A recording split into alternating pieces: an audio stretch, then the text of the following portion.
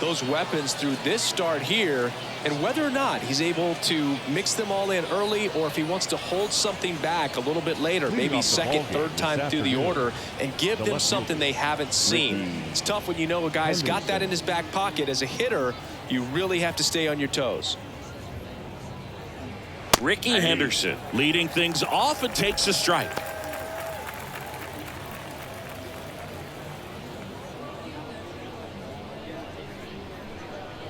Right-hander kick steals.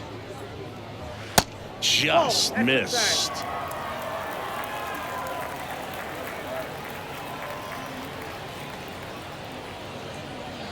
And the next pitch is way outside.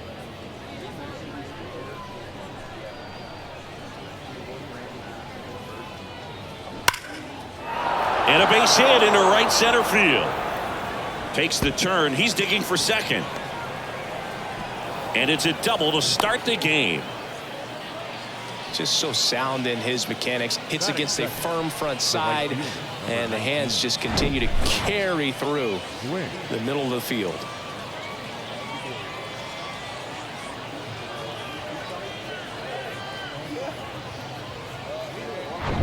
Now it's the veteran outfielder, Tony Gwynn.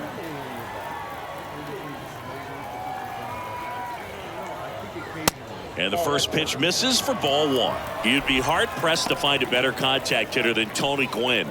The ball basically stood still for him. If it's near the plate, he'd get the barrel on it.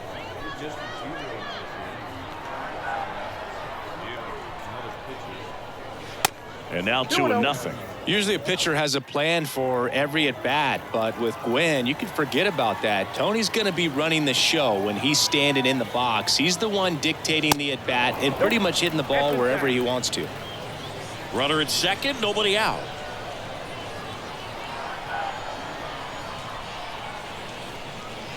Next pitch in for a strike, 3-1. And with Tony, there isn't any kind of pitch that gives him problems. Whether it's movement, velocity, just doesn't really matter. For him, every pitch was a good pitch to hit. And that's ball four. Now, this was a story we were paying attention to before the game. We've seen him give up walks in the past, and it's an issue once again early on. And now here's a speed threat. Outfielder Ken Griffey Jr. And he swings and misses at the initial offering.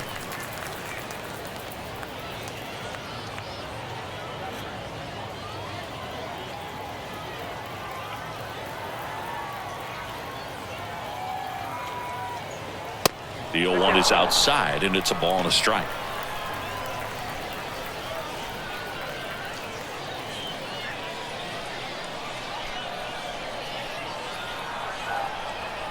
The pitch.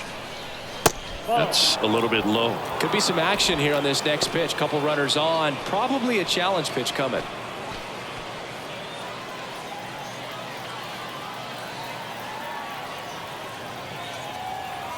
The count 2-1. Ground ball right side, could be two. Over to Arcia. That's one. Plenty of time at first. That's a double play. For me, that's one of the toughest double plays to turn on the infield. The first baseman has to get inside, create a throwing lane to hit that middle infielder to start the double play, and then from there completing it back to first. Really good job all the way around. And here is Mike Schmidt. Outfield playing very deep, not wanting anything over their heads. That's a strike. Strike one. 0-1's the count.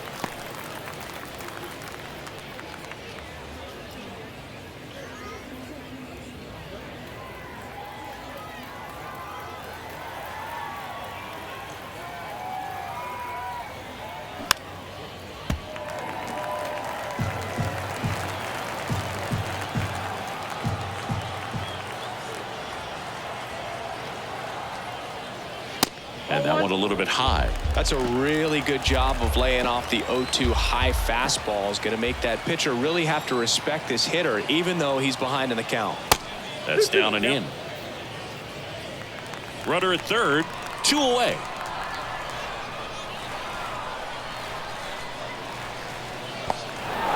In the dirt, blocked. Well done behind the dish.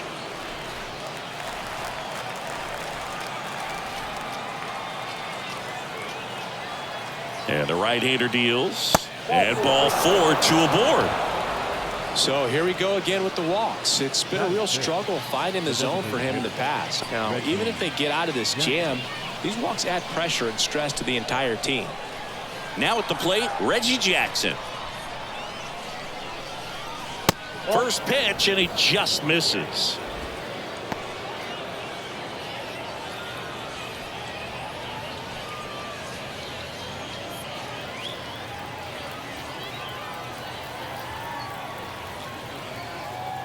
Righty delivers on a line, and it's into the gap. One run's in. Runner around third. Arcia with a relay home. It's offline. The run comes in. It's 2-0. Gets him on the board first, coming through with 2 RBIs on that swing. Just a cookie down the middle. I mean, those are the ones you dream about. The ones in the cage, you're just hoping you get in the ball game. Right down the middle, not a whole lot of velocity, right on top of it. Eddie Murray digs in now. This guy has turned into a beast. And the first pitch misses for ball 1.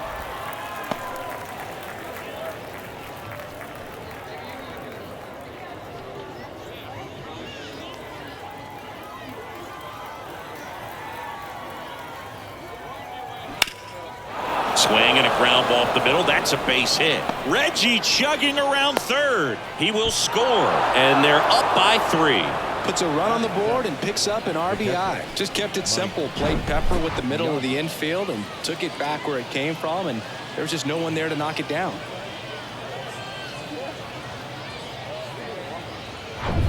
Mike Piazza now at the plate.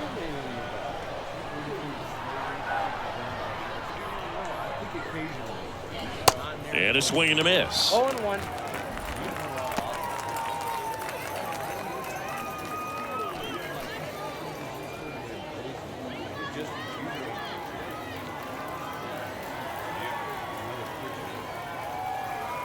The pitch. Strike 2. Very well executed changeup right there. If he can command the fastball consistently, that's going to be an important pitch in terms of him turning this outing around.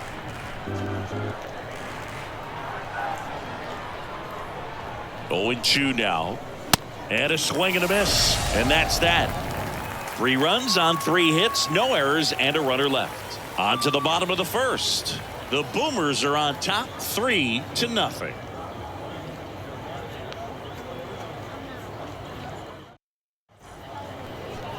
Welcome back. And on the hill in this one, Tom Seaver. What do we need to know here? Well, that 12-6 curveball explodes out of the hand, and because he's able to throw the high fastball at the top of the strike zone for a strike, hitters commit to that pitch, and before they know it, they're swinging over the top of that curveball. Bottom of the first. Here's Orlando Arcia. Well, after scoring runs, this is where you're looking for that shutdown inning, get that hot team back in there to swing the bats. The wind and the pitch. Now one missed. Seaver, multi-time All-Star. He features a 4-seam fastball, a slider, a curve, a changeup, and he works in a sinker. The wind of the pitch. Late with the swing there. I think he was sitting off speed there.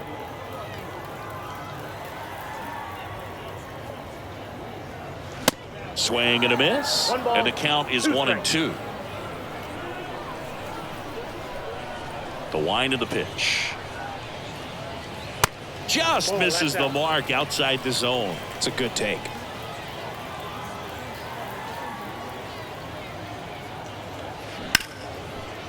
Smash to the left side. On to Murray. One gone, bottom half of the first. Batting second, the third baseman, Charlie. This is Charlie Culberson to hit.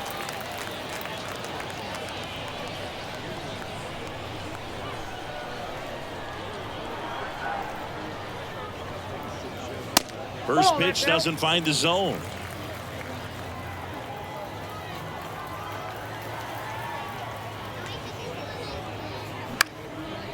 Next pitch is popped up. And makes the grab. 2 down. Batting third, the first baseman, Drew. So 2 down now, and here is Drew Lugbauer. Big time power.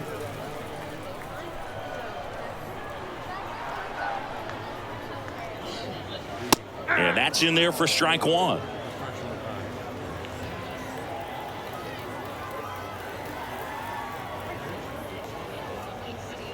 Slice the other way and foul.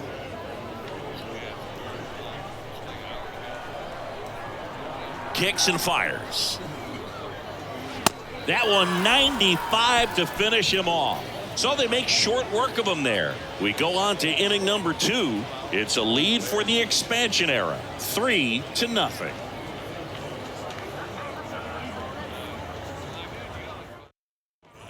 Top of the second, and now the shortstop, Cal Ripken Jr. We'll always know Cal Ripken for the streak, but he was about so much more than that. He really changed the way we think about the shortstop position. The right-hander back to work. And that one upstairs. When Ripken came along, he was not in the mold of a traditional shortstop. He was a big, strong guy. His offense was just as strong as his fielding, though, and he had some pop. 2-0. Yeah, even though middle infielders with power are common now, Ripken still holds the record for most homers hit by a shortstop. It might not be as unbreakable as one of his other records. Still pretty impressive, though.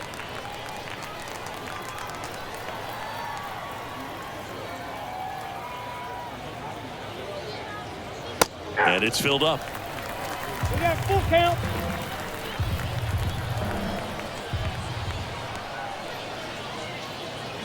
Foul. We'll see another payoff pitch. Singy wasn't very sharp in the first, got hit around a little bit, just wasn't able to locate particularly well. A lot of stuff in the fat part of the plate. Yeah, Boog, he wasn't fooling anyone. It's a tough place to be because it's not always obvious what adjustments need to be made. Sometimes it's location, sometimes it's being too predictable. Sometimes you're tipping your pitches. He's going to need to figure it out quickly, though.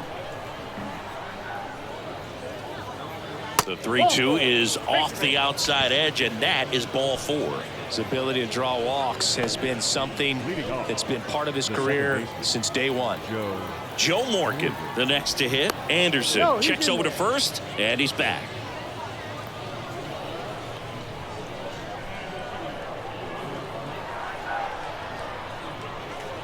And there's the strike.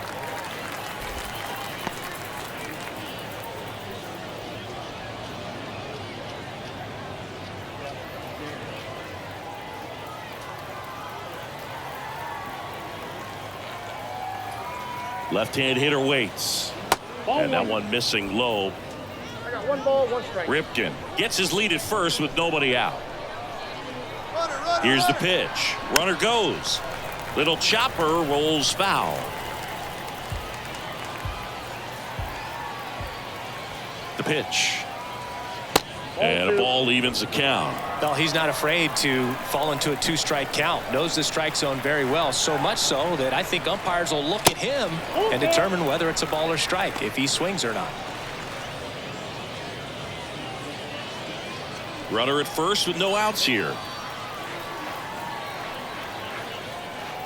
The 3-2 is off the outside edge, and that is ball 4. Pretty good spot on the outside, but just couldn't quite clip the zone. That's a stone-cold take. Ricky. So the lineup flips over. Here's the left fielder, Ricky Henderson. Doubled his first time up. In there, and it's 0-1. There's an opportunity to do some damage, but you've got to be selective. Make sure you get a pitch that you can handle. The 0-1. Swings and sends a rocket to right. Squeezes it. Runner tags up for third. He's in there. Man, he smoked that fastball. He's all over it. It's just frustrating when you can't get it to fall. Maybe next time up he'll find a hole. Tony Gwynn getting ready to hit.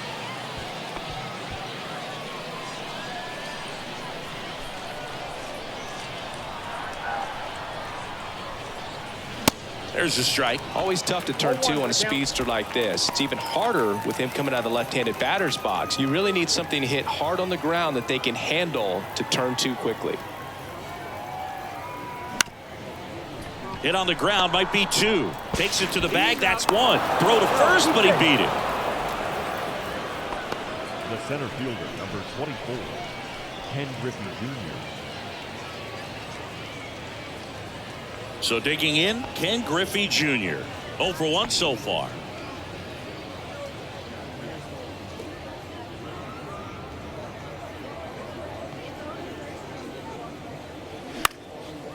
Next pitch is popped up. Makes the play, and it's out number 3. So they scratch across a run here on no hits, no errors, and a man left. Now to the bottom of the second. The Boomers are out in front here, 4-0. Back here at the ballpark, digging in, it's the speedy outfielder, Michael Harris. The center fielder, Michael Harris. And here it comes. Good eye right there. Seaver, he has a reputation, I don't know, maybe a knack for working himself out of tough situations that he finds himself in. You know, you like that in a relief pitcher, but when you have it for a starting pitcher, a guy that can get out of a tight spot, that is pretty valuable. Swing and a ball lifted in the air, shallow left field. And Ricky Henderson the grab. And there's one down. The catcher, Travis. And now it's Travis d'Arnaud at the plate.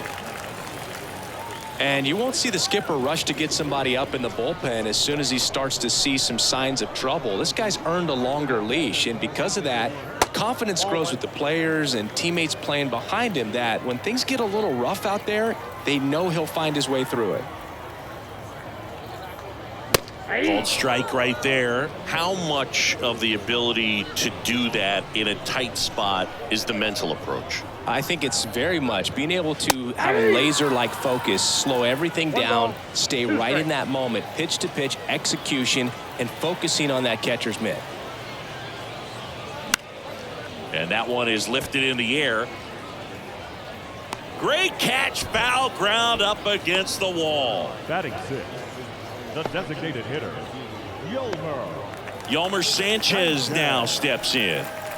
Maybe not an elite level switch hitter, but still a guy. Some contact and just success as a hitter for both sides of the plate. Well, he doesn't get too big with the swing. He knows how to hit behind runners, and those are guys that can just smell that RBI. So when you're talking about a consistent player like this that can give you good at-bats from each side of the plate, that's the guy that you're going to see many times coming up big.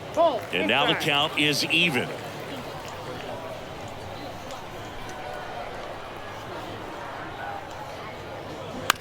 And he hits a ground ball right side.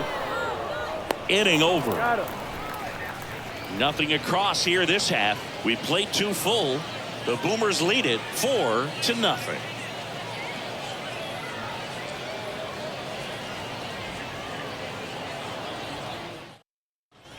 And welcome back. Here's the third baseman, Mike Schmidt. And Mike Schmidt had the rare blend of elite defense and big-time power. An 8-time National League home run leader. Only Babe Ruth has more home run titles. Swing and a miss. And it's 0-1. And you talk about Schmidt's defense. He was rock solid at the hot corner. Fielded his position with so much grace and confidence. That's a laser base hit. Off to a good start with a leadoff knock. Love how he let that ball travel, trusted his hands. Nice job of going the other way.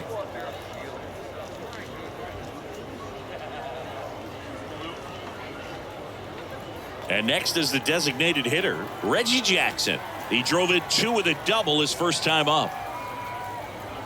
In there for strike 1. Schmidt's slugging may have taken attention away from his defense, but he's got 10 gold gloves, and that reminds us just how slick he was in the field, and he was my favorite player. I thought I was your favorite player. 0-1 now.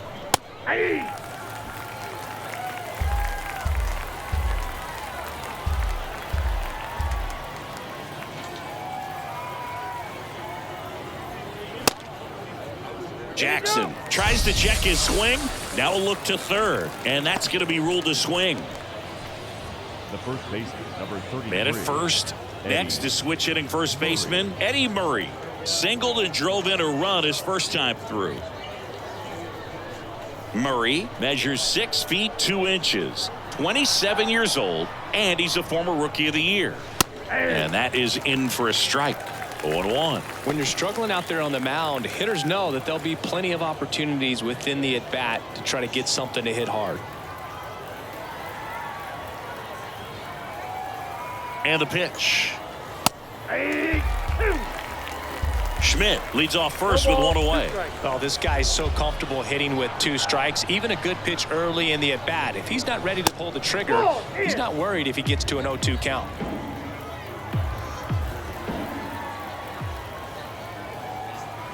And it's even up.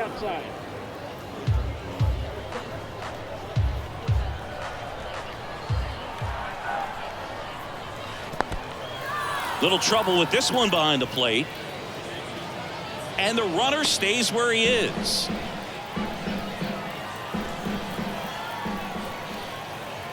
Three and 2. Payoff pitch. The 3-2 is off the outside edge, and that is ball 4. Gosh, another walk in this one. Man, he is having some real issues with control. So first and second with 1 man gone. Here's the catcher, Mike Piazza. 0 for 1. He struck out swinging last time.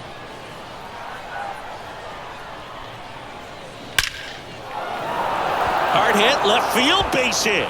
Coming around third is Schmidt. The throw in, and he's in there. And a run comes in to score. First pitch swinging, went up there with the plan to be aggressive. Ripped that one down the line and kept it fair. And even when you hit it that far out front, you still have to keep your hands tight to your body so you don't hook around that baseball and put it in foul territory. And that right there was perfect. Left-hander out of the bullpen, Nick Margevicius. And with the big deficit on the scoreboard, he almost has to just put that out of his mind. Every outing matters for relievers and their numbers, but I think it's tough to get up for this type of appearance the same way you would for one in a close game. And now, Cal Ripken Jr. That's a ball. First offering misses the mark. Margevicius, 26 years old, and he was drafted in the 7th round back in 2017. First and third, 1 down. Next pitch is downstairs.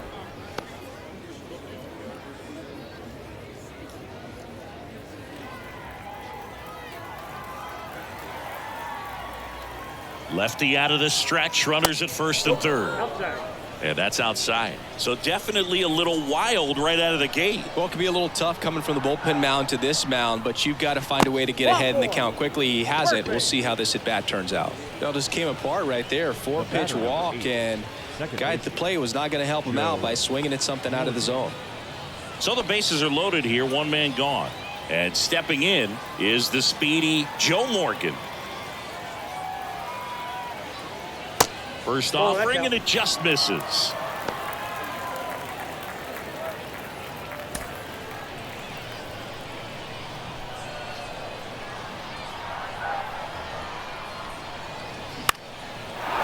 Liner, base hit. 1 run across, and that rolls into the corner. The run comes in from second. It's 7-0.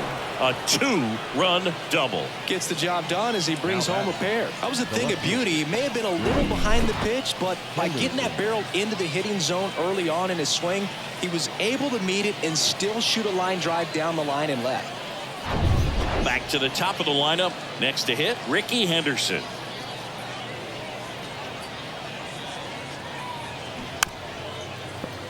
And first offering is fouled off. Not the easiest thing when you're talking about a guy that's, perhaps is going to be in the rotation, maybe a long relief guy, to not start an inning, to come into an inning with pressure on it and try to get yourself comfortable.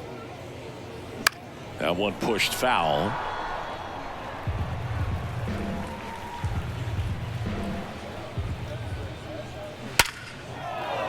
Laced down the line. This looks like extra bases. 1 run is in. Morgan around third. Throw cut off, now to the plate, but it's offline. He will score, and they now lead by 9. Man, Siggy, he hit that ball right on the sweet spot. According to StatCast, the exit velo 110 miles an hour. Yeah, Boog. I mean, that right there is an absolute missile, and he just put a great swing on it, squared it up perfectly. Those are the ones that feel really good. Next to hit, Tony Gwynn. Swinging a foul straight back.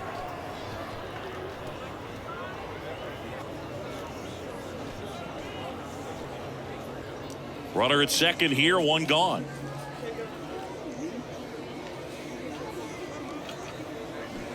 Swing and a miss as he was out front. Man, he really sells the changeup with that arm action.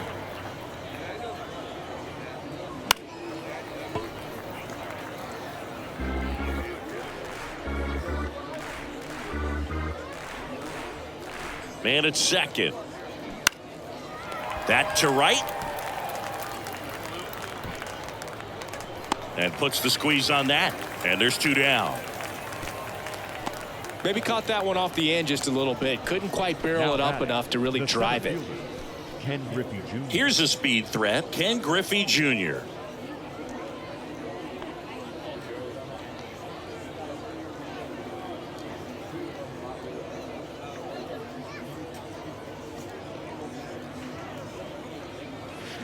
First pitch swinging.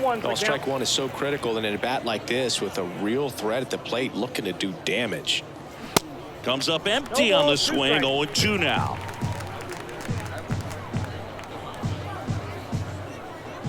And now the lefty cuts and misses. It's a strikeout. So 5 runs in the inning as they bat around. We move on to the bottom of inning number 3. The Boomers are on top 9-0. Set for the bottom of the third. Now it's the right fielder, number 48. The right fielder. And clearly down in this ball game, and you can't look at the deficit and try to get it all back in one swing. It's got to come one at bat at a time, and even shrink it down smaller, pitch to pitch. Make that guy on the mound work to get you out. This is one of those times when you want to be aggressive. Go ahead and pitch to contact. Let the defense work behind you. You've got a nice, comfortable lead. Don't try to be too fine. 2 strikes.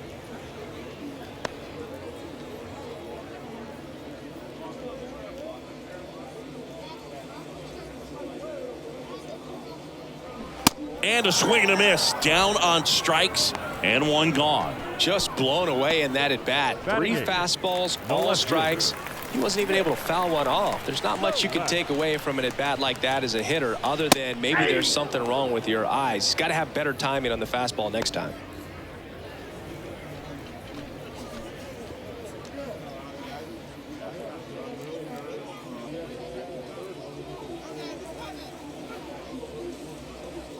One down, base is empty. Swings and blasts one deep to left center. And gone. That'll fire up the dugout, and they slice into the lead. It's 9-1.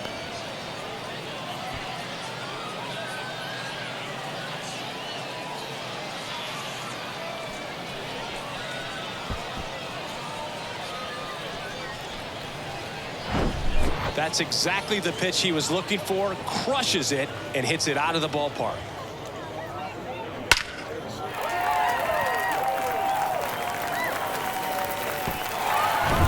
Hoy Park digs in now. And the first pitch misses for ball 1. Park hitting 9th in today's lineup, and he's a native of South Korea.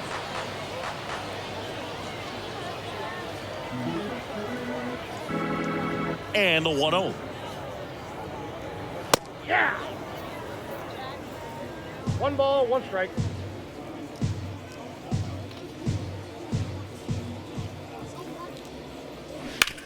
Bounce to the right side. Steps on first for the out. Here's a fun fact for you. We've never had more active players from South Korea in Major League Baseball than we do right now. Arcia. So the batting order turns over. Orlando Arcia will hit next. He's 0 for 1.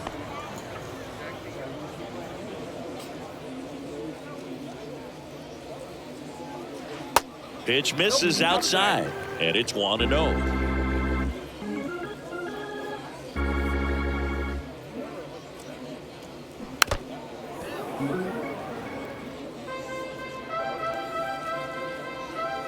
And the righty deals.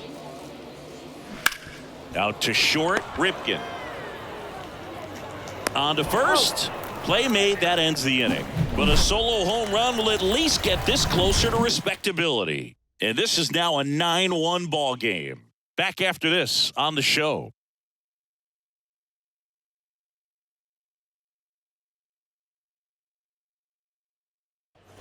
Welcome back. On to the fourth. Now the third baseman, Mike Schmidt. Mike Schmidt.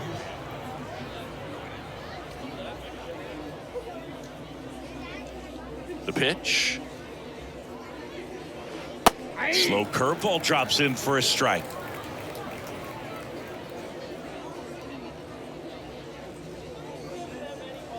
Now 1-1. One strike. And a 1-1. And there's a ball.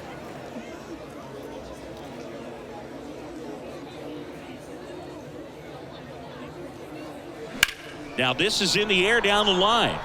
And that is a foul ball.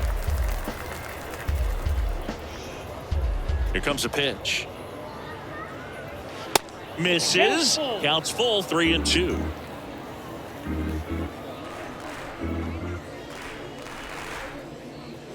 Cut on and miss. Struck him out. One gone here. He came out of his mechanics there. Typically he likes to shoot the ball the other way, but that time a little anxious. Now it's the DH, Reggie Jackson.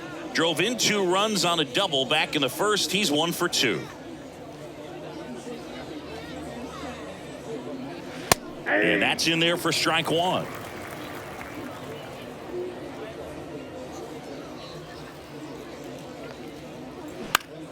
In the air to left center. Solak gets under it. 2 up, 2 down. The first baseman, number 33, Eddie Murray. Eddie Murray now at the plate. Outfield playing very deep, not wanting anything over their heads.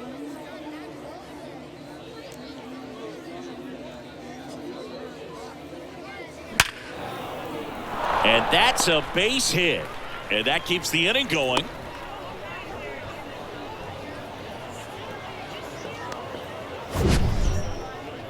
We all saw it was hit hard, but how hard was it, Singy? Statcast is here with the answer. Yeah, Boog, it says the exit velo was 113 miles per hour, and it looked every bit of it, didn't it? I mean, just an impressive swing of the bat, and clearly he saw it out of the pitcher's hand, no problem. Piazza in the box again, takes a strike.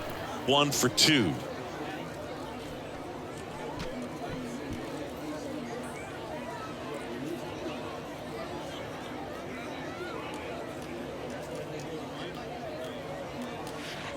The next pitch misses, and the count is 1-1. Murray off of first with 2 away. Swing and a miss, and that's strike 2.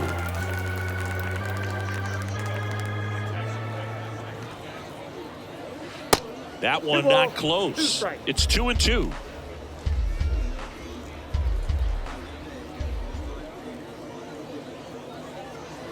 And that's outside. 3-2, 2 out, runner on first. A lot of movement in the infield. Hitter's got to stay focused on the pitch. Cal Ripken Jr. in the on-deck circle. And here's a 3-2. Gets a piece there. We'll do it again.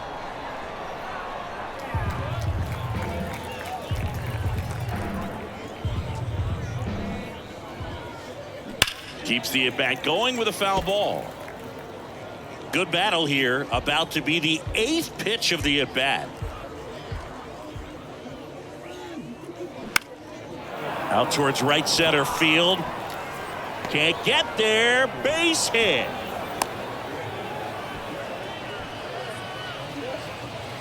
The batter, number 8, shortstop, Cal. Now here is Cal Ripken Jr.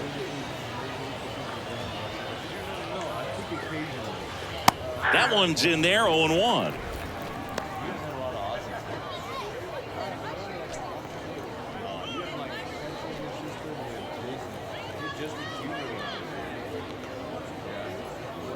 And a pitch. And that one fouled off.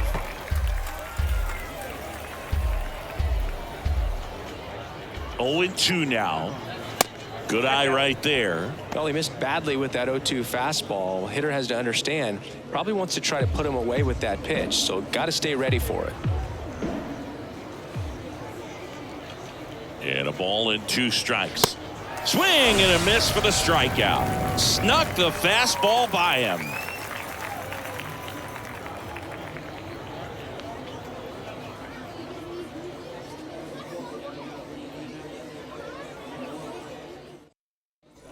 Bottom 4, here's a big power threat. Charlie Culberson. The third baseman, Charlie Culberson. And he deals. A bit behind with that swing. It's strike 1. These guys have come out ready to swing the bats early in the count and swing it often. If you want to score some runs, have an offensive explosion, that can be a route to doing it. Next offering is in for a strike.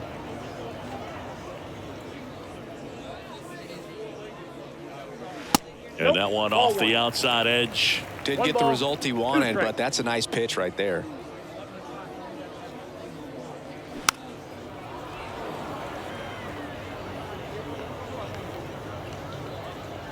Righty to the plate.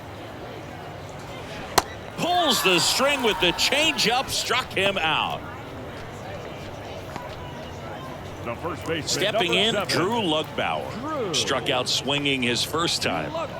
He's a guy who does it all. With the lack of contact in today's game, this guy hits for contact, so he delivers average, but there's on base and slugging too. And he pumps it a strike. Early in the count, you have to be real careful because of that power, but then if this hitter gets a strike or 2 on him, he's still very comfortable. And because he has the ability to get the barrel to the baseball, he's a threat deep into the count as well. The pitch.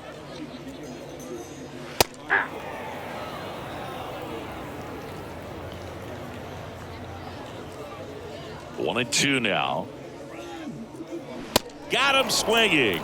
Chase the fastball up the ladder for strike 3. Well, that high four-seam fastball has become such a great pitch for pitchers to finish hitters off. They're trying to stay back with 2 strikes, make sure that they can handle something off speed, and just with good spin rate, good rotation through the zone, elevate it a little bit, get a lot of swings and misses, and that's a really nice job right there. Harris in the box now. No balls and a strike.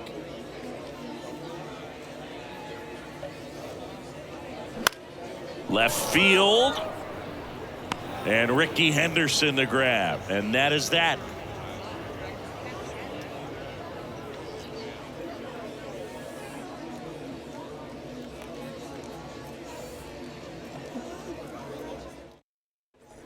New inning getting started. Here's the second baseman, Joe Morgan.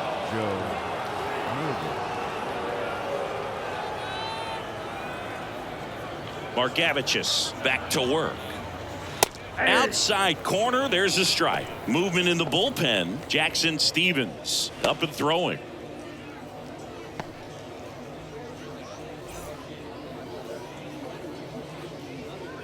The big lefty turns, kicks, deals. Late swing, foul to the left.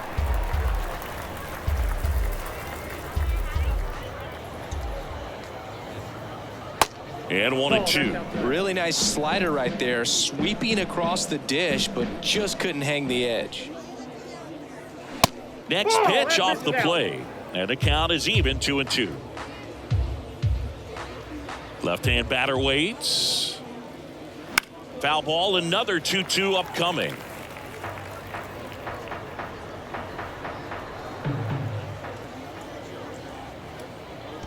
And that skips in the dirt.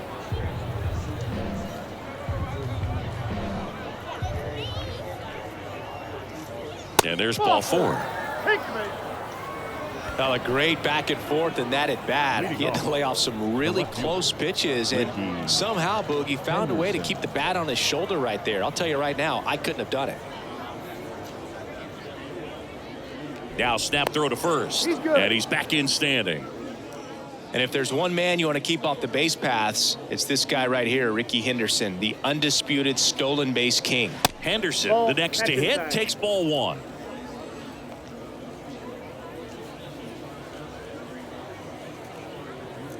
And Singy, Ricky's 1,406 career steals is a record that may stand forever. The active leader in career steals isn't even a quarter of the way to that number. Hard ground ball, base knock. Throw back in quickly. First and second now with nobody out. Tony Gwynn getting ready to hit.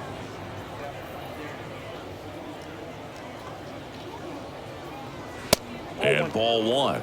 And with the extreme crouch of that batting stance, Ricky made pitchers work. His strike zone was as small as it gets. He's looking to get on base any way he can because he knows a single is a triple.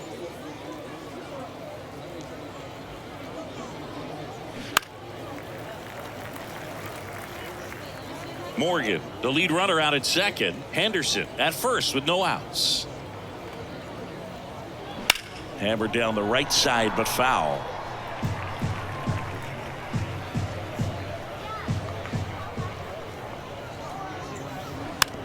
Hit weakly on the ground towards second.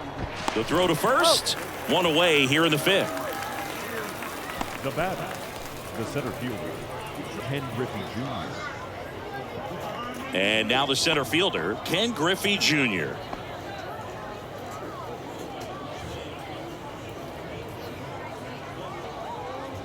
There's the strike. One down, runners at second and third.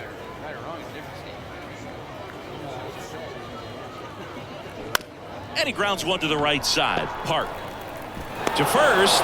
Now two away as they get a run across. Now batting, the third baseman, Mike Schmidt. Jackson Stevens taking over on the mound. Well, they need someone to stop the bleeding and keep the score right where it is. Seems like a tough task today with the way this lineup is swinging it.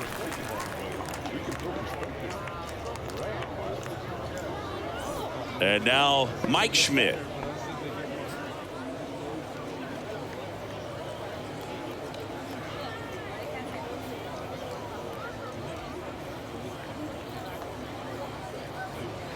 First pitch, and he just misses.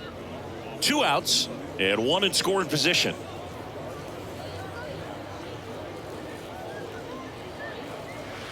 Misses inside. 2-0. 2-0 count to a guy like this at the plate. You've got to throw a pitcher's pitch. Don't just try to get a strike. He could make you pay.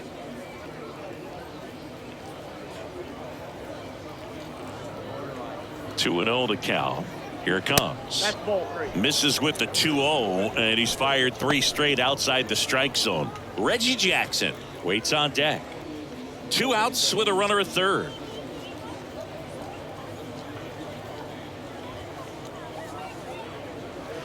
In for a strike, now 3-1.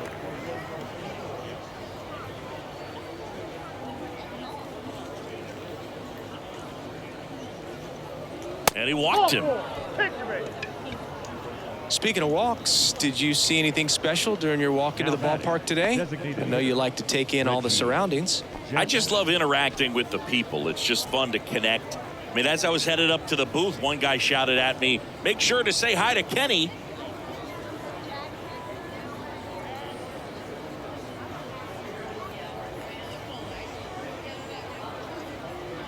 Reggie stands in now and watches strike one.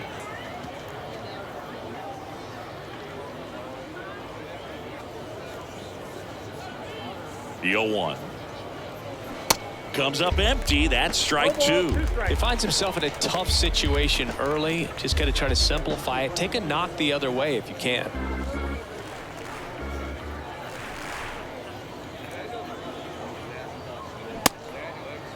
Jackson checks his swing, appeal to third, and he couldn't hold back. He's rung up on strikes. One run in the inning, but they leave two.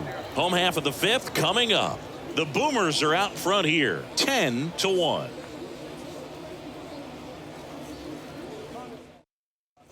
Back here at the ballpark. Now here is Travis d'Arnaud. The catcher. Well, every pitcher wants a run support, and having a lead is nice, but it can be challenging for some guys. I think keeping the mindset to attack instead of trying to be too fine and have too much finesse, go after hitters and get quick outs. Strike two.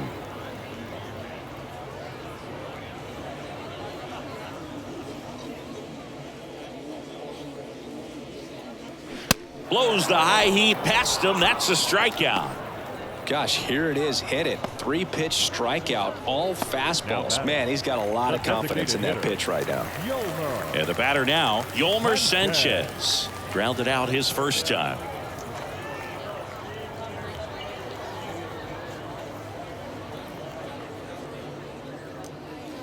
In there for strike one. Not what he's looking for there in the 0-0 count.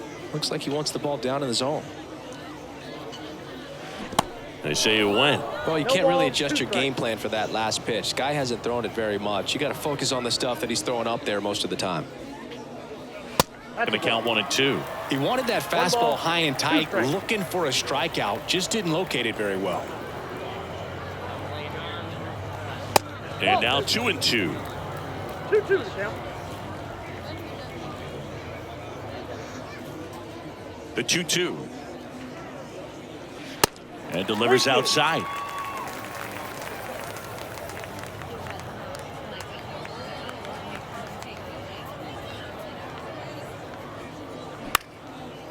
Base hit, left center field.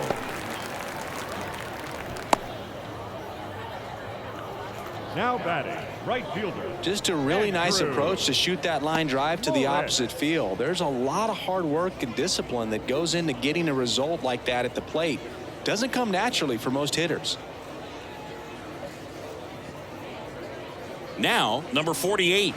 Pitch misses. Ball one.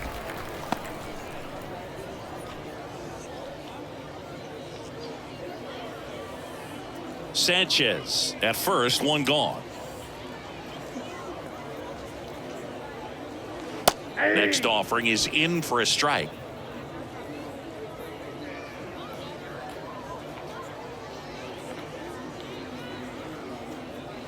That one is upstairs.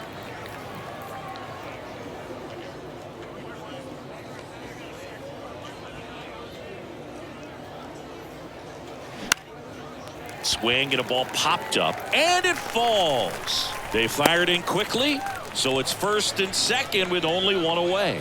That's back-to-back singles for him. He probably would have been able to drive that pitch on the outside if he let it just get a little deeper and look to hit it to the opposite field, but he made it work out. Here's Nick Solak. 1 for 1 so far today with a solo homer in his first at bat. And fouled off.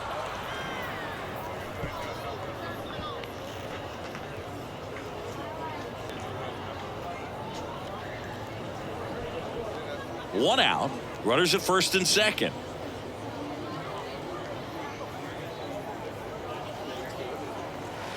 And now it's even up. 1 strike.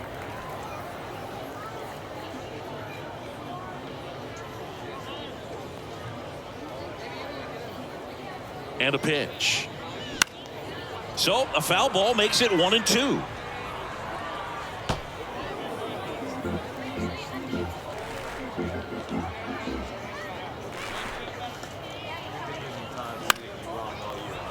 Good job to fight that one off.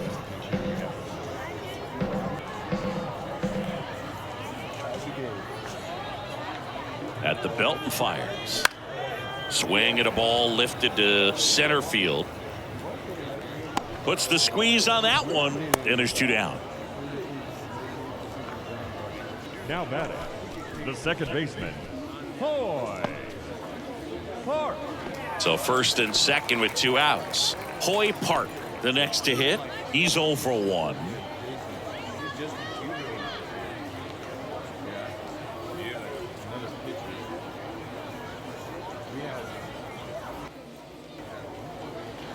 And first offering is fouled off.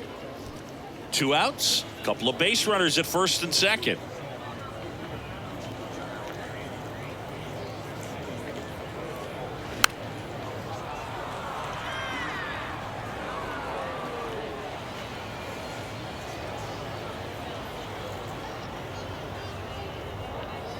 Two on, 2 outs. And that one is inside ball one.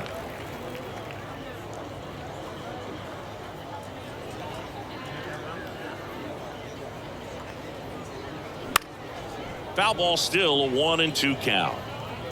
You could see he was trying to stay back long enough to handle the off-speed pitch, but just a little tardy on the fastball. Right-hander kicks, deals, stays alive.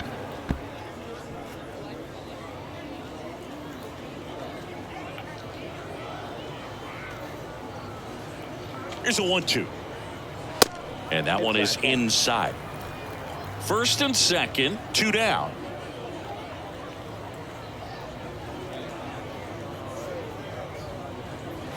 Pitch misses, and now 3-2.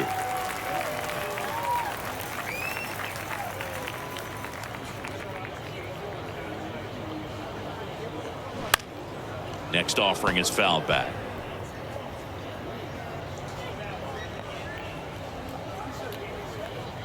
Two outs. Swings through it, and that's a strikeout.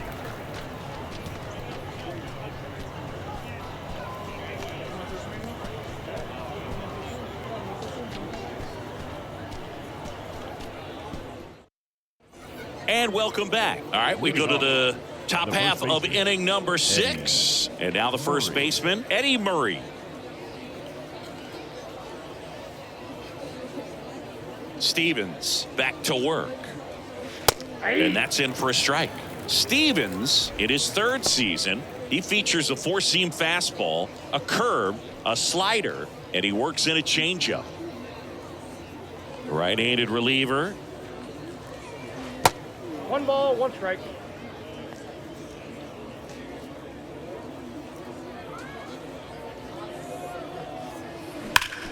Hard grounder into the outfield for a knock.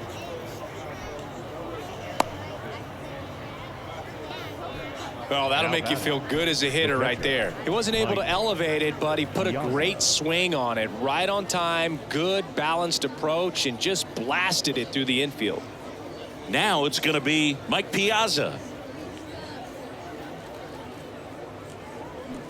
And strike 1 to the catcher. Piazza goes 6 feet 3 inches, 215 pounds, and he's a former All-Star Game MVP.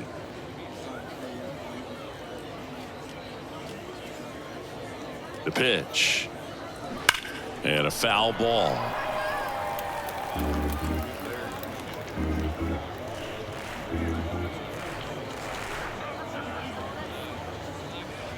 Next one misses. Now 1-2. Well, that's kind of what you expect in an 0-2 count. Excellent job of the hitter to have the plate discipline to lay off of that pitch. Next pitch is popped up. He's there. He's got it. And there's one down. The batter, number 8, shortstop, Cal Ripken Jr. And the batter will be the shortstop, Cal Ripken Jr. A strikeout and a walk.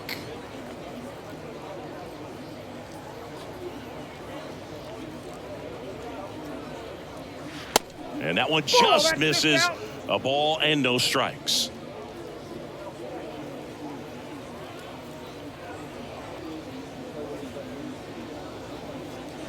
And a foul ball.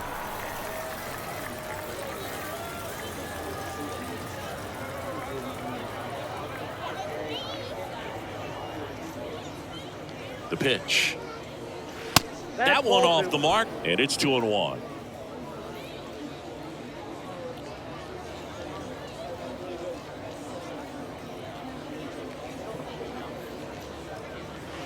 The 2-1 is high. Good purpose pitch right there. Trying to tease him, get him to raise his sights, pop something up, and make it an easy out.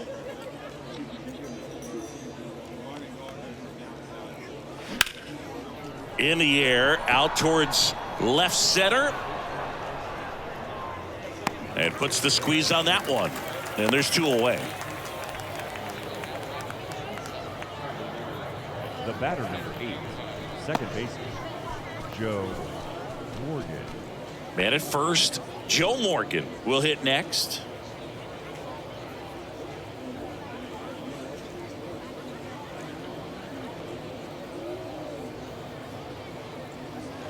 First pitch, and that's in for a strike.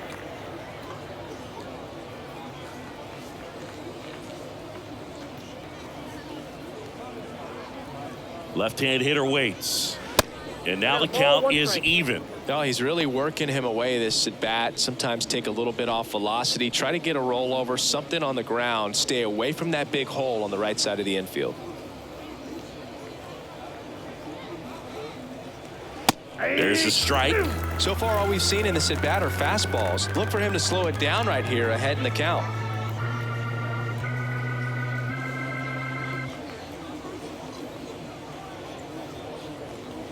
Righty delivers. That one ran inside, almost got him.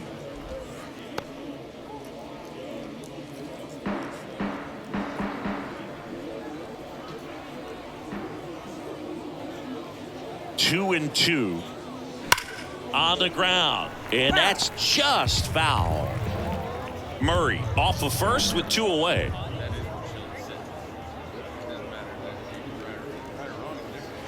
The next offering misses, and that's ball 3. Ricky Henderson waiting for a turn at the plate.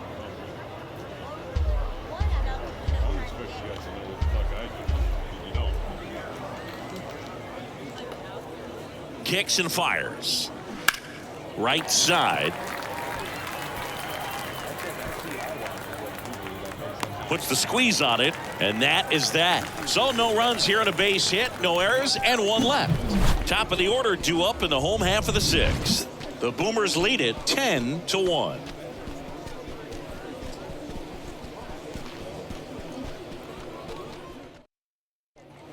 Welcome back. John Shabby with Chris Singleton in the booth, and leading off the bottom of the 6th, Orlando Arcia. Arcia.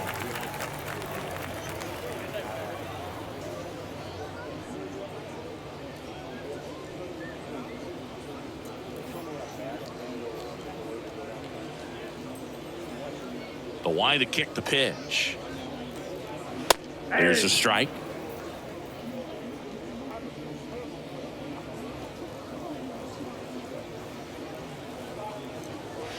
That one missed.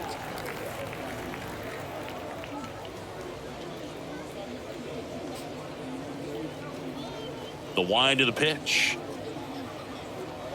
And another ball. 1 strike.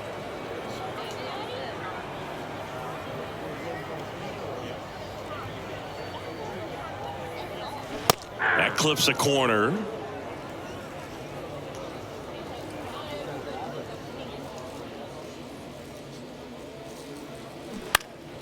Spoils that one, and it remains 2-2.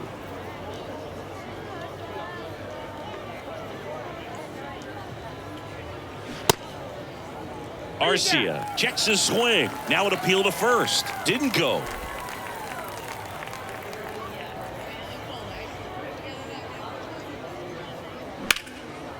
Swing and a hard hit liner up the middle to base hit.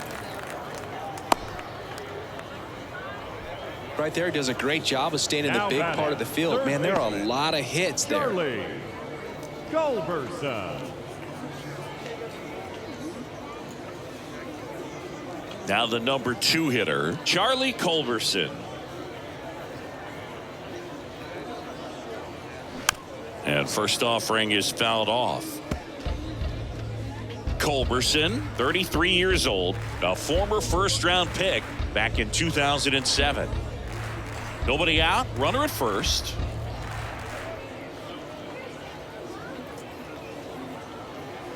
Next pitch misses, and it's 1-1.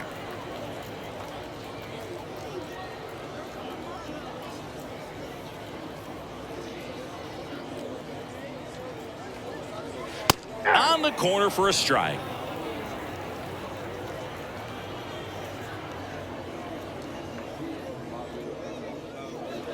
Next pitch just misses, and the count's even at 2.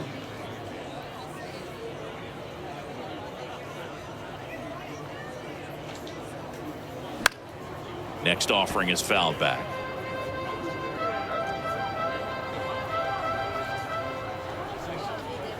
And the right-hander deals. Swing and a miss, and he struck him out. Picks up strikeout number 7. That's that classic wipeout slider below the zone right there. Just nasty. Looks like a fastball thigh high that you got to protect the zone, and then it's just that late break that fools you and kind of makes you look silly.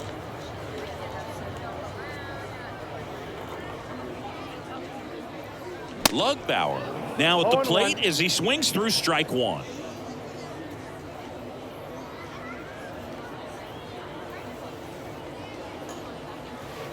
And takes low for ball one. 1-0.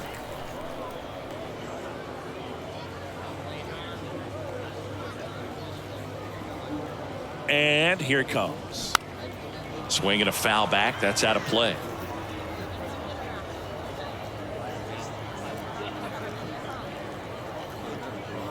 The pitch.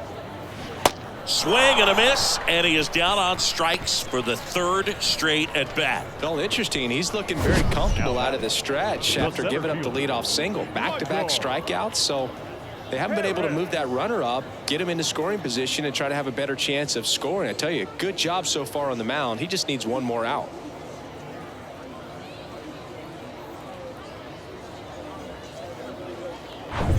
So here's the cleanup hitter, Michael Harris.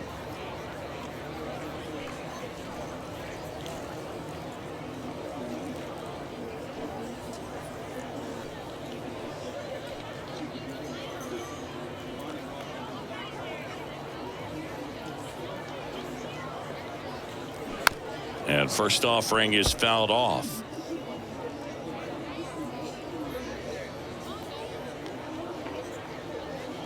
And the righty deals. Late on that fastball. Well, this looks like it's going to be a wasted opportunity. It's frustrating when you get the leadoff man on, but you can't get him into scoring position. They're going to need a big knock. Try to put something up on the board. That misses the zone. Now 1-2.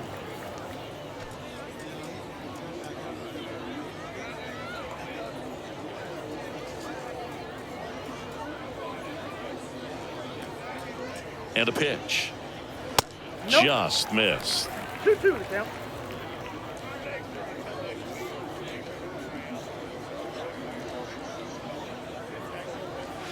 Swings and misses, struck him out.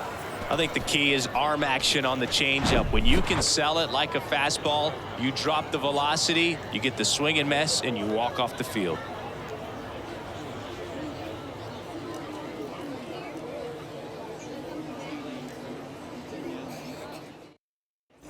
Top of inning number 7. Now the left fielder, Ricky Henderson.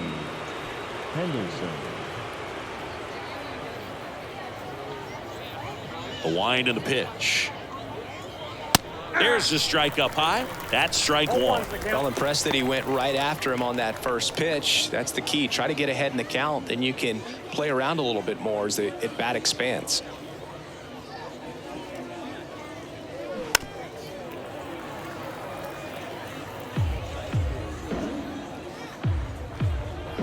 Oh, 2 now. Got him swinging.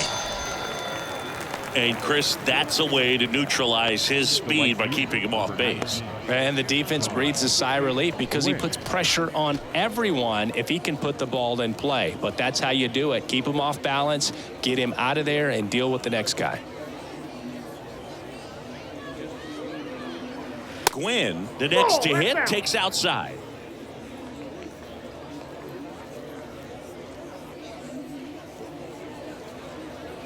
That's in there, and now it's even 1-1. 1-1.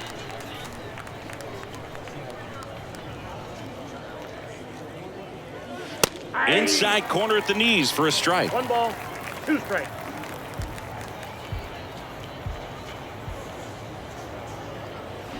Next pitch misses inside, and it's 2-2. Kicks and deals.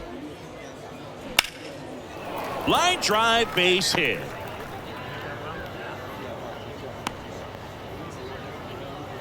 He was all over that one. Really good swing right there. You got a pitch that he knew he could handle, allowed himself to stay back just a tad bit longer, and he hit the ball on the screws. Man at first with 1 gone, and now Ken Griffey Jr.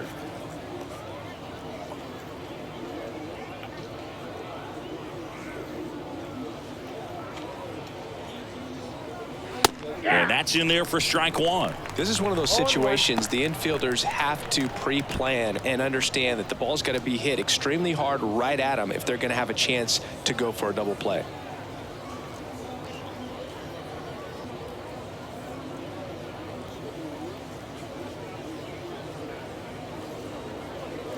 Ball And one. that's too high.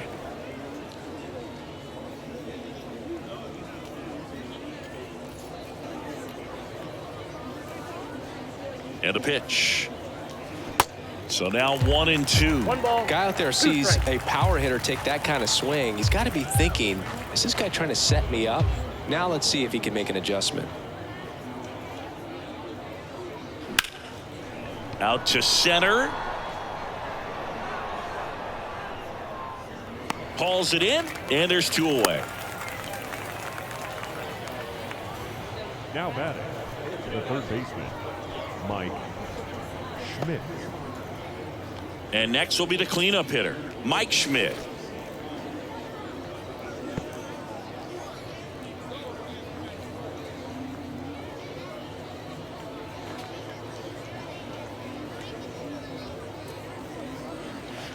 Off the plate, and that is ball 1.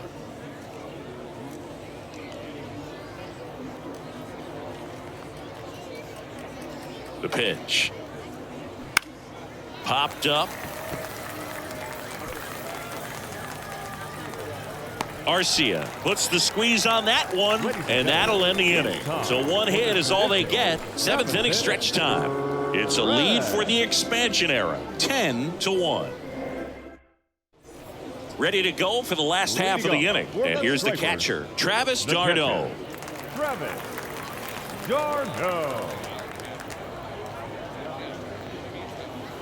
And the right-hander back to work. And a curve drops in for a strike. It really looks like these hitters have been in between with their timing today. Good fastball, excellent slider, but they've not been able to commit to one velocity and stay there.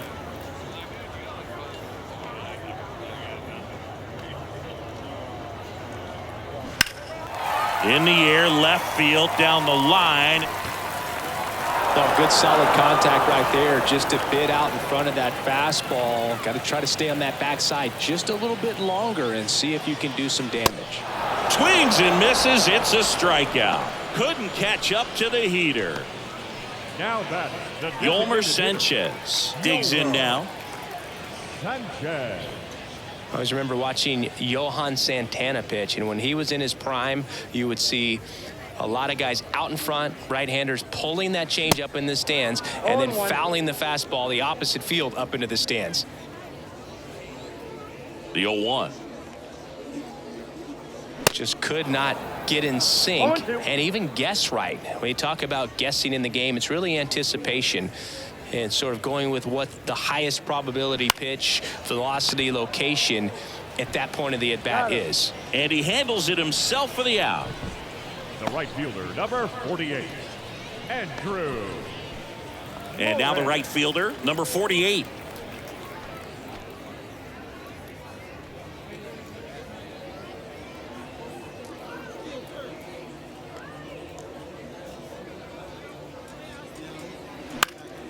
And there's a foul ball.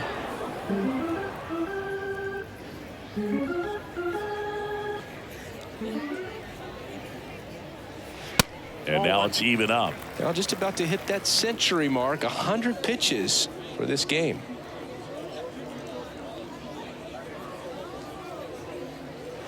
Next offering upstairs. 2-1.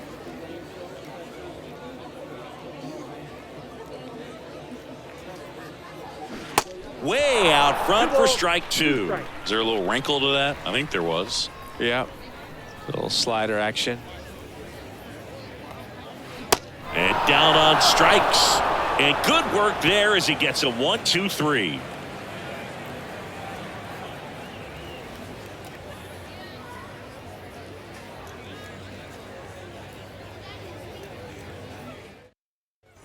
We're at the top of the 8th. At the plate, Reggie Jackson. Hitter, Reggie Jackson.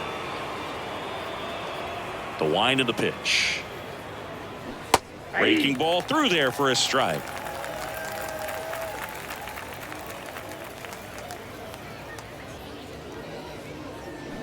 Strike 2. No ball, 2 strikes.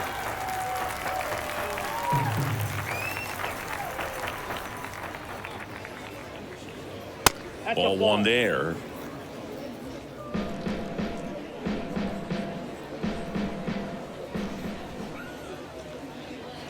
that hit him. That ball got And the leadoff right man there. is aboard to start the inning. Boo, Leading off, do you have any the first memorable baseman, hit by pitches Eddie yourself? Maybe high Murray. school, college?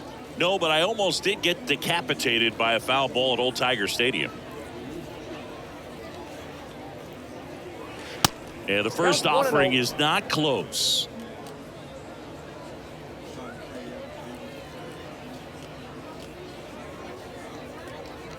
And the pitch. Swings through that I one. got 1 ball, 1 strike. Jackson on at first. Nobody out.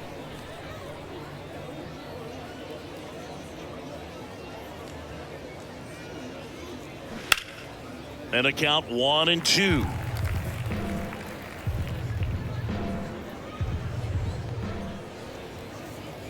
Here comes a pitch. Ball. That one misses. 2 balls, 2 strikes. And that's awfully close. I don't know how you take that. He's seeing the ball out of the pitcher's hand really well right now. And that one is in the dirt. 3-2 now.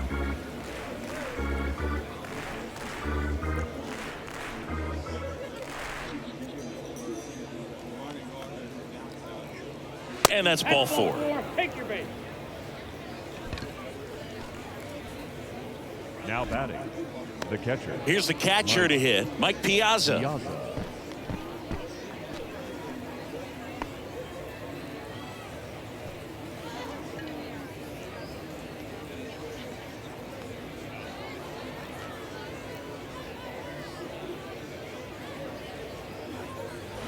Swings through that one. 0-1. He normally does damage on that pitch in that location. Just to swing and a miss there. I don't think you want to throw it again, though.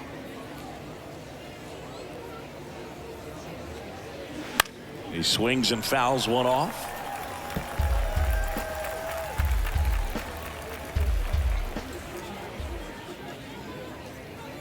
And a pitch. And now 1-2. No outs, runners at first and second.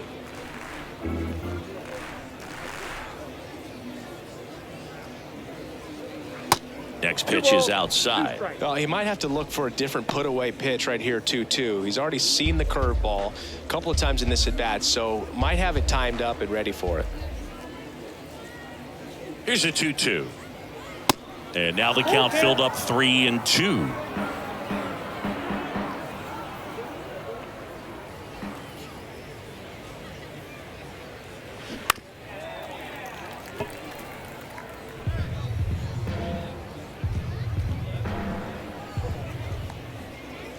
Three-two now, and that'll load the bases. The batter, number 8. Cal Ripken Jr. getting ready to Cal hit. Ripken Jr.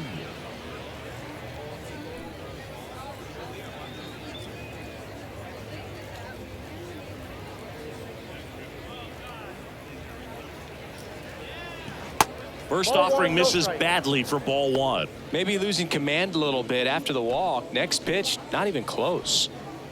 Bases juiced, no outs.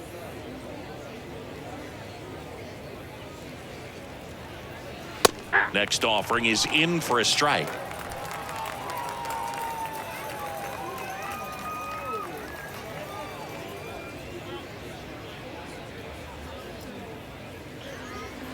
Swing and a miss, and he waves at that one.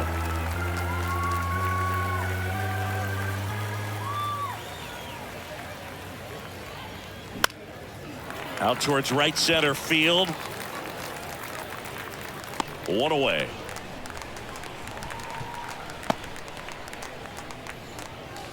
Now batting, second baseman, Joe Morgan. Now it's the second baseman, Joe Morgan.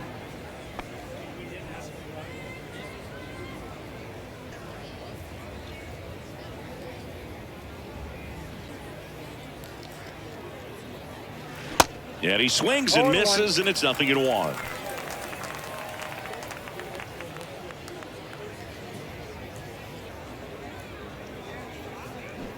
Swing and a miss. Nice changeup.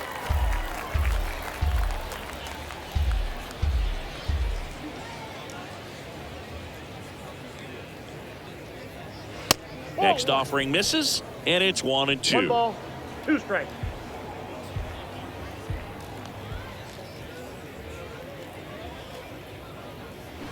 That one drifts Ball inside. 2.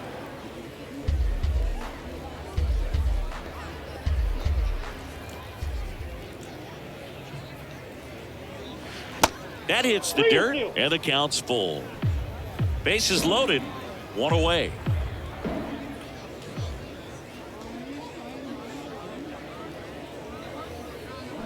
Got it by him for the K. This guy will throw any pitch in any count. 3-2. He goes off speed, gets the out. Ricky. New pitcher on now, Lucas Litke. And we all know about his slider. It's just filthy, man. And one of the better ones in the game, I'd say. Spin rate's very high, and it just breaks a ton. And the batter now, Ricky Henderson. If they don't pick up at least 1 run here, this will be a very disappointing inning. When you load the bases with nobody out, you've got to get at least 1 run. You're thinking 2 to 3, so they need a big hit right here. Tough situation right here. So important as a pitcher to get ahead in the count as he did right there. Fastball almost got him there.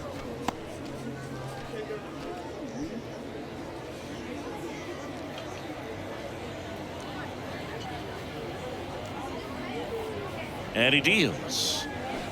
And 1-2. 1 ball, 2 strikes. 2 outs. Bases are full.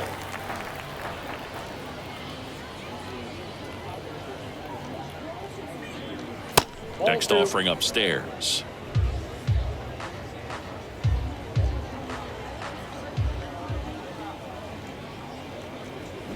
Swing and a miss, struck him out.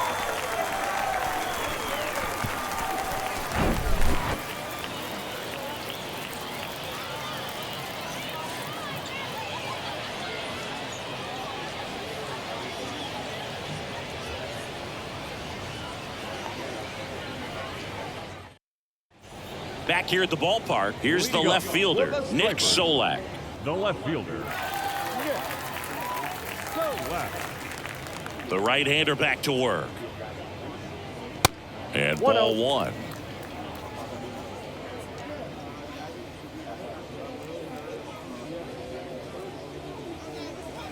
That misses off the outside edge.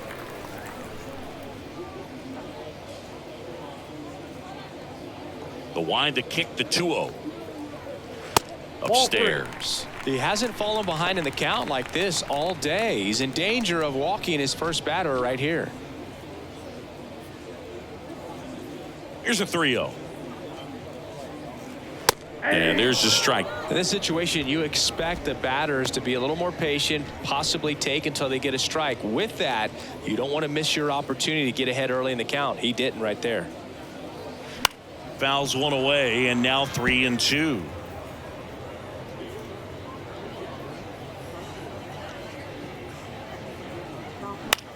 Hit in the air, right field. And there's 1 down.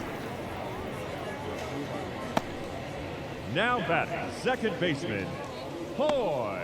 So up next, Hoy Park.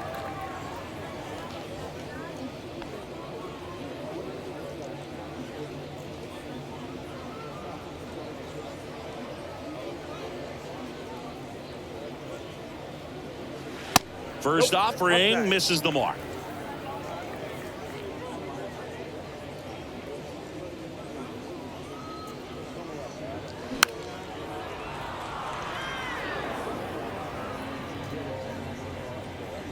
The pitch.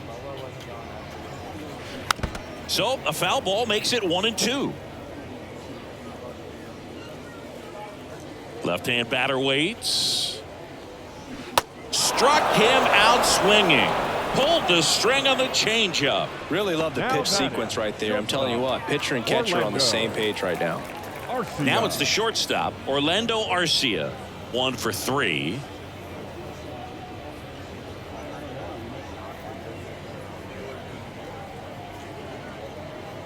That That pitch in for a strike, and that's strike one. Usually when a pitcher's had a dominant outing, he has filled up the strike zone and he's gotten ahead in the count with first pitch strikes. Well, that's exactly what this guy has done in this one. Over 70% first pitch strikes.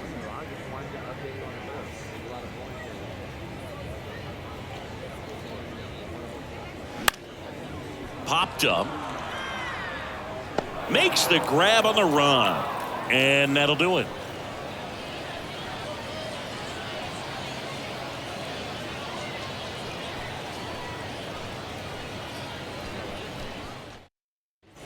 And welcome back. We go to the ninth. Now it's the right fielder, Tony Gwynn.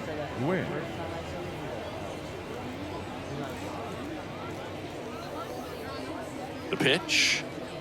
Licky, a tall lefty, 36 years old, and he was a compensatory draft pick back in 2008.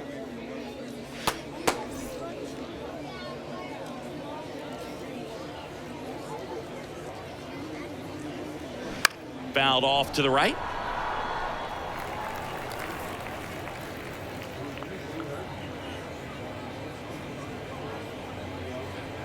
Next offering is in for a strike. Well, it looks like he's wanting to work the upper part of the strike zone. What does that mean? Top hand better be working for the hitters. Adjust that side a little bit. Give yourself a chance to hit. And now it's 1-2. Foul ball left side. He'll see another.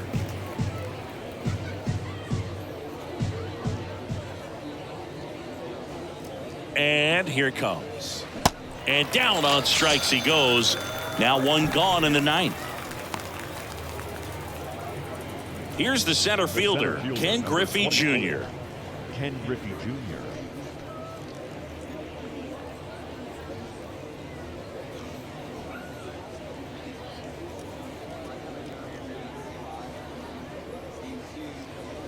Ball one, no strikes.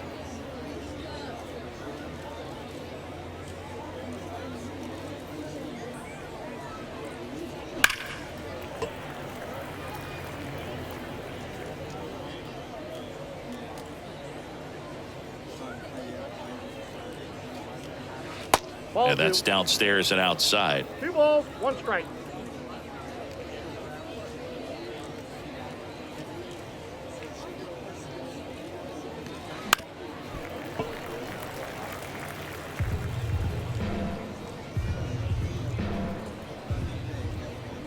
Two.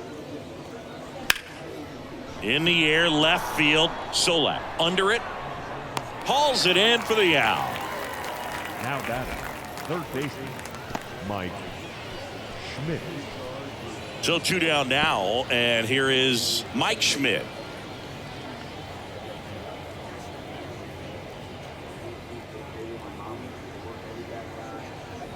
That one's in there, and that is strike one. Looks like he sacrificed a pitch right down the middle for tracking and timing. Some good hitters will do that. And now the lefty.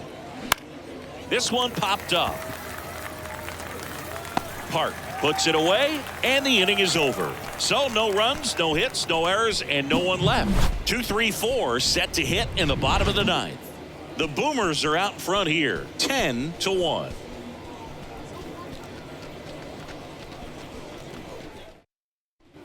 We head to the bottom of the ninth, and now here is Charlie Culberson. Charlie Culberson. The pitch. In for a strike. That's strike one. Meanwhile, activity in the bullpen. Tom Henke, the veteran right-hander, appears to be loosening up. Suter getting loose as well.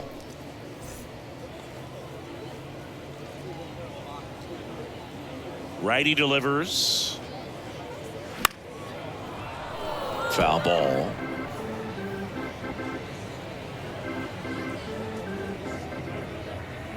The 0-2. Good eye in that spot.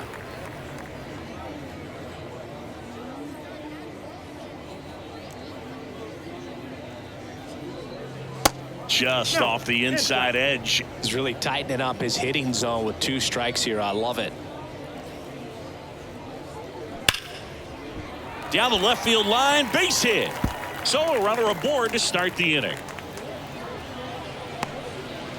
That play looks routine defensively, but with all of the little nooks, it can get real tricky down in the corner. Kept it to a long single. Nice defensive play.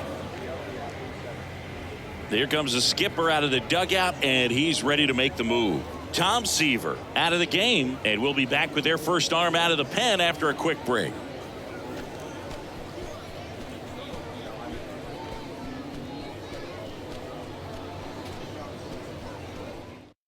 Tom Henke takes over on the mound. And he's got a nice lead to work with, so he should come in throwing strikes, attacking these hitters.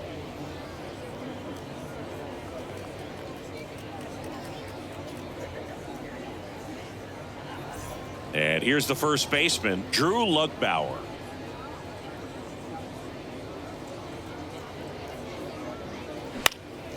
Lifted in the air out to left.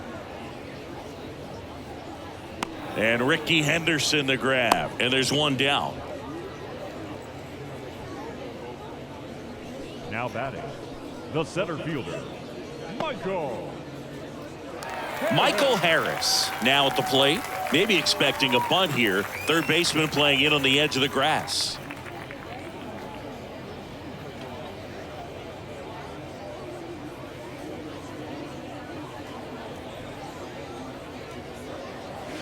And that's in for a strike.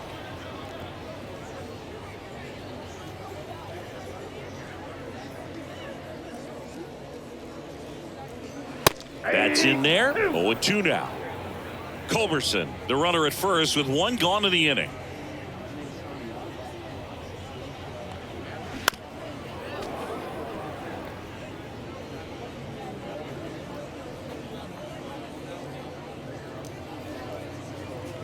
Swings through that one. It's a strikeout.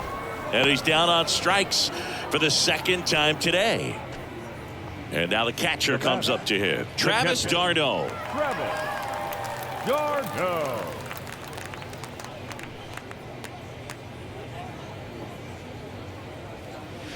First pitch just misses.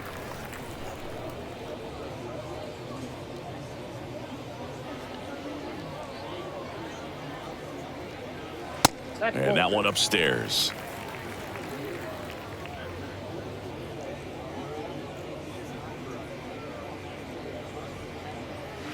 That's in for a strike.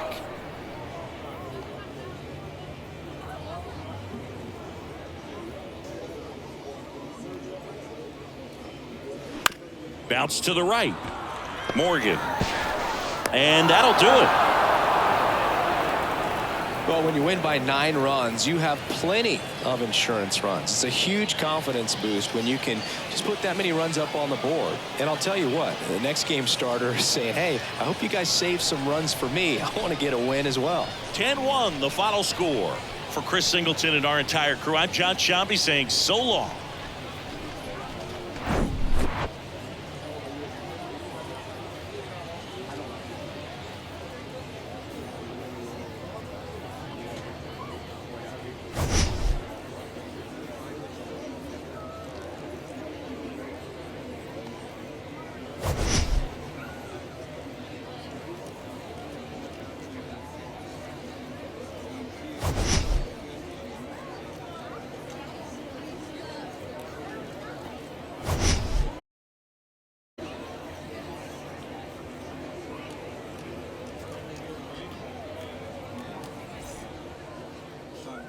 Fans, our final line score.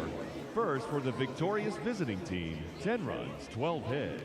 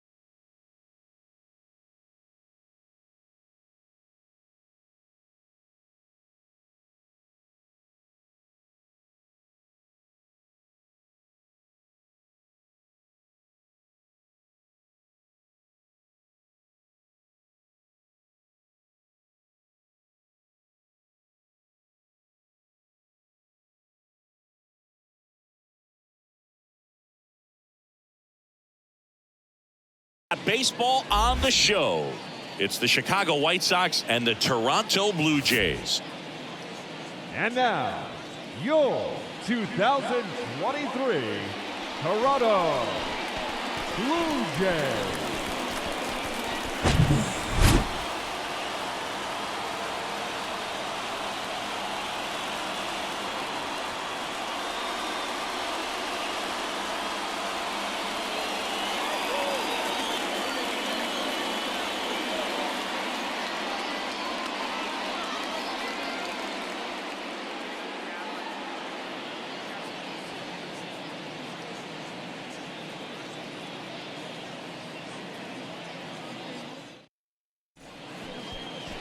Just about set to go, and towing the slab, Kevin Gausman. Try to stay back for that power changeup. Speed differential between the fastball and the changeup is huge. Hitters, they have a hard time staying back.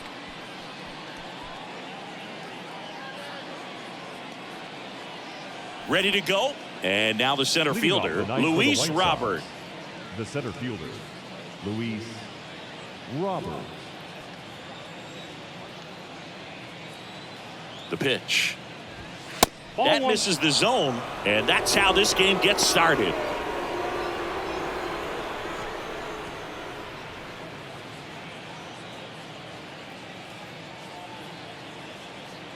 Right-hander kicks, deals, and it's fouled away.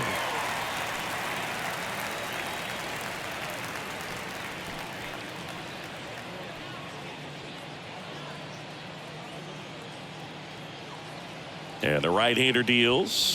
There's the strike. 1 ball, 2 strikes.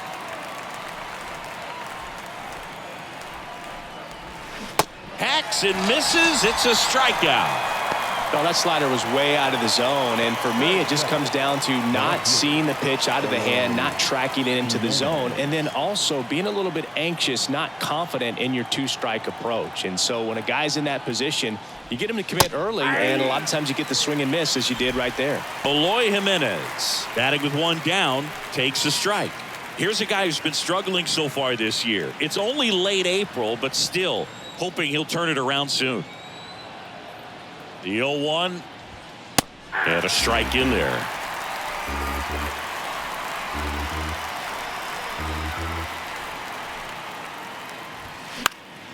Fly ball down the line. Tries to make the play, but it's foul. Swings through it for the K.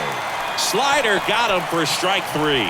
No, anytime you can punch out the top 2 guys in a lineup to start an inning, got to be feeling pretty good out there on the mound, because when you think of just having a distraction, table setters on the base paths, and all of a sudden you're dealing with the number 3 hitter.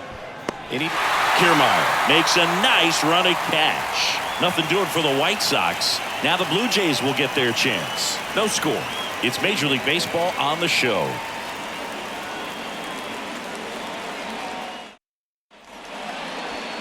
Back here at Rogers Center, and getting the start for the White Sox, Dylan Cease. How about a scouting report on him?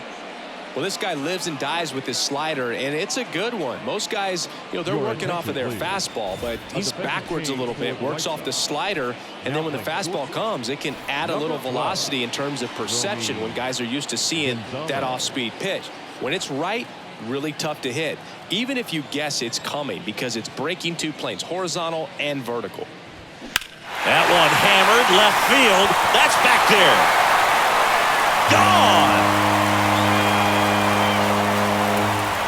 Matt Chapman pops one out of here. It's his 6th home run of the season. The Blue Jays on the board first. It's 1-0.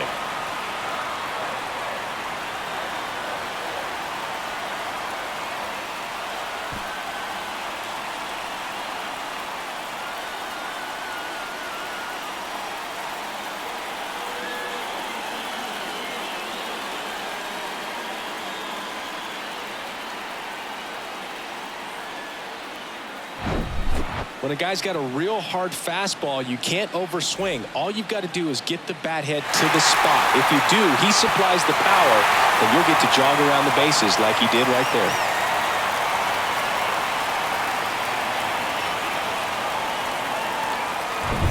Here's Vladimir Guerrero Jr. Outfield playing very deep, not wanting anything over their heads. First pitch doesn't find the zone.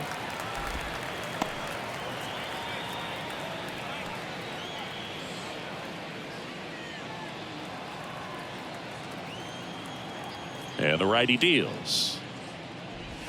That's a slider for a strike. The real threats are coming up. Already given up a home run in this inning. He's going to really have to bear down.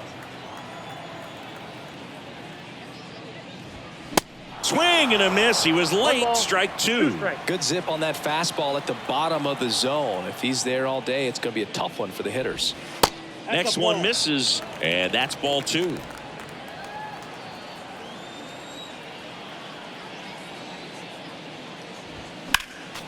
Next offering is fouled back.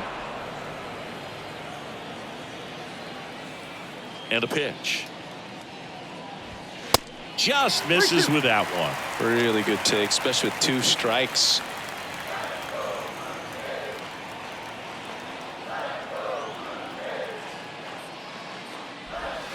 Caught him looking for the K. Well, this is no secret. That slider is going to be his go-to pitch. Everyone in the ballpark knows it. It's a massive part of his arsenal, and he'll throw it a lot and in pretty much any count, any situation, and he's going to look to punch guys out as well. I tell you what, the effectiveness of that slider is always a big key for him.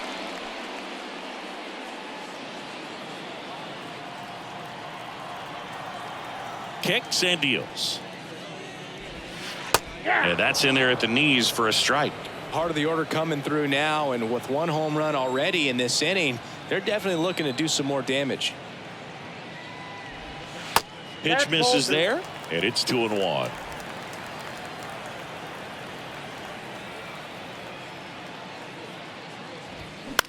Swing and a ball popped up. Puts it away for the out. Batting fourth, the right fielder, Joel. And the batter is George Springer.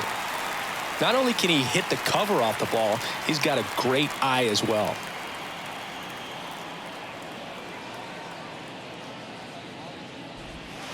Pitch misses inside, and that's ball one. Is there a little wrinkle to that? I think there was. Yeah. Little slider action. Up the middle. Fires to first on the run. That ends the frame. Jays open it up with a solo homer. It's now a 1-0 ball game. It's Major League Baseball, and it's on the show.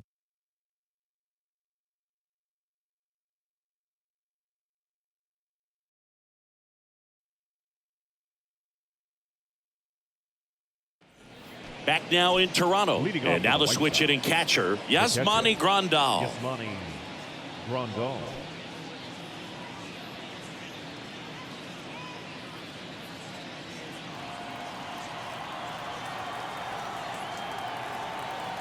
Gausman back to work. Nope, just missed.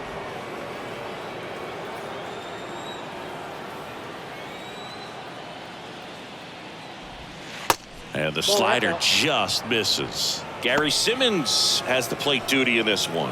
Well, with Simmons, it's not always your standard strike zone, Boog. It kind of gives a little extra in some parts of the zone and then can be tighter in others.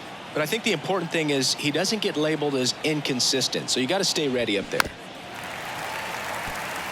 Yeah, one of those umpires, you just have to know what to expect, right? Exactly. At the belt and fires. Swing and a miss. And out 2-2.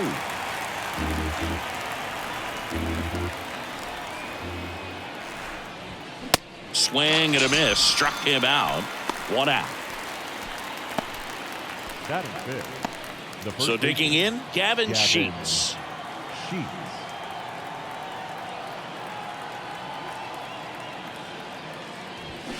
Fought off foul.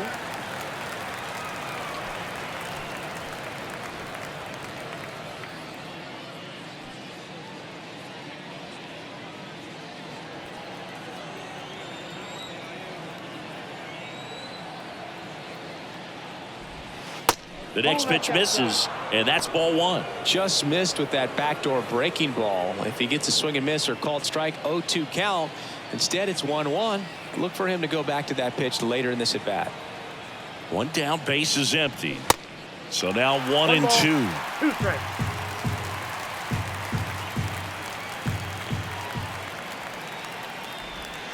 And that one almost got him. 2 strikes.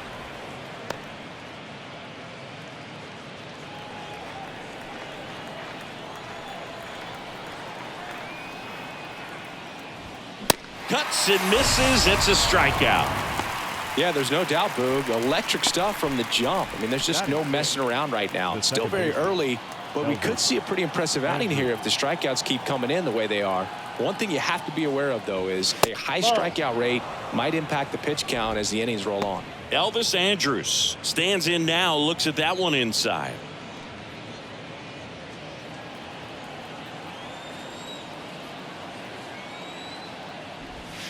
Next offering is in for a strike.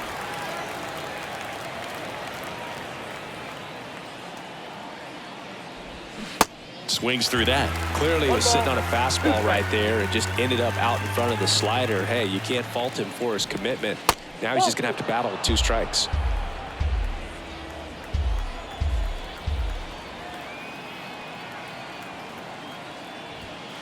Missing inside. Full count, 3-2.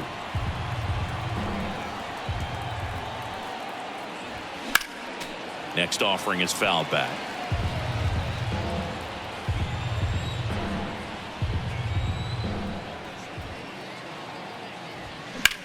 In the air, right field, and that is Springer.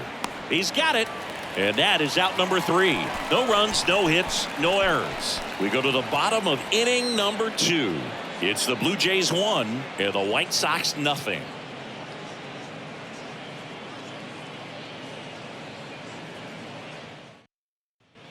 Bottom of the second, and now Alejandro Kirk. The catcher, Alejandro. Chris Alejandro Kirk, stocky catcher, an all-star in 2022. This guy can hit. Yeah, he can, and really just surprised everyone coming onto the scene, doing such a great job that became an all-star with very little big league experience before that. First offering, and it just misses.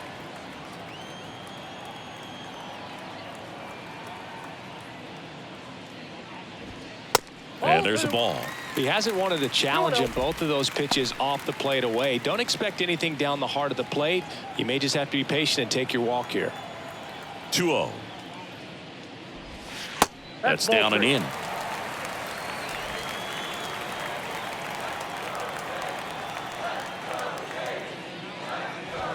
There's a strike.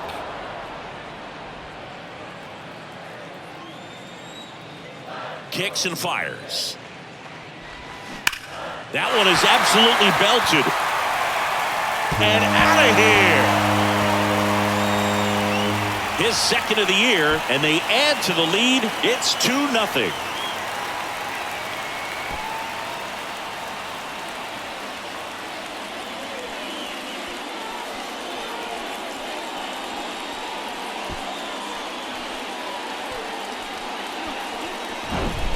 Well, you can see he was out front just a little bit. Maybe didn't recognize the changeup earlier, but he got the bat head to it, hooked it down the line, and was able to keep it fair for a long home run. Really impressive. And now it's Dalton Varsho. Oh, that pitch is out. Just missed.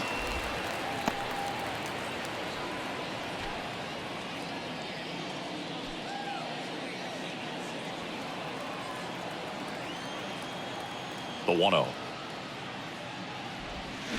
And the slider catches the zone.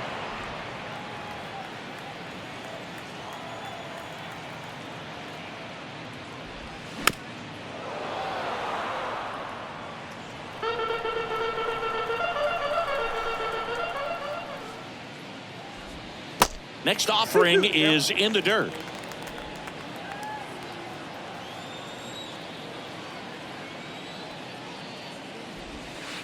And a good eye there. Recognize that changeup right out of the hand. Just spit on it.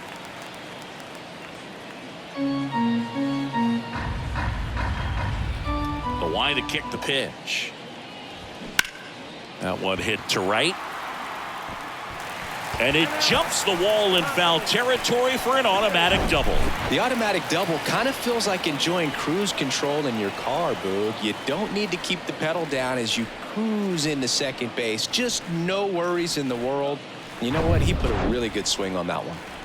Here's Kevin Kiermaier.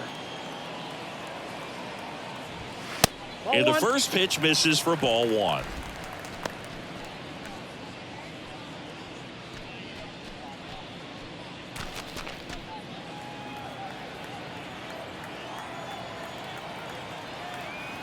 Left-hand hitter waits. That one in there across the letters. Well, he had a pretty good look at that pitch and not sure exactly what tied him up there. Couldn't pull the trigger. And perhaps the best pitch he'll see in this at-bat to hit. That's a strike.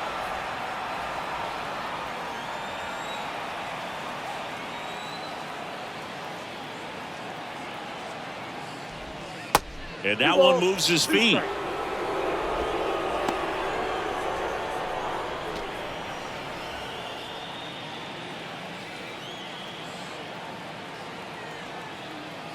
Man at second.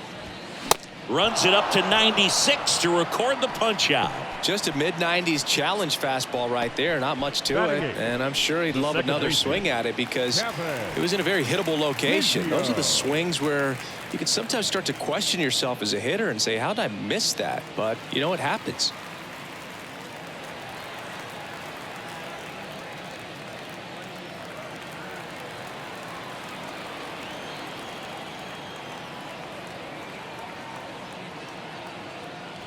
Cavan Biggio in the box with one away as he takes ball one.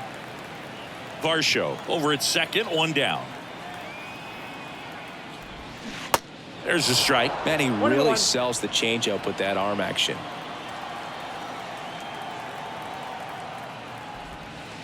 Next pitch is in the dirt. And a count 2-1.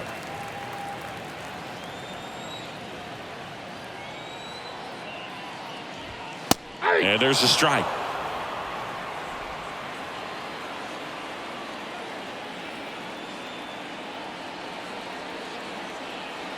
Righty to the plate. And that's in the dirt. 3-2. One out and a runner at second.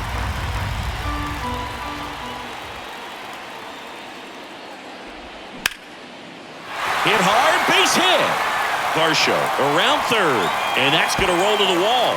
The run comes in to score from second. It's 3-zip, and in at second with an RBI double.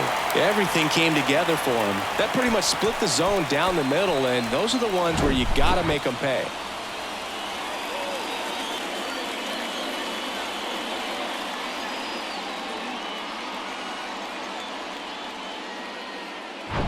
Danny Jansen to hit here.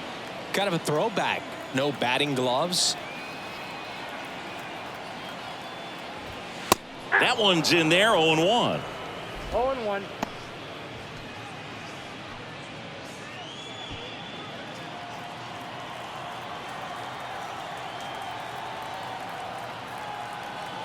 Runner leads away at second.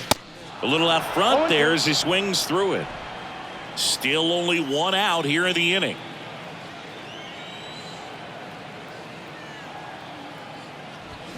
Some heat there at 98 miles an hour. Just blown away in that at bat. 3 fastballs, all strikes. He wasn't even able to foul one off. There's not much you can take away from an at bat like that as a hitter, other than maybe there's something wrong with your eyes. Got to have better timing on the fastball next time.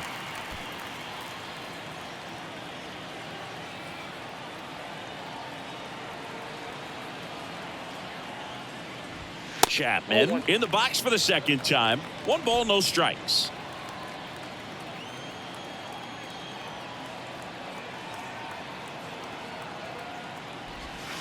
They tried to get him to chase on a slider down and away.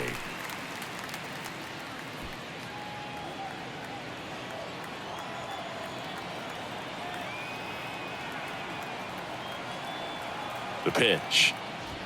That's off the mark, and that's ball 3. Well, they gave up the home run earlier in this inning, not pitching as aggressively here. Vladimir Guerrero Jr. up next. Man on second, 2 down. Knocks it down. Not in time. He legs it out. I think he got a little casual on that play and took it for granted a little bit. So maybe just as much of a mental mistake as a physical one. And with 2 outs, that's a tough one to swallow for the entire defense. Vladimir Guerrero Jr. now.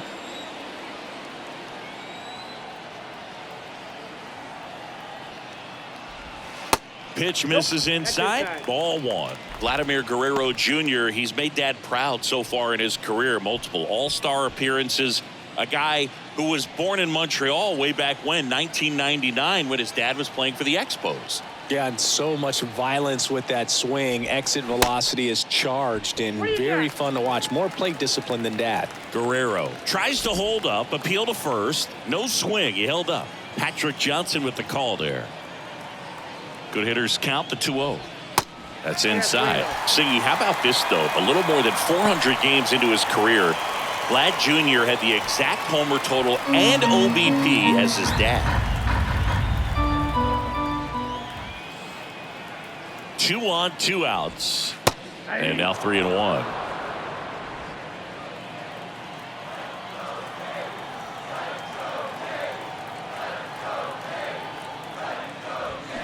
Three-2 now. And boy, that was the pitch. 3-1. You want to be really aggressive on the fastball.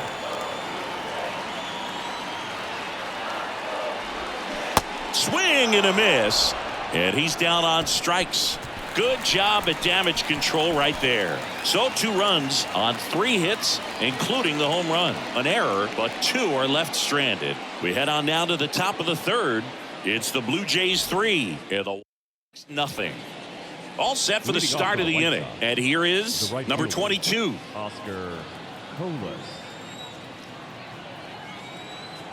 And a pitch. Well, after putting up a nice inning on offense, got some runs across, this is where you look for the starter to go out there, have a shutdown inning. Don't give that other team any hope. You just hope that he can get through this inning, get the bats back up there while they're hot.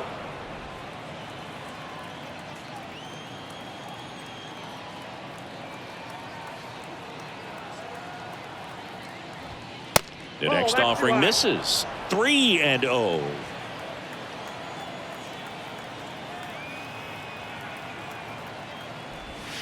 There's a strike.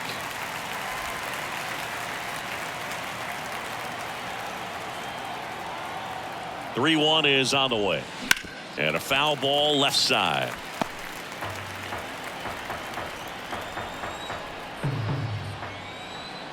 Here comes a pitch. On the ground to short. In plenty of time to first, and 1 away in the top of the 3rd. Batting 8, the designated hitter, Andrew Vaughn now. Vaughn, 24 years old, and he's usually a first baseman, but today he's the designated hitter.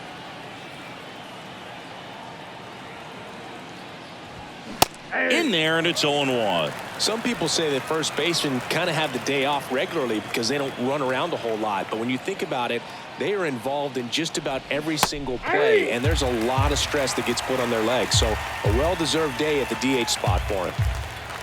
And a pitch. Swings and misses, struck him out. Came after him with the fastball on 0-2, and that's a pretty good demonstration of what power pitching is all about. He's got the stuff, obviously, and right there he used it to put his opponent away without needing to waste any pitches. And now, Romy Gonzalez. And he swings and misses at the initial offering.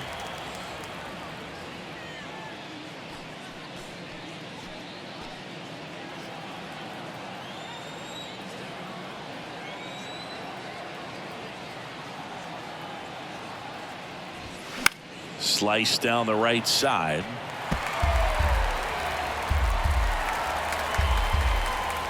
Here's the 0-2. Spoils the 2-strike pitch, and he'll see another. 2 down, nobody on. Got him swinging. Down in order go the White Sox. Still down 3-0.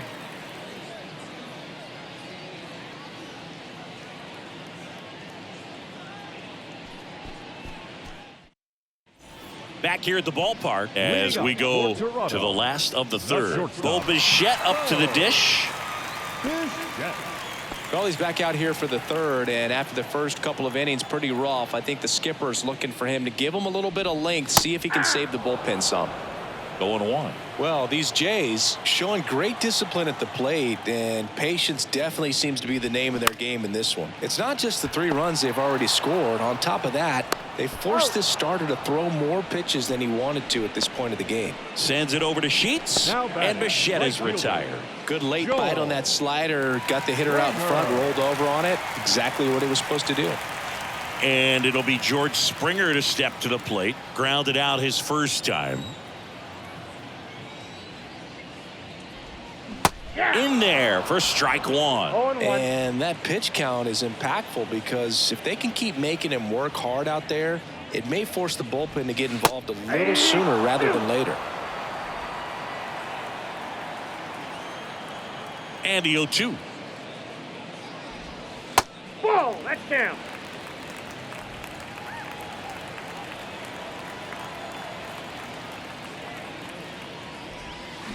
Check swing, no appeal.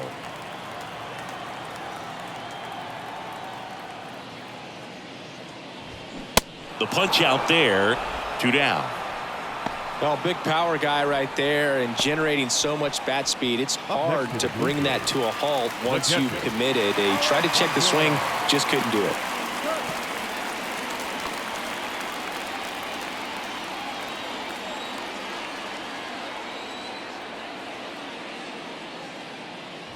Kirk in the box now as he looks at ball 1. Second plate appearance of the day for him.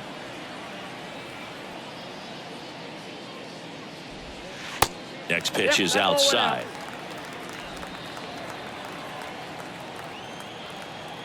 Two outs. Ouch. Well, it's a little concerning when a fastball gets away like that. No run or break to worry about, and he'd still hit it. Runner at first with 2 away. Now the left fielder, Dalton Varsho.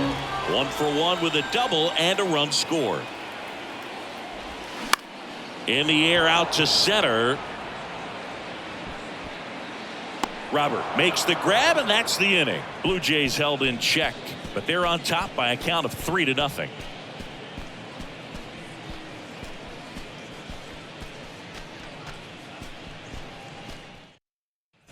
And welcome back. Here's the center fielder, Luis Robert. Luis Robert.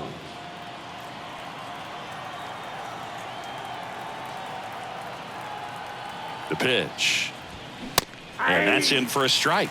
You know, these White Sox, to put it bluntly, need to put together more competitive at-bats, and I don't think they've lived up to their own expectations at the plate. Strikeouts are a little easier to stomach in baseball today, but even by those standards, they're going down way too often, and I think they're having a hard time getting any momentum going as a result.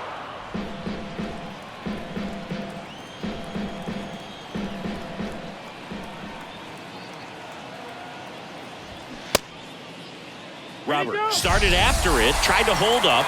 Now a look to first, and yes, he offered at it. Just absolutely rolling on the mound. He's looking very much on his game in the early parts of this one, Boog. Fully on the attack with these hitters. That's 7 strikeouts already, so he's got a good pace going, no doubt. Here's Eloy Jimenez. To the right side. 2 quick outs here in the top of the 4th. Well, he's doing a nice job of keeping the ball out of the air. Lets the defense work behind him with another ground ball. Good execution. Jake Burger steps to the plate for the White Sox. He's hitting for that pop. Came out of the gates really strong.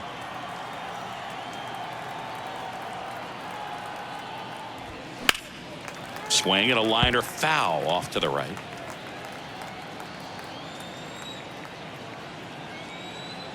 And the 0-1. And there's a breaking ball that drops in there.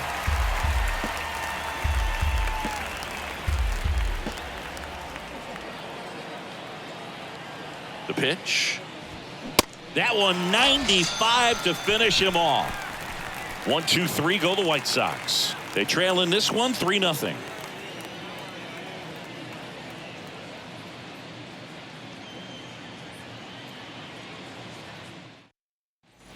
Welcome back. Here's Kiermaier now. For the Jays, the center fielder, Kevin Kiermaier. The wind to the pitch. Off the mark there. Ball one.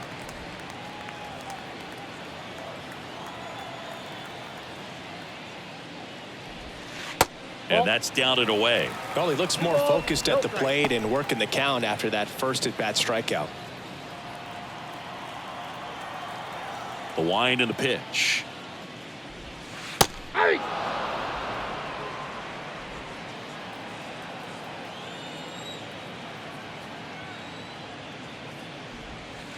That one missed. A rare 3-ball count here. He's been throwing strikes all day. Got to be ready to hit if you're in the box.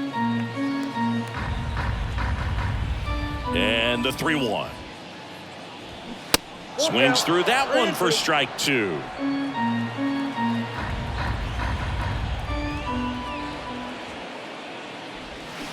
Swings through it, and that's a strikeout.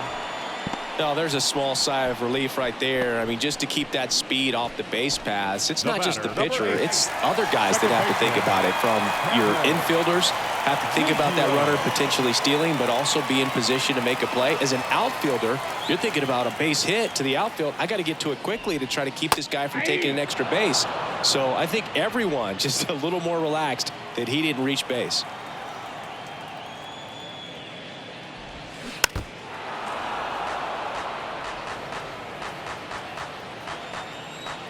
And he deals. Got it by him for the K. Oh, there he gets the slider in on his hands, and it just eats him off. You know, it's hard to get the bat around on a pitch like that in tight. You just feel like you're crowded on the inside part of the plate. Can't get any extension. That's one he definitely should have laid off of. Jansen batting for the second time, and that's strike one.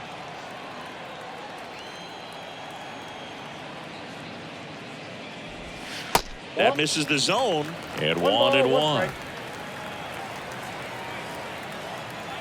The pitch. Swing and a miss as he was late. That front door slider is such a devastating pitch. You don't want to get beat by the inside fastball, so you cheat a little bit, and then by the time it gets there, it's out of the swing plane. Swings through that, and it's a strikeout. And a nice inning of work there as he sets him down 1-2-3. Blue Jays go down in order, but they lead it 3-0.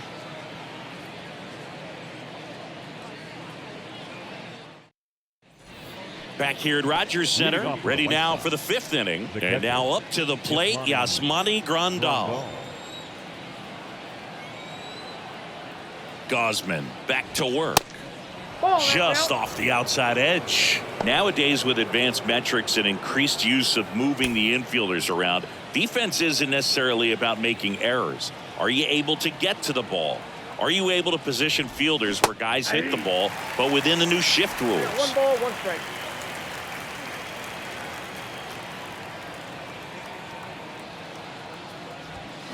Next pitch misses inside, and it's 2-1. And an area that goes unnoticed is the coach that's responsible for positioning, and then the research person that's providing the information. So what we're seeing in baseball, so many more people behind the scenes that are contributing to the success between the lines. And the pitch. Back foot slider struck him out.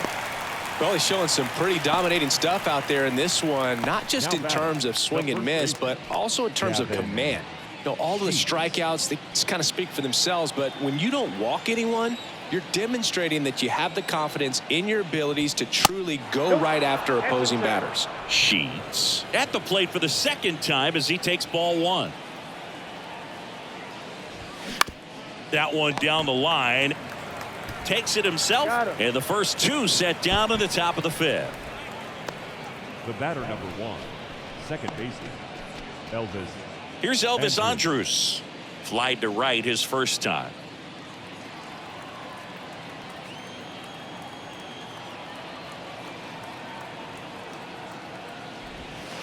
Pitch misses inside. 1-0.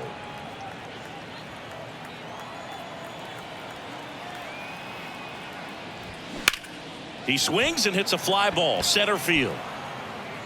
Kiermaier brings it in for the third out. Nothing doing for the White Sox. They trail it here 3-0.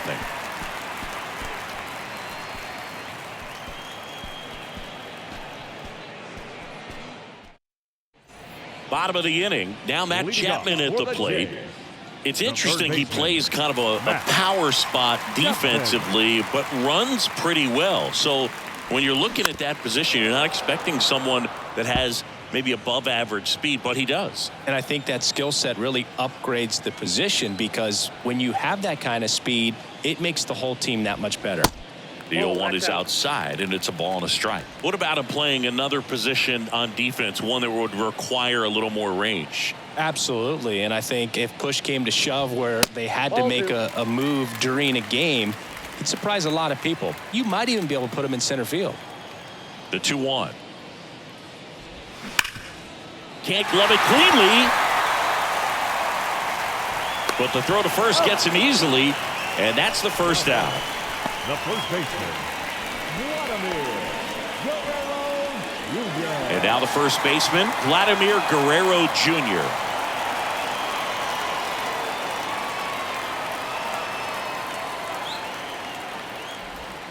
That's a ball.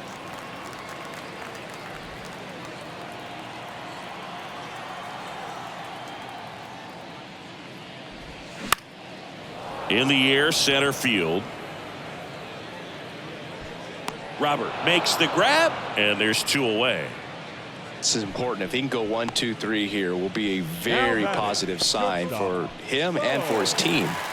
And now it's going to be Bo Bichette.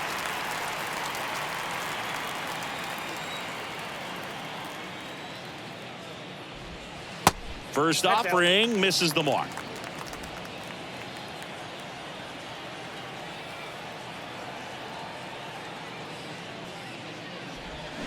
Here's a swing and a drive left field, and he knew it. Bo Bichette blasts one out. Home run number 5 on the season, and they tack one on the board. It's 4-0.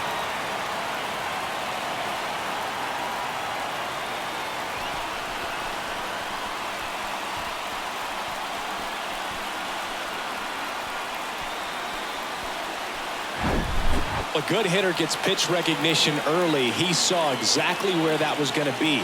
The challenge, not get over anxious and come out of your swing. He stayed on it and got all of it. Here's George Springer. Outfield playing very deep, not wanting anything over their heads. Ripped to short. Whips it across. Out with room to spare, and that's the inning. Bo Bichette goes yard for the Jays. It's now a 4-0 ball game. Major League Baseball is on the show.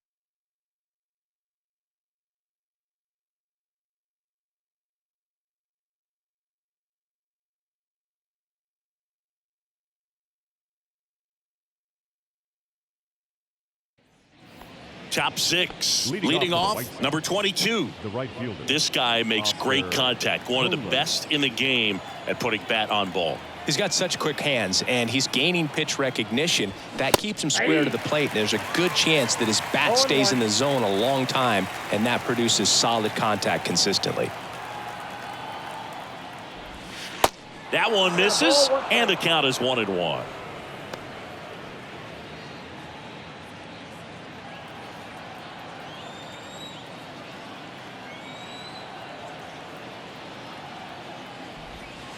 And now 2-1 after that missed inside.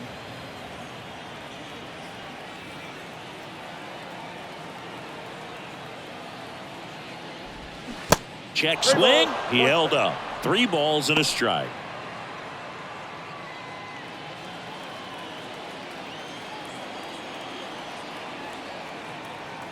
Right-hander kicks, deals. And a strike.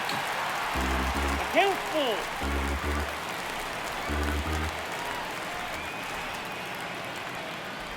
The 3-2 is off the outside edge, and that is ball 4. Boog, if I were him, I'd be nibbling around the plate as well. I mean, this guy is just capable of hitting pitches outside of the zone and driving them a long way.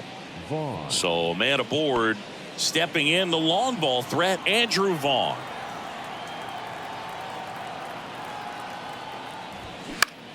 That's towards center. Makes a nice grab at a full sprint. And there's one away.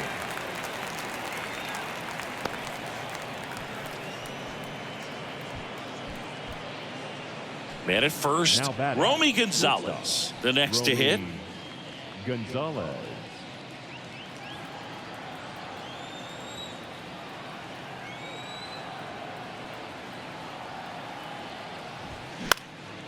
Fly ball to right.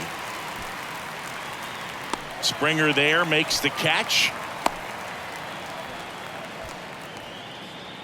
Up next for the White Sox, the center fielder, Luis Robert. Luis Robert now, who's 0 for 2 with a pair of strikeouts. Robert measures 6 feet 2 inches, 220 pounds, and he was born in Cuba. First pitch doesn't find the zone. Outside of the United States, Cuba has more players and representatives in Cooperstown than any other country. Puerto Rico and the Dominican Republic are close behind. That one's in there. Strike one.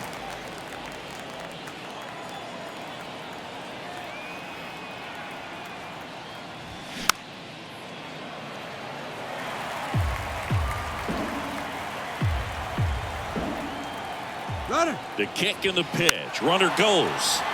In there. Base hit. And the bid for history is gone. You know, I was watching his rounds during batting practice today. So impressed with his ability to let the ball travel, go back up the middle and the other way. Sometimes when you step in the box during the game, you get a little anxious and you get away from that. But so far, I've seen him stay consistent with his pregame preparation. Eloy Jimenez now. First pitch, and that's in for a strike. Jimenez, 26 years old, and he's won a Silver Slugger in the American League.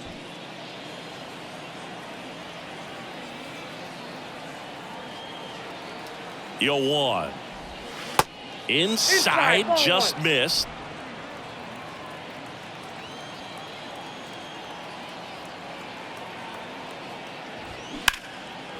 Lined into left center, and that should be extra bases. One run is in. Robert on his way around third. He'll score as well, and now just a 2-run deficit. Nicely done. Brings home 2. Off the bat, it was headed for the gap all the way, and as a hitter, you love seeing those as you take your first couple of steps out of the box. You know you've got some real estate to run on. It's such a good feeling. Nice liner into the gap right there. So up next for Chicago, Jake Burger. Swings through that one. 0-1.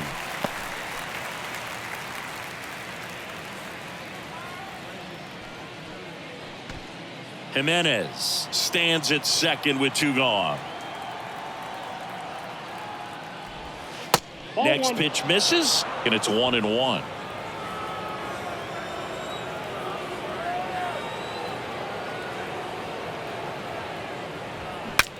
Swing, and he breaks his bat. Fires over to first. That ends the inning and stops things from getting out of hand. Eloy Jimenez helps out the Pale Hose with this big swing. It's now 4-2. You're watching Major League Baseball on the show.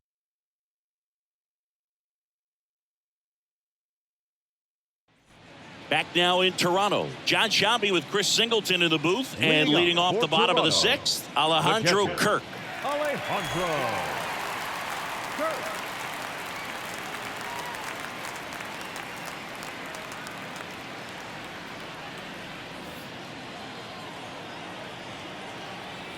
And here it comes. That misses, and it's 1-0. Double-barreled action in the bullpen. Tanner Banks appears to be getting loose. Lambert, a right-hander, loosening up as well. The wind of the pitch. Swing and a bouncer. Andrews whips it to first. One away, bottom of the 6th. The left fielder, number 25. The White Sox going with a new arm, Tanner Banks. He's being eased into the game here with the bases empty. Now pitching for the White Sox, Number 57, Tanner Banks.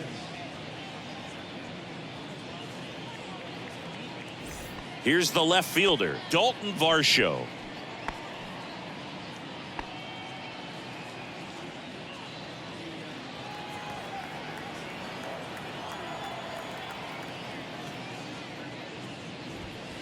And that's in there for strike one. Banks goes 6'1".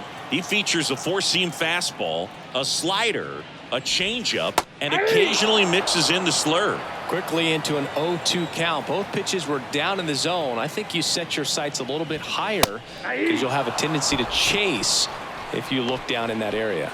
Well, just excellent location on that inside fastball. Really locked him up. And as a hitter, it's not typically what you're looking for. You're trying to protect away and then in, so you can be a little bit tardy with 2 strikes. Hard to tell if he was fooled or if he thought it would be called a ball, but either way, that's a really nice pitch. Kiermaier in the box again, takes a strike. Next one misses, 1-1.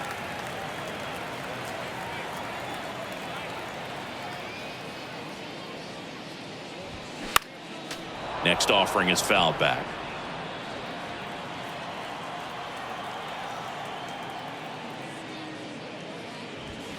Swing and a miss, and he is down on strikes for the 3rd straight at bat. Down in order go the Blue Jays as they can't add to their 4-2 lead.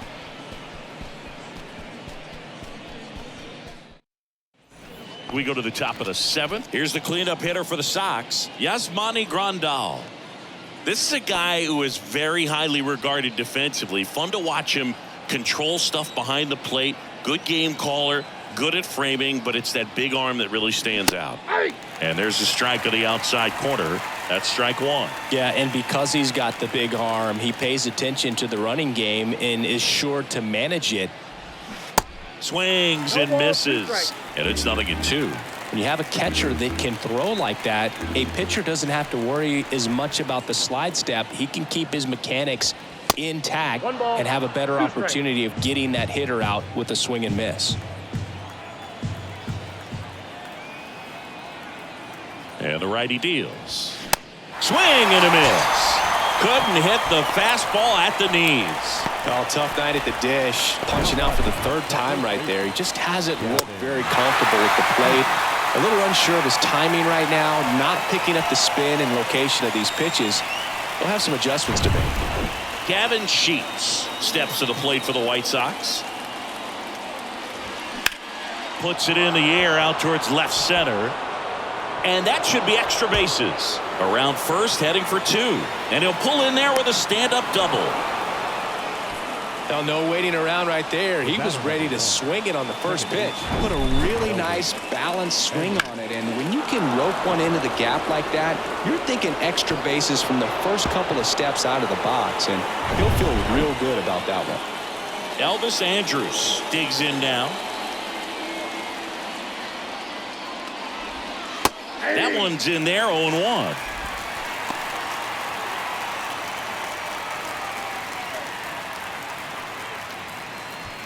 Runner at second here, 1 gone. Strike 2. Now, there's a pitch we haven't seen in a while. It's going to be tough on the hitters if he can mix that in whenever he wants. Next offering in the dirt. And the count 1-2. The tying run at the plate. Cuts and misses. It's a strikeout. Just indecisive in that at bat. He couldn't commit to the slider. Tried to sit in between. Just not able to put the bat on the ball.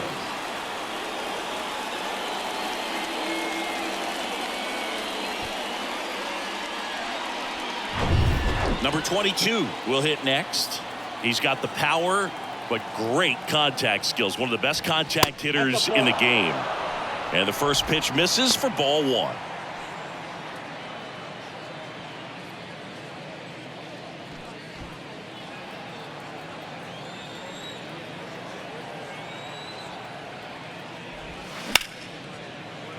Line drive. That's a fair ball inside third. Sheets headed for the plate. He'll score, and they trail by 1. The tag, and that's out number 3, inning over. So it's 1 run on 2 hits, no errors, and no one left on. Midway in inning number 7, and it's time to stretch. It's the Blue Jays 4 and the White Sox 3. New pitcher for the White Sox, Jimmy Lambert. He's pitching on 2 days rest. Number 58, Jimmy Lambert.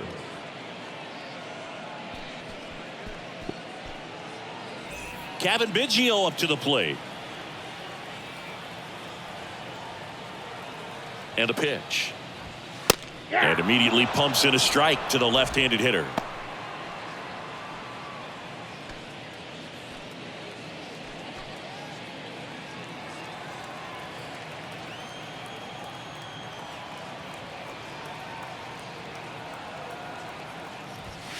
Good eye right there.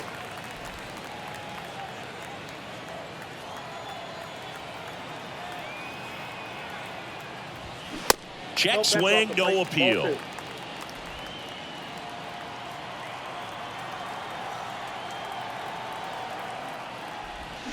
Swing and a miss. 2 balls, 2 strikes.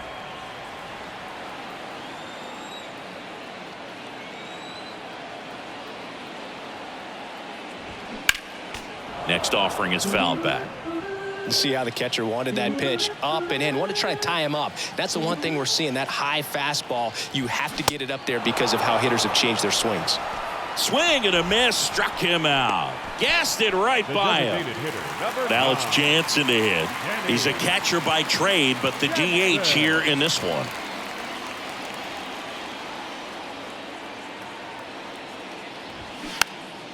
And first offering is fouled off.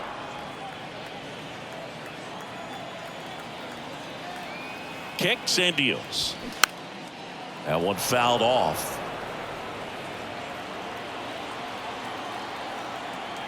And the right-hander deals. Ball. I don't think he was trying to miss by that much in an 0-2 count. Just tried to overthrow that pitch.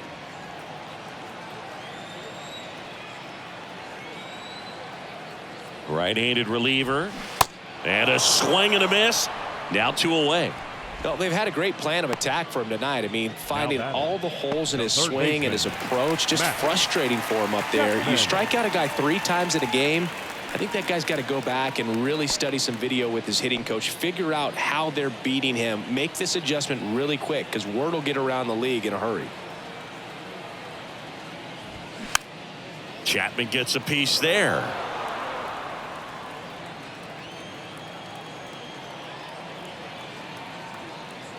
The pitch. Now 1-1.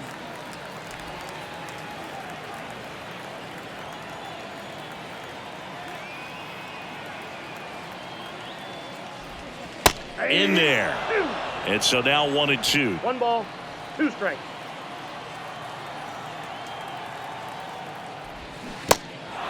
In the dirt. Grandal whips it to first. And that is the inning.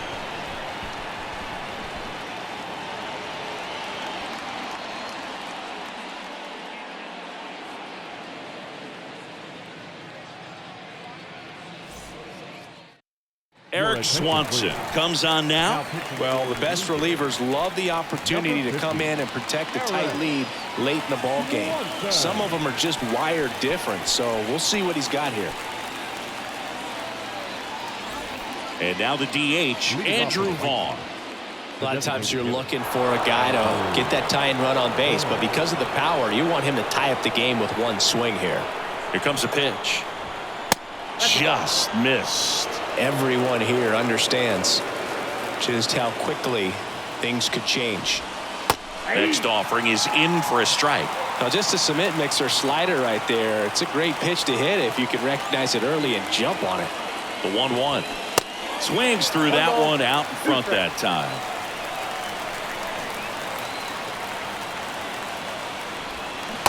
Swing and a miss at the splitter, and it's a strikeout. Pretty big strikeout right there to start this 8th inning. Down one, any leadoff base runner really makes this inning a bit more interesting. But now this offense has to switch from possibly trying to manufacture a run to needing to run into something or just try to string multiple hits together to get a run across the plate. And now the shortstop, Romy Gonzalez. Next pitch downstairs, and that's ball one.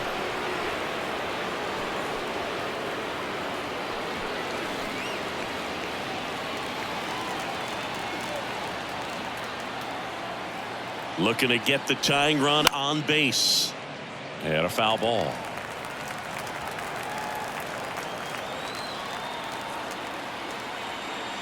Righty delivers.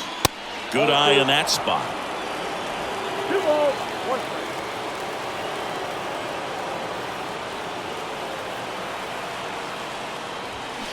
strike. Taps softly third base side. A swinging bunt.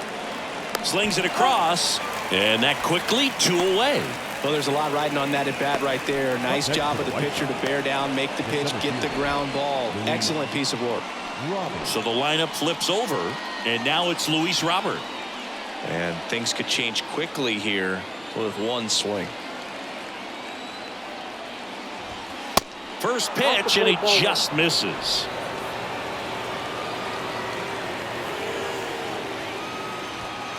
There's a strike.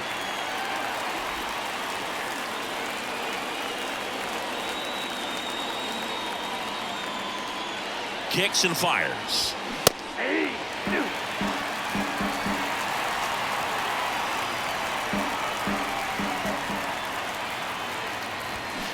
And it's even up. 2-2 the count.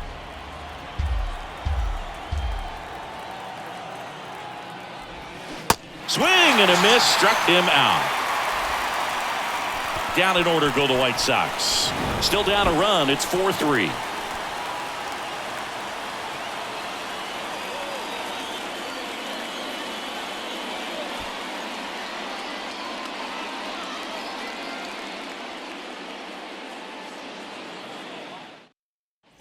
On to the bottom of the 8th. Stepping in, Vladimir Guerrero Jr. The first baseman, Vladimir Guerrero Jr. Lambert back to work. Ball. Good eye right there.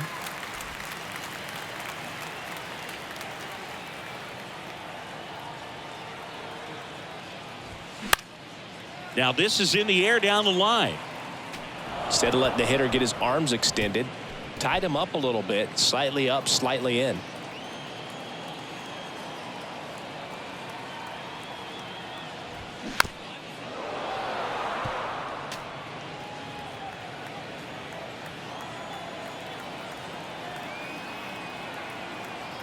One, two now. Hacks and misses. It's a strikeout. Well, tough night at the dish. Punching out for the 3rd time right there. He just hasn't looked very comfortable at the plate. A little unsure of his timing right now. Not picking up the spin and location of these pitches. He'll have some adjustments to make. Bichette in the box here. Lets that one go for a ball.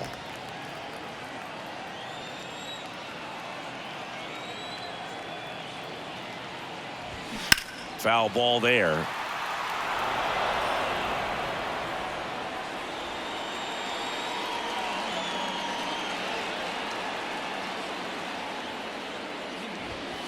Just missed.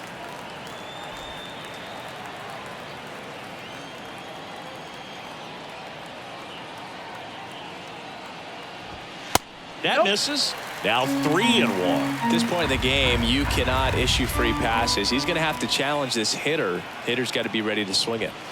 Next offering finds the zone, and the count is full. One way to make a guy real uncomfortable at the plate is pound him inside with good velocity. They're doing that right here. 3-2 now. The 3-2 is off the outside edge, and that is ball 4. The right fielder, number 4. Now the Toronto 4-hole hitter, George Springer.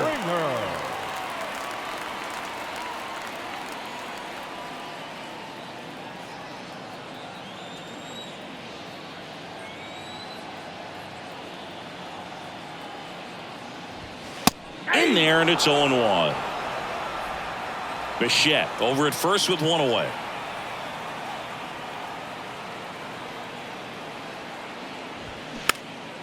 Swing and a ball popped up. That one gets down for a hit. The throw to third. In there safely.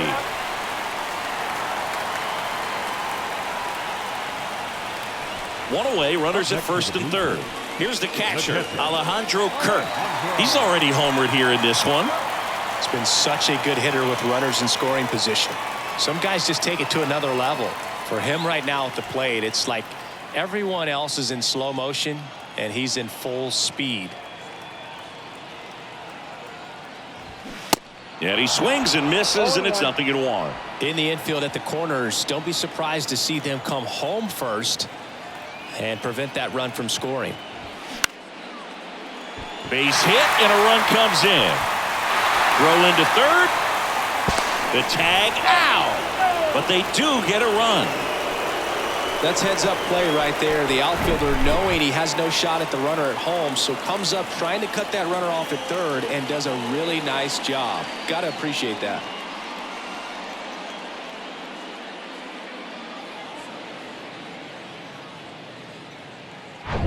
Dalton Varsho next up for the Blue Jays.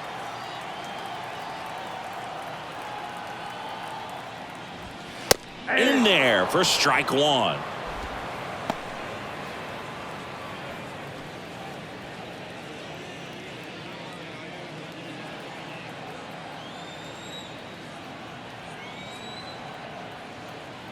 Left-hand batter waits. There's a strike at the knees, and it's 0-2.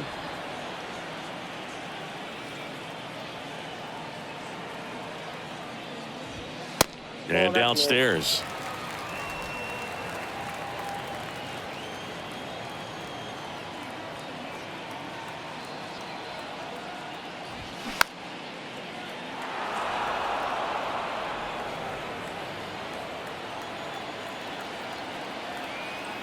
Righty to the plate.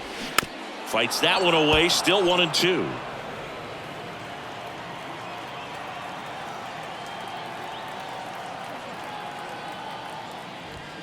And a ball evens the count.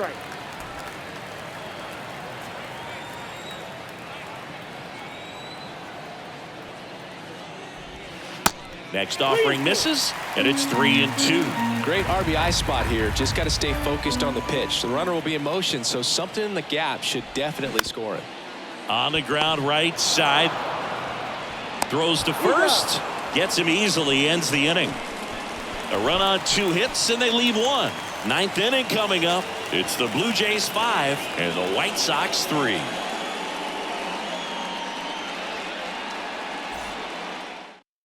Now it's Jordan Romano out of the bullpen. I think closer has to be one of the toughest jobs in baseball, and we see a pretty high turnover rate because of it. Every outing seems to be high pressure, this one included. We'll see if he can wrap up the win and get himself a save. Eloy Jimenez getting ready to hit. Romano in his 4th year, 29 years old, and he was born in Canada. And a pitch. That clips the corner. Probably no surprise to you, Boog, but Toronto produces more MLB players than any other city in Canada. Montreal is right up there, too. The pitch. Swing and a miss at 99 miles an hour.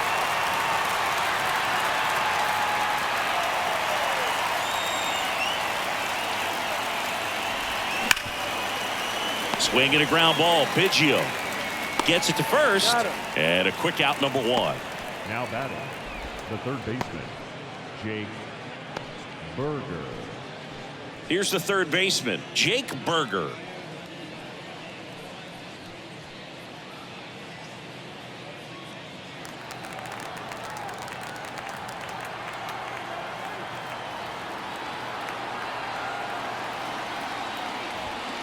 Pitch misses inside, and that is ball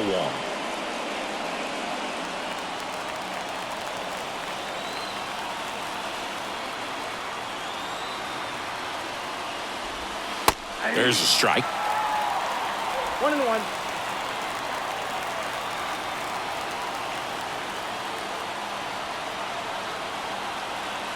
At the belt and fires. Into center.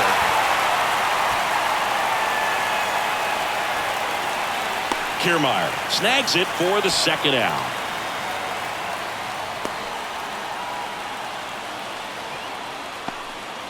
Yasmani Grandal up to hit. Known for his rocket arm behind the plate.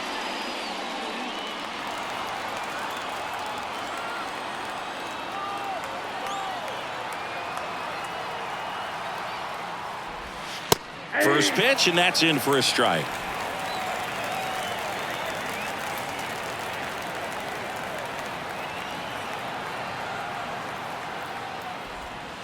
And that's outside.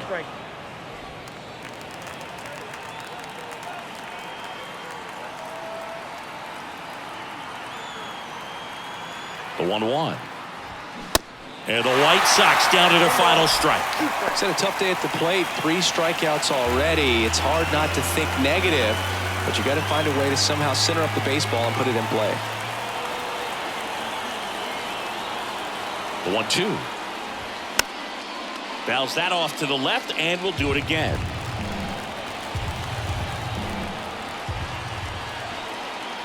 The 1-2. Way inside, gets out of the way.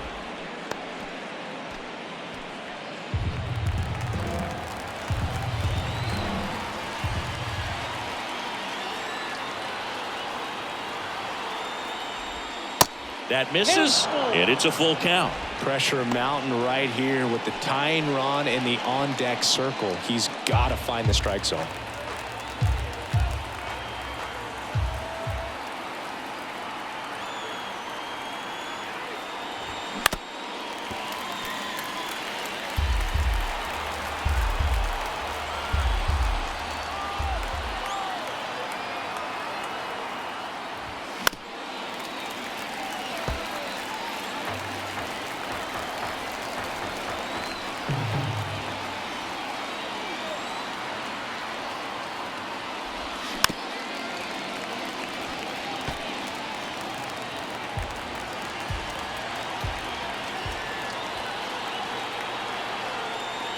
The right-hander gives up the 2-out walk.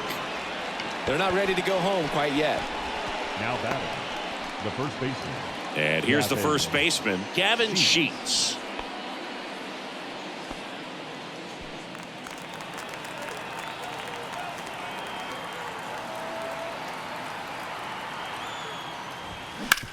Up the middle. Lays out, but he can't squeeze it. He decides to hold on to it, and they can't get the out. 1 out away from this game being over, but an infield single keeps them alive. They're still breathing, and maybe this provides that last-minute spark. And here is Elvis Andrus. Ball 1, no strikes. This is the guy they turn to get the most important outs of the ball game, but they're going to make him work to get this save.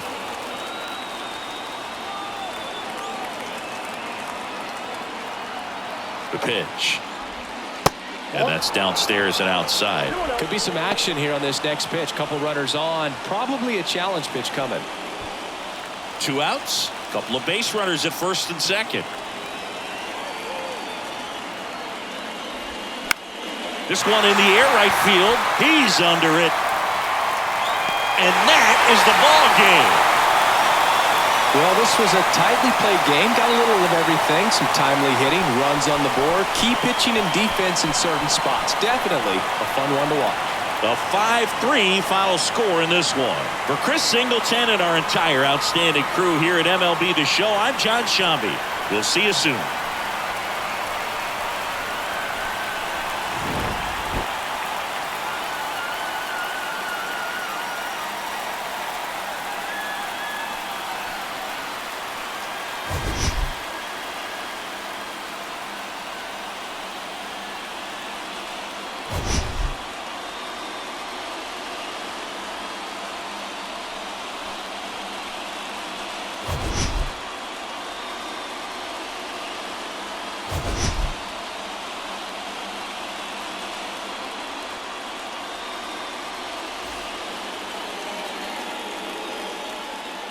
Fans, our final line score tonight.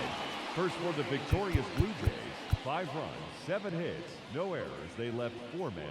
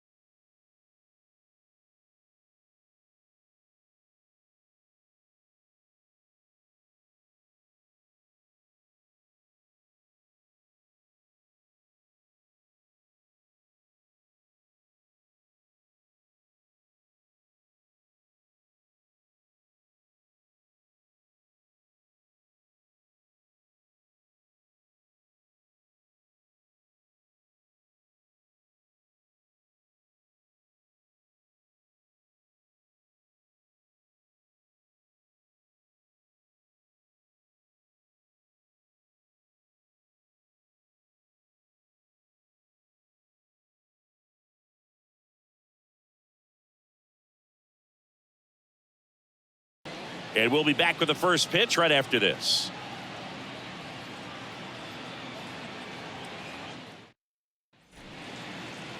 Just about set to go now. And our pitcher in this game, Shane McClanahan. Well, he's not a rookie, but still very young in this game, learning his craft. I think the key is getting consistent reps and the opportunity to develop his stuff. Looking forward to watching him pitch in this one. And stepping in for the Astros, Kyle Tucker. The right fielder, number 30, Kyle Tucker. The wind of the pitch. That one catches the zone, and we're underway.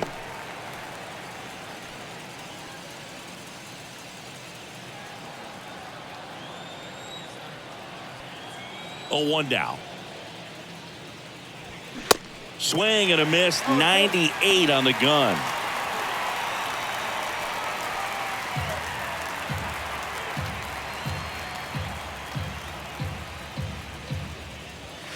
Next pitch misses outside, and the count is 1-2.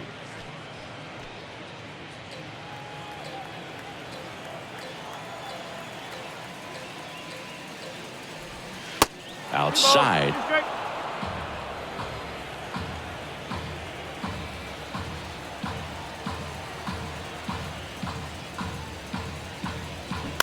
Ground ball right side. Tosses to first. 1 out in the top of the first.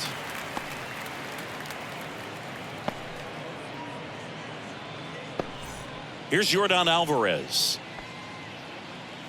Alvarez, who's from Cuba, he grew up idolizing a future teammate, Yuli Gurriel, who is 13 years his senior. And the first pitch misses for ball 1. Way to lay off that fastball up right there. You're looking for something you see well that you can handle, but you also have to keep the discipline so that you're not popping up pitches that are just a little too high. 1 down, base is empty. That's through there for a strike. 1 ball. Keep straight.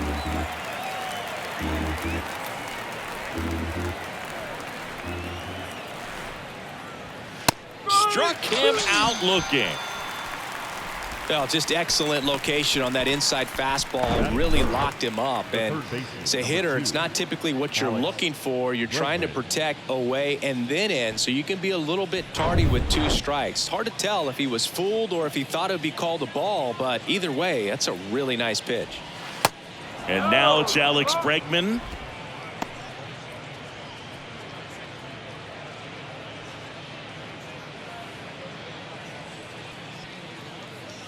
The wide to kick the pitch. And that's outside. 2 balls. No strike.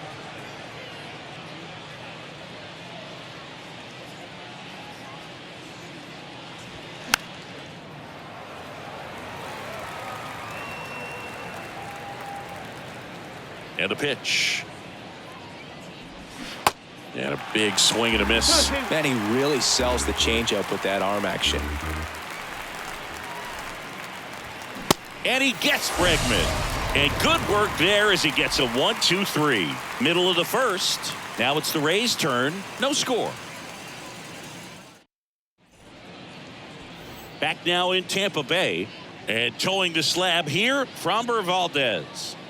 He really relies on working down in the zone with that heavy sinker he's got. You know, it's not as popular to throw that pitch today as it used to be because guys are looking to hit balls down in the zone, get them up in the air. It's very important for him when facing same-side hitters to be able to get it in, especially early in the count, and to opposite guys be able to throw it at that front hip and run it over the inside corner. Slapped foul.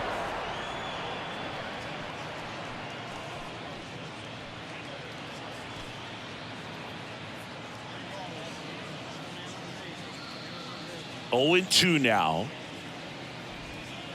And there's a ball. Well, that's kind of what you expect in an 0-2 count. Excellent job of the hitter to have the plate discipline to lay off of that pitch. Got him swinging on the curveball, and that's the first out. Well, you rarely ever see 3 curveballs in a row because that's one of those pitches that's most effective when you haven't seen it recently. You might see 3 sliders in a row, but right there, he was feeling that curveball and figured he could finish with that pitch. Randy Arozarena, the batter now as he swings and misses for strike 1.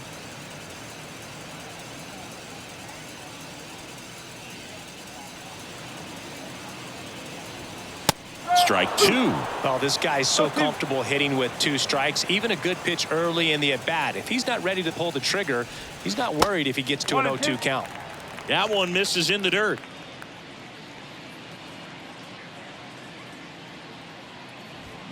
Got him swinging. Well, anytime you can punch out the top 2 guys in a lineup to start an inning, got to be feeling pretty good out there on the mound, because when you think of just having a distraction, table setters on the base paths, and all of a sudden you're dealing with a number 3 hitter, any distraction can cause you to serve up a cookie, and instead of it being a solo shot, it's a 2 or 3 run homer.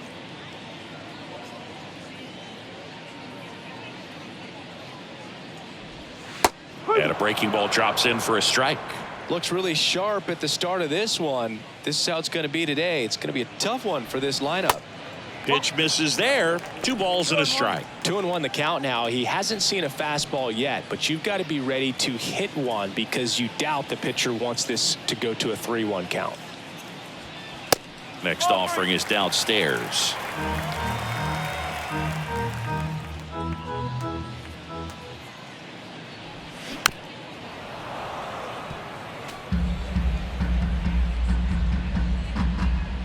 The wind and the pitch.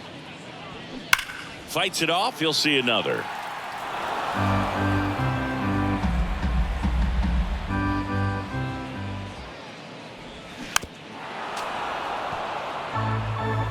Eighth pitch of the at-bat coming up. Up the middle. Oh, great stop.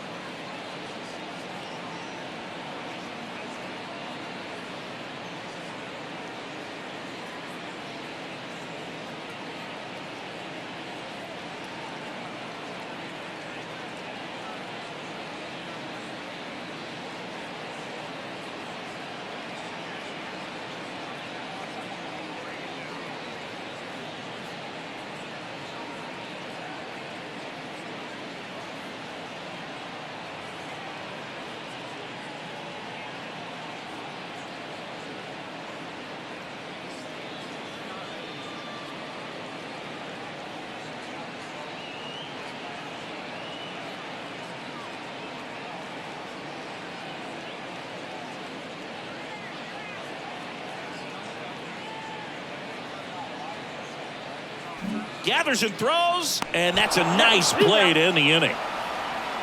This guy's anticipation is off the charts. Don't see many shortstops better than that. Great job to complete the play and end the inning. Back here at Tropicana Field, second inning set to go. And here now is the Astros cleanup hitter, Jeremy Pena. And here it comes. Jeremy Pena, Chris, what a story. 2022 and the impact he had in the playoffs. He was not only the ALCS MVP, but he was also the World Series MVP. And that one gets down, fair ball. Makes the turn and heads for second. The throw in, safe at second with a leadoff double. He got a pitch he could get to out front, kept his bat through the ball, and didn't pull off or roll his hands over. And that allowed him to rip that ball down the line for the double. Runner in scoring position now, and a good opportunity to push across the first run of the ball game. Jose Abreu up to hit.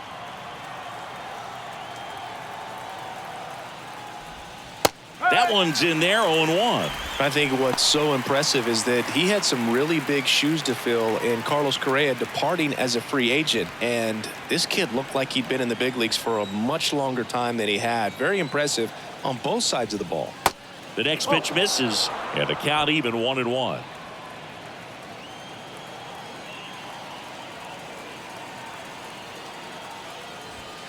Going to count 1-2. I mean, that's perfect location right on the black. I mean, over and over again, this guy demonstrates the ability to hit those spots. They're so tough to do anything with as a hitter. Next offering is down low. Now 2-2. And another ball. 3 balls, 2 strikes.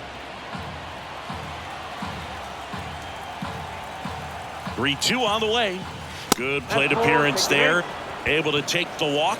Well, they didn't give him anything to hit, and now with runners on first and second, they've set up a double play opportunity. So not a terrible result. Here's Mauricio Dubon. First offering, and it just misses. 1 ball, no strike.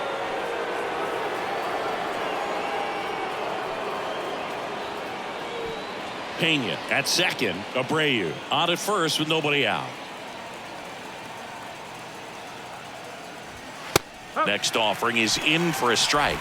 Well, it looks like he's wanting to work the upper part of the strike zone. What does that mean? Top hand better be working for the hitters. Adjust that side a little bit. Give yourself a chance to hit. And he deals. Definitely got the hitter conscious of the pitch inside. Really think the outer half is open. Here's a 1-2. On the ground, a second, might be 2. There's 1 to Diaz. That's 2. The substitute, Jake Myers.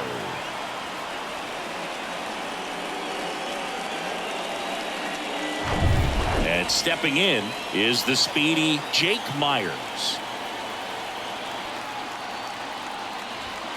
First pitch just misses.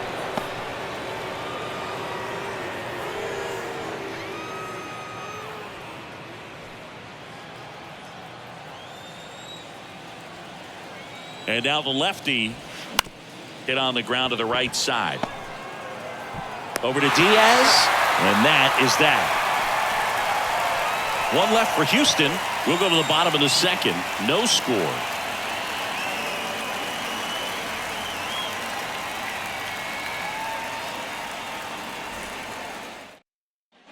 Back here at the ballpark, Yandy Diaz now. He's not going to get cheated up there. No, he's not. He's looking to do damage with every swing he takes. Valdez back to work. That's down and in. 1-0.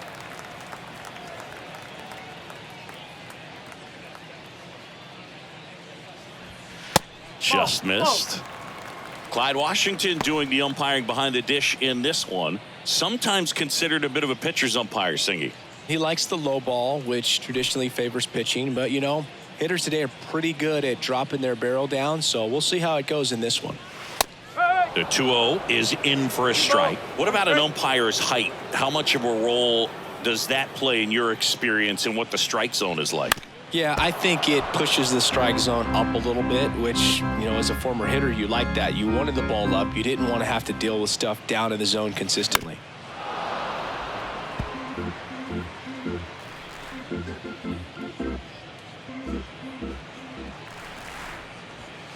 That's foul off to the right side, keeps the AB going. As the game has moved along, we see more and more information supplied by teams about the umpires. I've been in clubhouses where they have pictures of all 4 guys, nicknames, hometowns, and as well hobbies listed, just so you can kind of small talk the umpire a little bit. That's great. Now at the plate, Christian Bethancourt.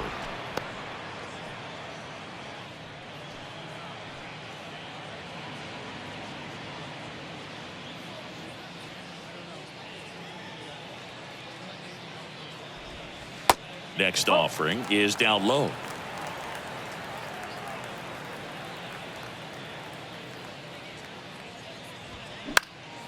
And a foul ball. 0-0 here in the bottom of the second.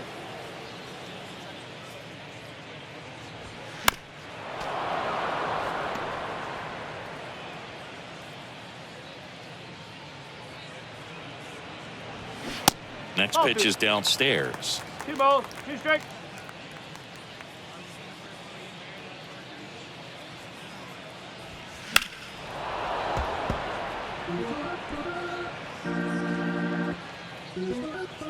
Kicks and deals. And a seed into center. That's a base hit. So a man aboard now with 1 away. Love how he became a really tough out with 2 strikes right there. Just a cookie down the middle. I mean, those are the ones you dream about. Ones in the cage, you're just hoping you get in the ball game. Right down the middle, not a whole lot of velocity, right on top of it. Isaac Paredes now. Here's a guy who's been struggling so far this year. It's only late April, but still hoping he'll turn it around soon.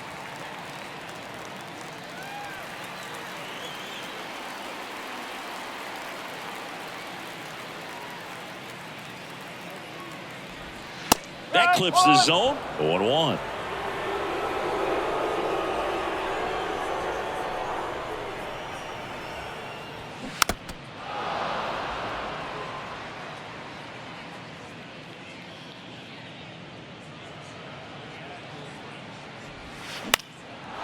And that one in the air center field. Myers makes the grab, and there's 2 gone. Batting 7th, the center fielder, Manuel Margot. Manuel Margot up to the plate.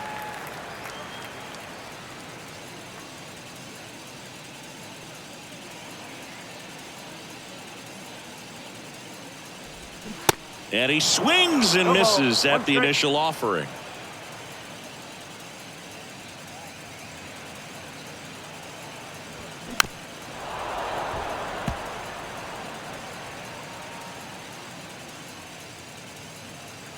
And the pitch. Hit hard on the ground is short. They take the force out. That's the 3rd out. Inning over. 1 left for Tampa. We'll move to the 3rd with no score.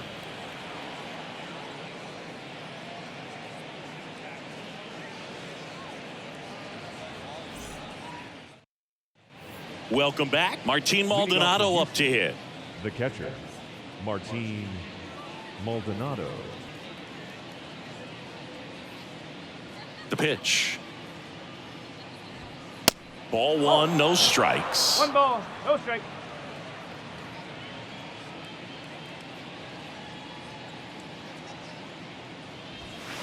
Yeah, there's the strike.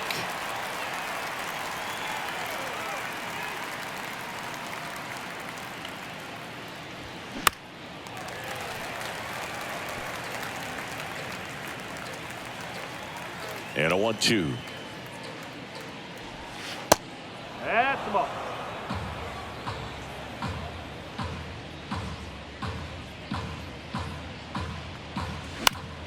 Gets a piece there. We'll do it again.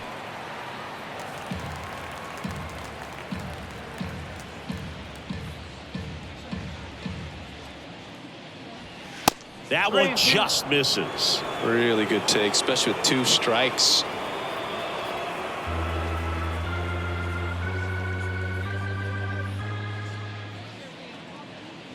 That one misses. So a leadoff walk. Man, that's a tough one to take on the full count, but I guess he saw it really well. It's a really nice plate appearance. Yainer Diaz, the next to hit. First pitch doesn't find the zone.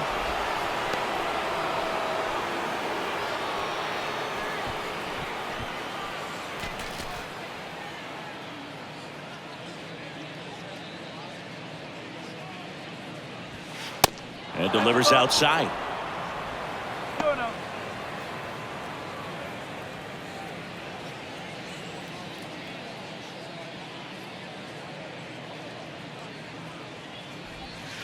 Next offering is in for a strike. Backdoored him with a breaking ball, just got the corner.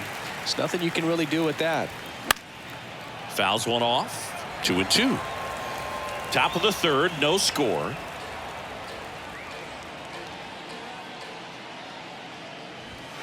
Next pitch just misses. And it's 3-2. Kyle Tucker in the on deck circle.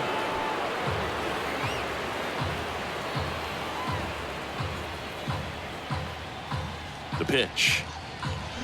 And a foul ball, he stays alive. And a pitch. Strike 3, got him swinging. 1 away. He's locked in at the plate when he's using the whole field. He was out in front there. Just needs to let the ball travel a little more, and his timing will be back on track. Good pitch for the strikeout.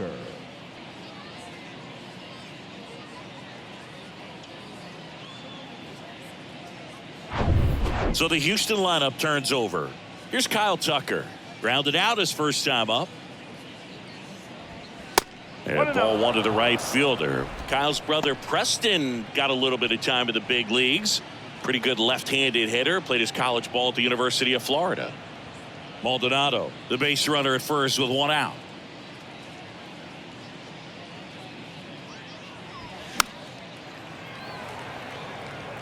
Well, he got challenged with a good fastball right there. Just couldn't catch up. Left-hand batter waits. That one ran inside, almost got him.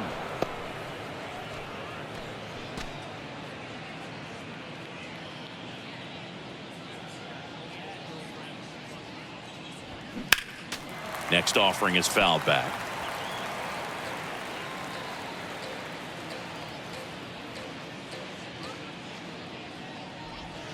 Got him. Back-to-back strikeouts. Now batting. Now it's Yordan Alvarez. Caught looking his first time up.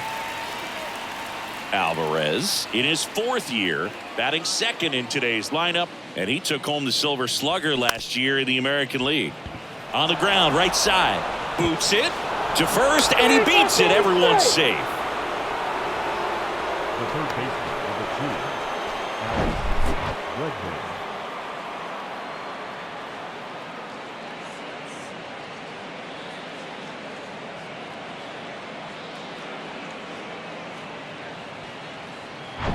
First and second, 2 down.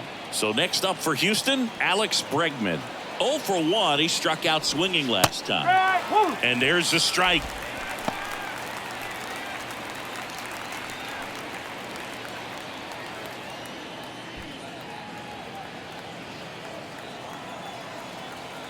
Kicks and fires. You don't want to get beat by a fastball in, and he spits on that one. 2 outs. If he doesn't get a knock right here, that pitch he just took is going to eat at him for a while. You might not see another pitch like that from a top-level guy like this. Swing and a miss. Struck him out. Couldn't catch up to the heater. Sometimes he wears the emotion on the sleeve, but that's okay as long as he's getting results. And right there, thrilled with the punch out to get out of a jam.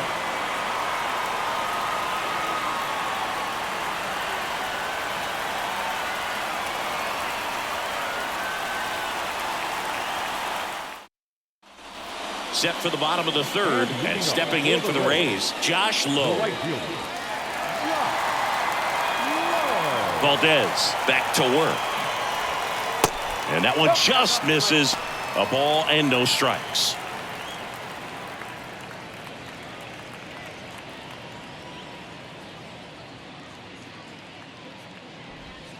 Curveball drops in there.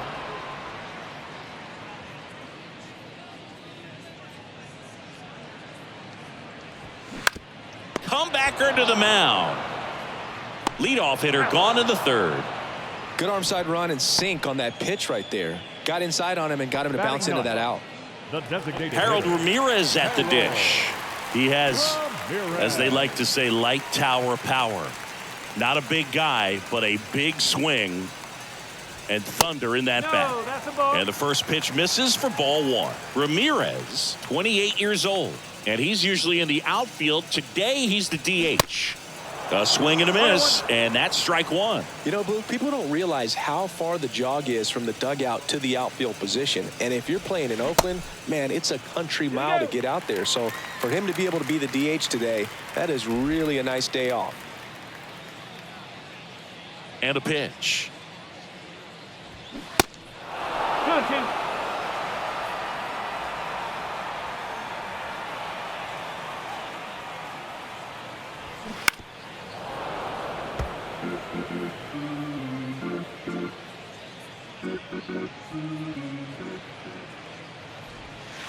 Next one is off the plate, and that's ball three.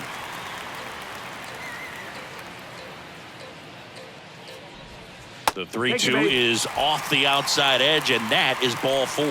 What a battle. It's not always easy laying off a 3-2 pitch, and I tell you what, he earned that walk. Lau at the plate went down on strikes his first time through.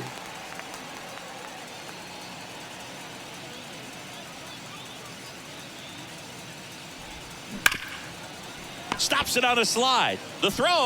Dubon to second, to first, not in time. Great effort there.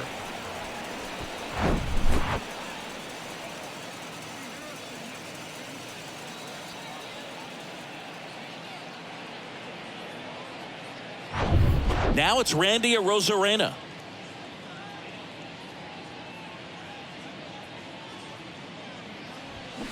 And first offering is fouled off. Chris Framber Valdez has turned into one of the best pitchers in all of baseball. He's got that power sinker and the power cologne. And the power curveball as well. Just a joy to watch him pitch. It seems like he's been around a long time. Kind of an old soul, Boog. Lau, the runner at first with two gone. Swings and misses, struck him out. The Rays strand just the one, still no score.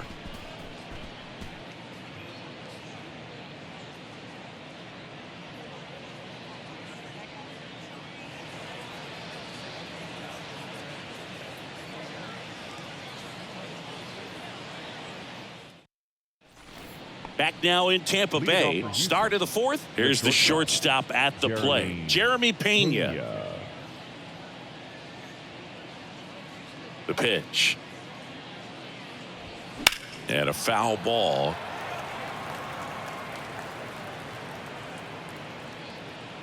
The 0-1. 1 ball, 1 strike.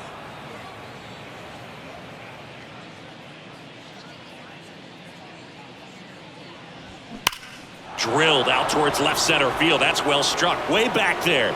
And gone!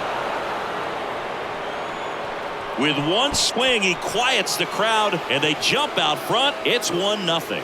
Singy, he's been red hot. Yeah, another big swing of the bat for him. Man, he is really seeing the ball well in this one. Just an excellent swing all the way around, and it had that sound coming off the bat that gets everyone's attention. Got a pitch to drive, short to the baseball, squared it up, and the backspin carried it out of here. Abreu in the box now. No balls and a strike. Worked a walk in his first trip to the plate. He's pitching well, but not throwing a ton of first pitch strikes. Usually doesn't work out for success, but you can never predict baseball. That one's on its way. No question about it, and that one will go. Jose Abreu goes deep. His first homer of the year. It's 2-0. Chris, we knew this moment was coming for him soon. Yep, and it finally came. We knew it was only a matter of time before he's going to connect with one just like that. Just too good of a hitter at the plate. Back-to-back jacks, and this club is fired up right now, Boog. I mean, this is the kind of thing where you really start to notice hitters in a lineup feeding off each other, and the collective confidence just continues to grow.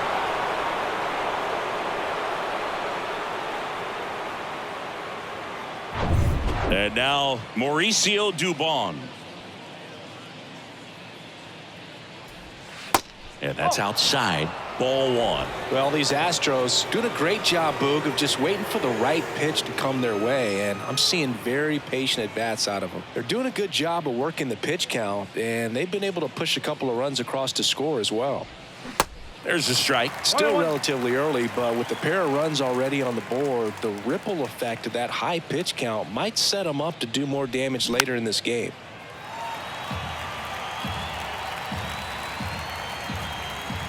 And here it comes.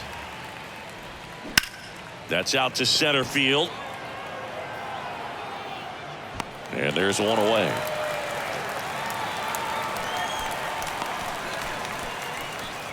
Now batting, the center fielder. And next to hit for Houston, Jake Myers. He is quite an athlete. I mean, you look around the other sports, basketball, football, you feel like he could thrive in one of those sports too.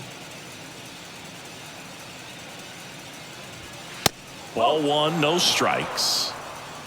Still only one out here in the inning. That one is upstairs. 2 balls, no strike.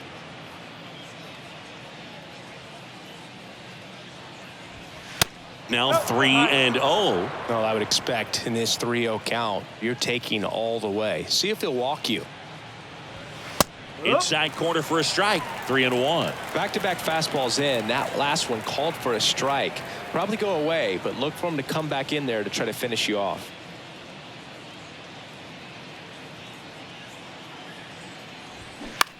Bounce to third. Paredes fires over to first. That's the second out.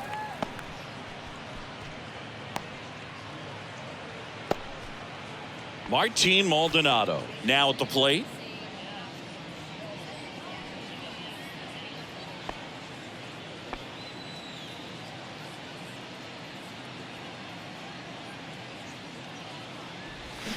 Out in front and foul to the left side.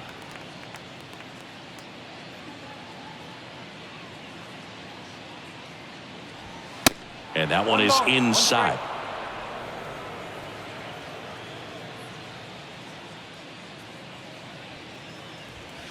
Falling behind 2-1. Boog, he never moved because he never had time to. But that kind of velocity, you'd prefer that pitcher work away. The 2-1.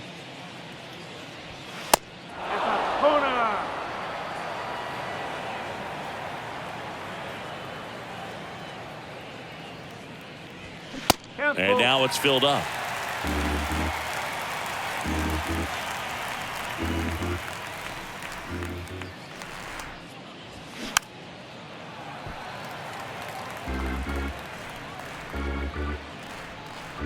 The wind of the pitch. And a swing and a miss. And that's that. But the long ball was working in this inning. Not once, but twice. And it's 2-zip. You're dialed into the show.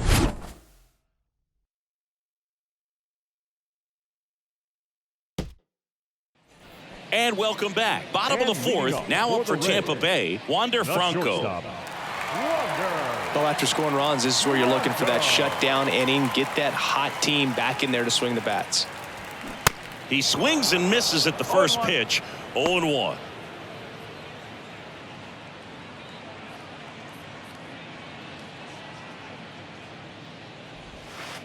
And a curve is down and in. 1-1.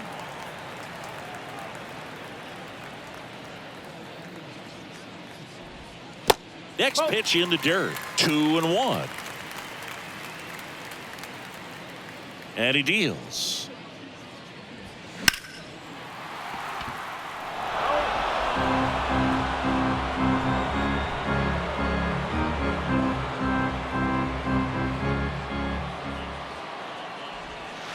And now the count filled up 3-2. Expect for that guy to come right at you with a fastball, something in the zone, because he does not want to allow the leadoff walk. 3-2 now. And so the lefty allows the leadoff free pass. That could jumpstart an offense that's really struggled to score in this one. Don't want to wake a team up with the free pass. Here's some real power at the plate. Yandy Diaz. He was a strikeout victim his first time. Swung on, belted. That one back. To the warning track, makes the catch. Every day during batting practice, these outfielders get about 10 minutes of balls in the gaps. They practice this, and when the game comes, they make the play perfectly. And now the catcher for the Rays, Christian Bethancourt. Picked up a base hit to center his first time up.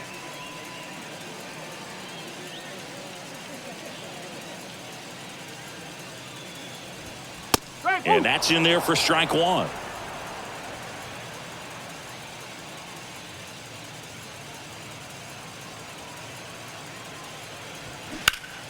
Ripped on a line, and that's a base hit.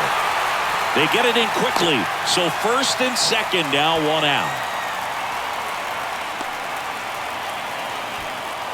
Next to hit, Isaac Paredes. Hit it well, but flied out to the deepest part of the outfield his first time. Swings through that one, 0-1. He's looking for a ground ball to get a double play and out of this jam.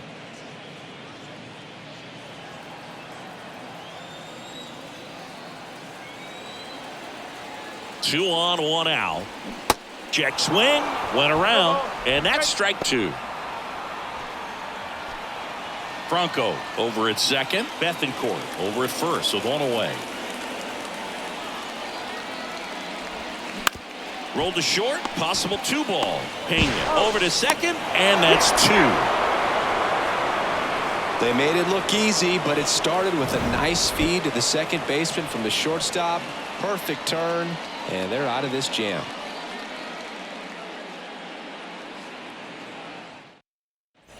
New inning getting started. Now here's the Astros designated hitter, Yainer Diaz. Oh, look out here. He's going to come up ready to swing in this situation. The Y to kick the pitch. Edge of the zone for a strike. That's strike one.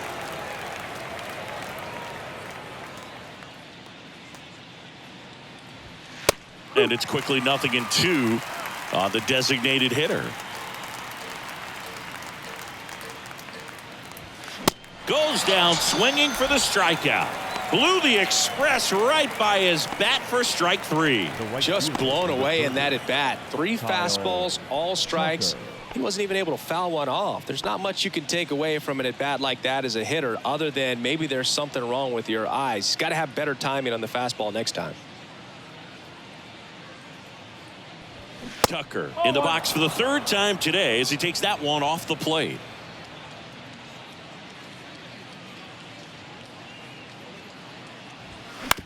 Bounce to the left side. Over to Diaz. Score at 5-3 for the second out with the third baseman shifted over there. Yordan Alvarez. Now here is Yordan Alvarez. 1 for 2. Chris, it's pretty amazing to think that Yordan Alvarez could actually be a Dodger. The Dodgers originally signed him in 2016, and a little over a year later, the Astros acquired him for Josh Fields. Pretty good deal for Houston.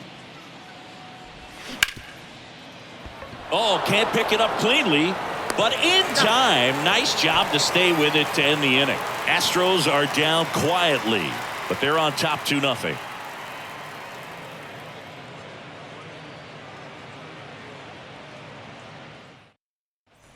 We head to the bottom of the fifth. Here's Manuel Margot, the center fielder. Great deal, and you see Yordan Alvarez really emerging as that David Ortiz type of designated hitter. Even though he likes playing left field, this is a guy that has become a true force in that position, if you want to call him the DH. Out to short, Pena. And the leadoff man set down in their half of the fifth. Well, he's doing a nice job of keeping the ball out of the air. Lets the defense work behind him with another ground ball. Good execution. Next to hit, Josh Lowe. 0 for 1. He grounded out in his first at bat.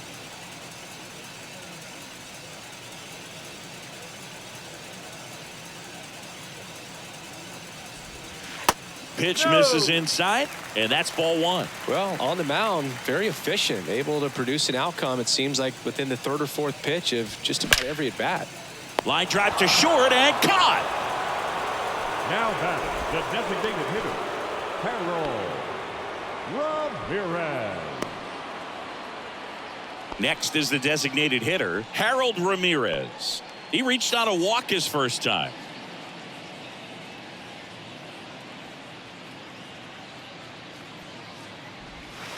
And there's a strike on the outside corner. Man, this guy's got a great feel for his breaking ball today. Swing and a miss. That's strike 2. Now this offense has just been locked down. Almost 5 full innings of shutout baseball. Next pitch misses. Now 1-2.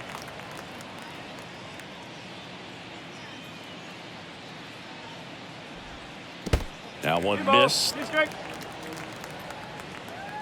The 2-2 on the way. And that one missing low.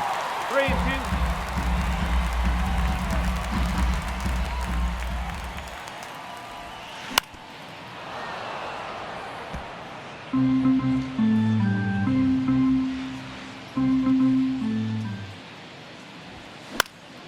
And a pop-up right side, foul territory. And no one could get to it. It's a foul ball. Line drive, base hit. And now a 2-out opportunity for Brandon Lowe.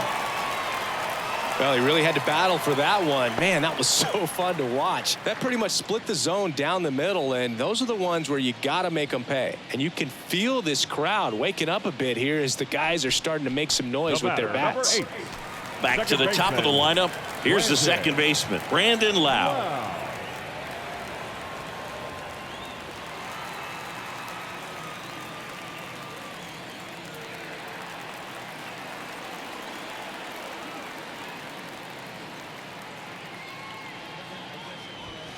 And he takes a strike.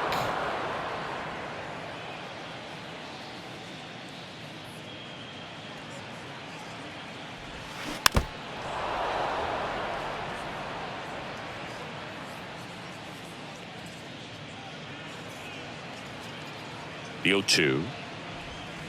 He goes down looking. One left for Tampa. They trail it here 2-0. Back here at Tropicana Field, all set for the top of the 6th. And stepping in for the Astros, Alex Bregman. McClanahan back to work. Bregman, who had a great career at LSU. He was the 2nd overall pick in 2015. He wears that number on his back, number 2. And Singy, he was a big Derek Jeter fan growing up. Next offering is in for a strike. Well, Boog, a lot of guys would love to be taken in the first round and 2nd overall, but Alex Bregman seems to have carried that as a chip on his shoulder over the years, not being the number 1 pick overall. And he's played in such a way where he's always trying to show people that he's the best, and it's translated on both sides of the ball. Swing and a miss, and he is down on strikes for the 3rd straight at bat. Jeremy Pena up next for the Astros. He's already homered in this game.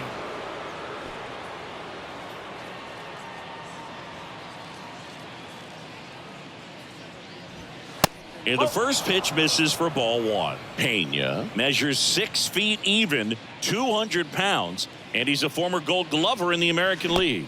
Now a check swing, but he held up. Almost got him to commit, but he held back. 2-0 to Cal. Here it comes. There's a strike.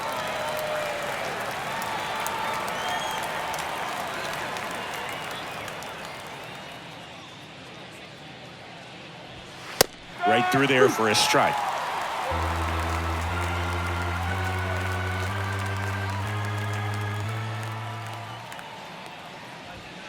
And now it's filled up.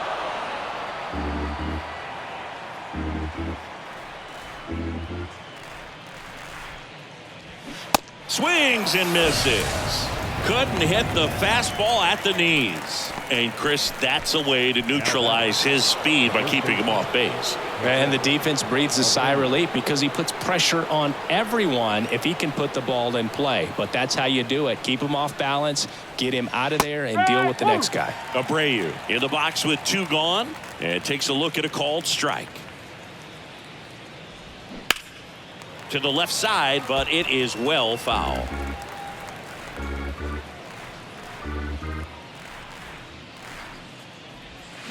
Got him. So he's gotten deep into this game, and at least so far, not showing a ton of signs of fatigue. Nothing doing for the offense that time. 2-3-4 due up in the home half of the 6th. It's the Astros 2, the Rays nothing. Well, we go bottom 6. Down the number 2 hitter, Randy Arozarena. Well, these fans definitely want to get involved in the game. All it's going to take is to get the leadoff man or even a base runner on. And that one just misses. A ball and no strikes. Swing and a miss as he was late that time.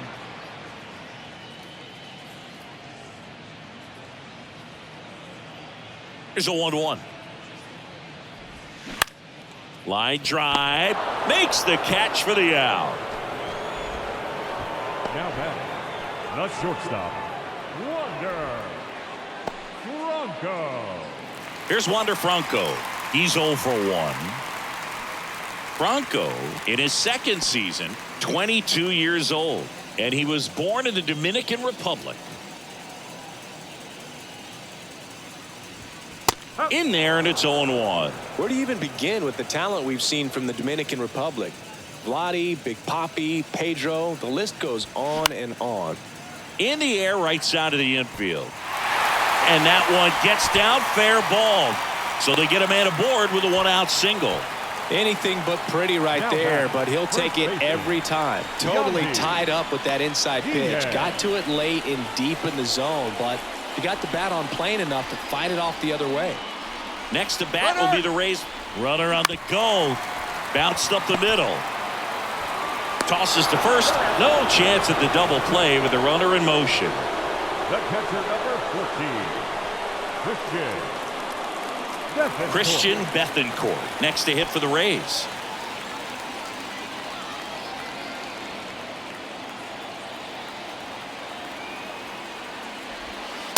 First pitch, and that's in for a strike.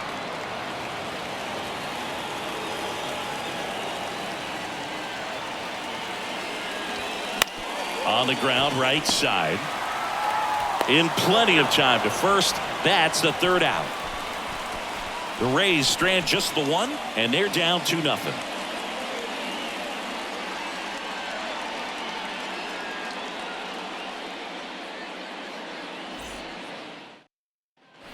All set for the start of the inning. Now it's the second baseman, Mauricio Dubon. The second baseman, Mauricio Dubon. The pitch. Check swing, no appeal. Ball 1. Tampa Bay's bullpen with some action. Colin Poche warming up for manager Kevin Cash. Fleming getting cranked up as well.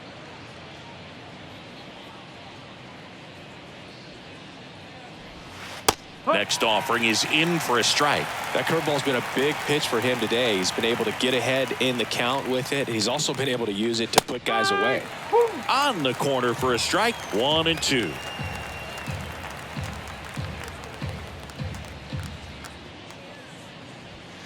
Good eye right there. He wanted that fastball high and tight, looking for a strikeout. Just didn't locate it very well.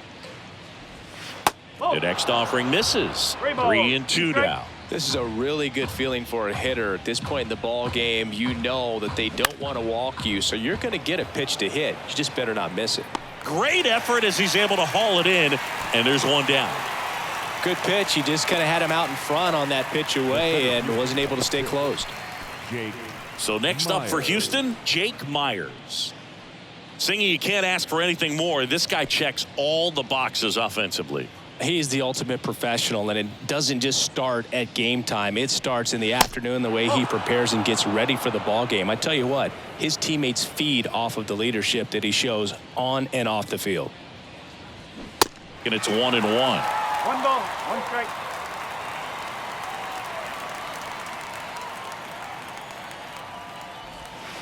And downstairs. The wind of the pitch. Caught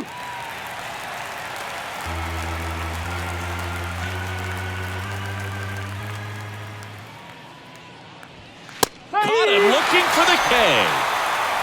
Really love the pitch sequence right there. I'm telling you what, pitcher and catcher on the same page right now.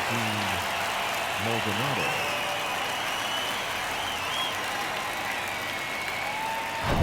And here's the catcher, Martin Maldonado. A strikeout and a walk. Off the mark there. 1-0.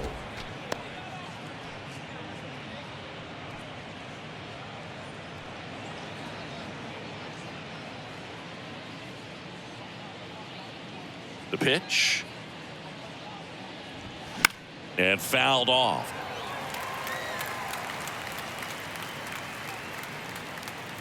And now the lefty. Strike two. Well, he had a pretty good look at that pitch and not sure exactly what tied him up there. Couldn't pull the trigger, and perhaps the best pitch he'll see in this at bat to hit.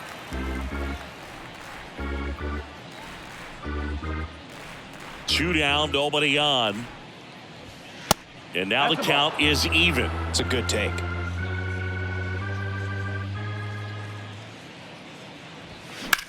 And that one ripped into right, just inside the line, and it's down for a knock. And that keeps the inning alive. The throw into second, and he's out. Up, down, and that ends the inning. It's time for the traditional 7th inning stretch.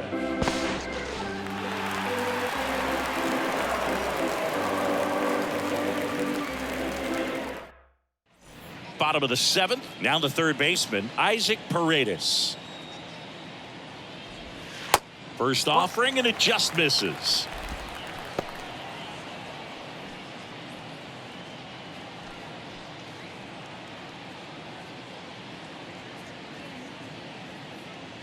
The wind and the pitch. On the ground to first. And he takes it himself for the out. The center fielder, number 13, Manuel Margot. Manuel Margot next to hit for the Rays.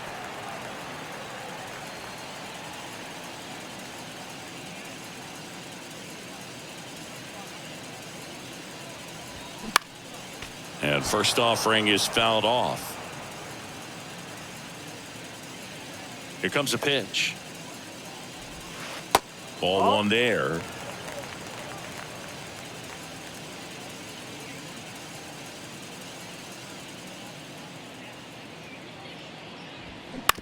Out to short. On the run, sends it over to first. And a couple of quick outs. The right fielder, number 15, Josh.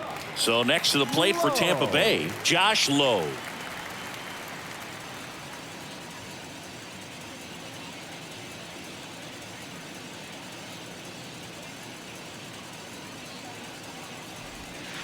Next pitch downstairs, and that's ball one. Action in the pen down there. Ryan Presley, the closer, is getting ready and perhaps looking at a long save opportunity here. Neris warming up as well. Kicks and deals. And that skips in the dirt. No, that pitch not even close. A 2-0 count now. He can't be over aggressive. He's got to make sure that pitch is right on a tee for him. And now 2-1. One strike.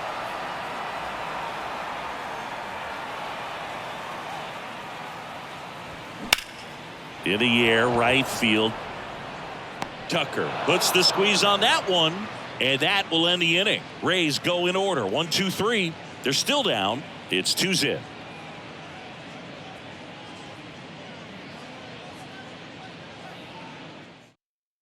Colin Poche on the pitch here.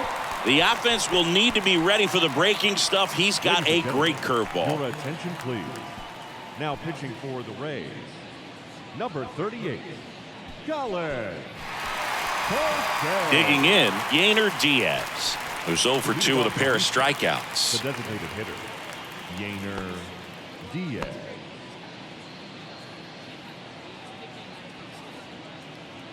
The pitch. And ball one. Bullpen movement for the Rays. A right-hander appears to be getting loose.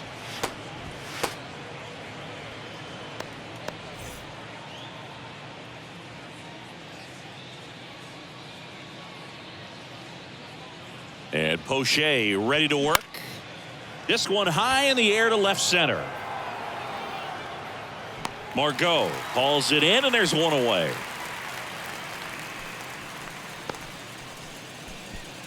The batter, the right fielder. And now the right fielder, Kyle Tucker.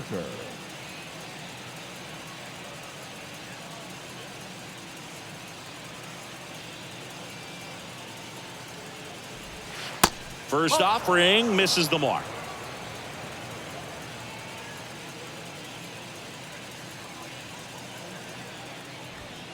That's a little bit low.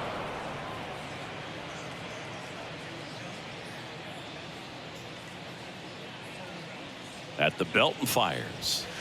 There's a strike.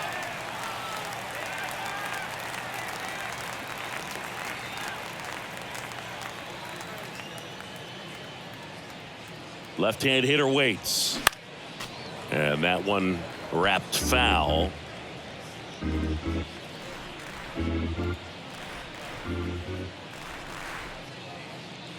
The pitch. Swing and a miss for the strikeout. Gassed it right by him. Came inside with that two-strike fastball nicely and just bunched him up on the inside part of the plate. Couldn't get around on it and catch it out front. Many times if you do, it's a foul ball. And you know, a lot of pitchers, they really don't like working inside with 2 strikes because they do not want to hit that batter. And when they've got him up against the ropes, got to figure out a way to put him away. Did a nice job right there.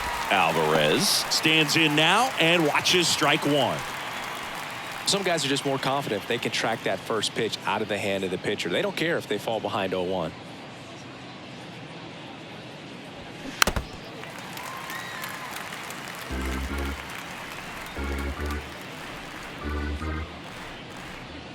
The 0-2. Waves at the bender for the strikeout. 3 up, 3 down for him there. Last half of the 8th coming up. It's the Astros 2, the Rays nothing.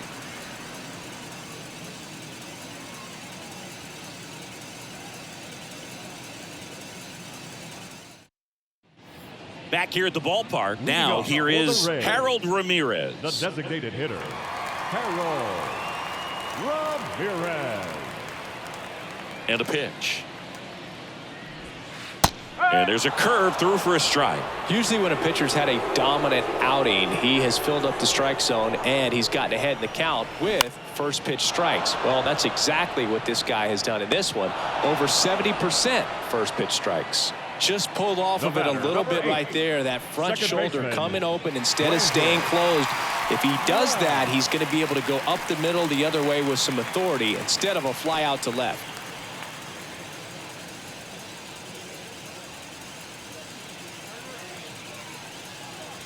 Lau stands in here, takes ball one low.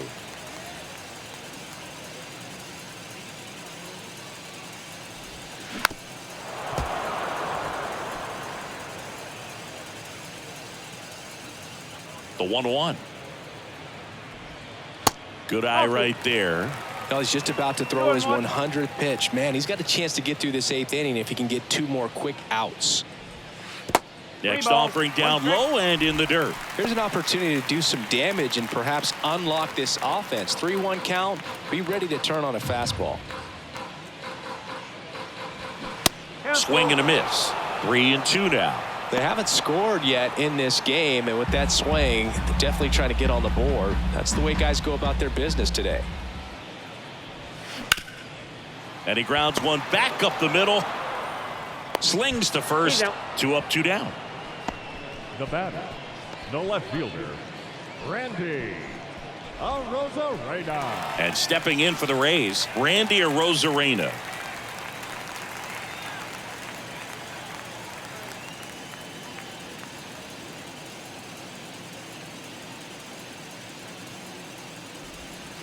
In there for strike one. This batter has to understand his job is to get on base however he can. If he gets hit by a pitch, if he walks, maybe even singles, but you want to get the heart of the order up to the plate.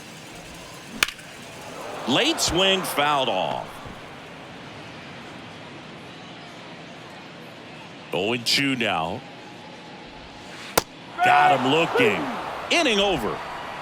Down in order go the Rays. They trail things here 2-0.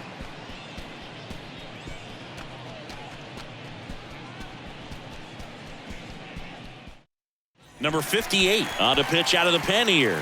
Hasn't pitched in the last 3 days. Please. Now pitching for the Rays, number 58, Kelvin Bosquet. Now it's Alex Bregman. Leading off for Houston, the third baseman, number 2, Alex Bregman. And a pitch. And that one almost got him. Straighten him up a little bit.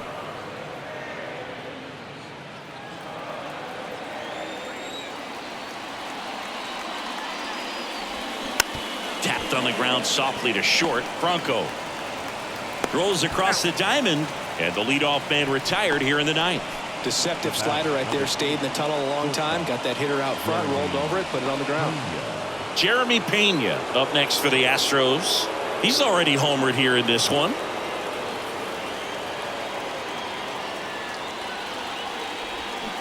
Next offering is down low, and that is ball one.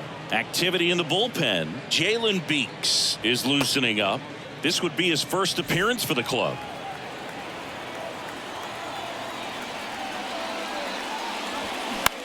Next pitch is popped up. Diaz makes the catch. That's out number 2. Hey, man, 4 pitches, 2 outs. That is an excellent pace. The first baseman, Jose. And next to hit for Houston, Jose Abreu. Struck out on just 3 pitches last time.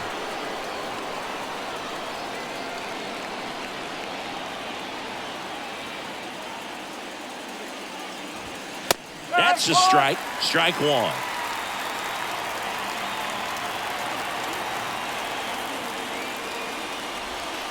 And a good eye there. 1-1.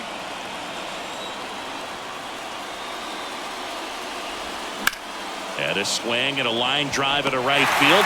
He makes the grab, and that's the inning. Bottom of the ninth coming up, and we'll see if he can complete the shutout after the break.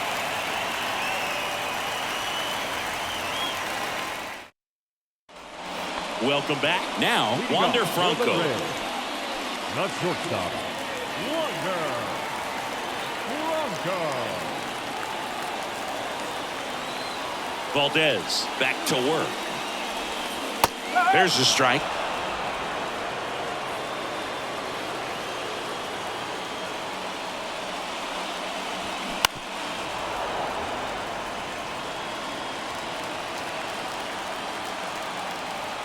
Kicks and fires.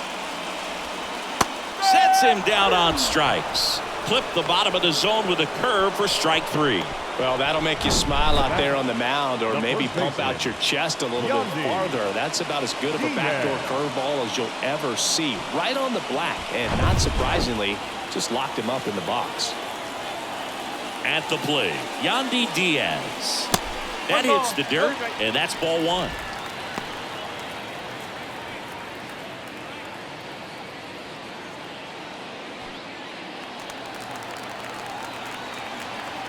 And the pitch. Curveball over for a called strike.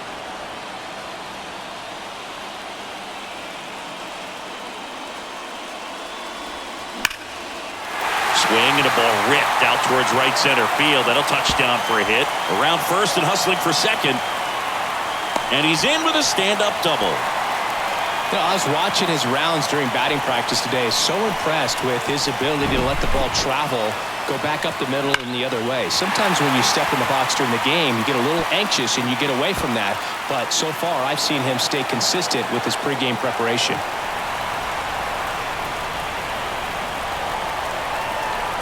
Manager out of the dugout now, and he'll make a move to dip into the Astros bullpen. Framber Valdez won't go any further. We'll be back in a minute with a new arm on the mound.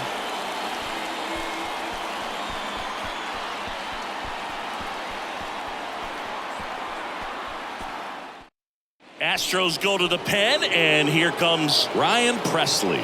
He comes in with a chance for his second save of the season. Number 55, Ryan Presley. Man at second with one away. Now up for Tampa Bay, Christian Bethancourt.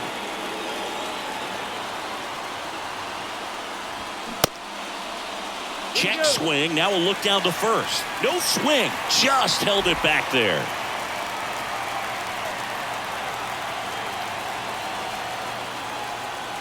The tying run at the plate.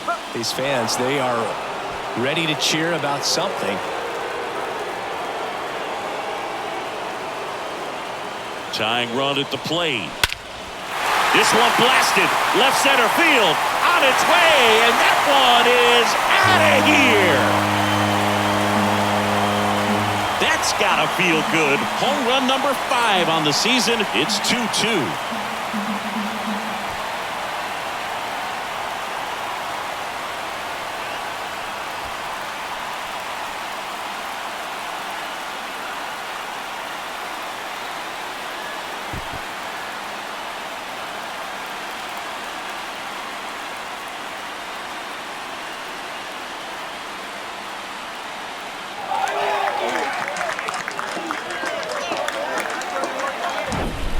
For a pitcher, the odds are in your favor if you keep that breaking ball down. That time, he got punished for it. Hitter just did a really good job of staying within himself and getting the barrel to the baseball.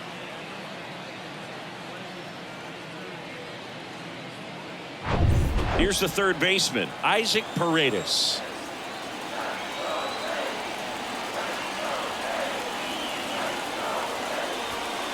That's in for a strike. No ball. One strike.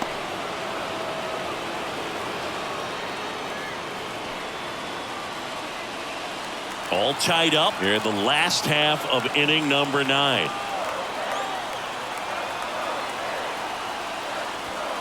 Next offering is in for a strike. He doesn't seem to like the pitch up. Hasn't offered on either one of those pitches. 0-2 count now. I think the guy's going to climb the ladder out there. Righty delivers.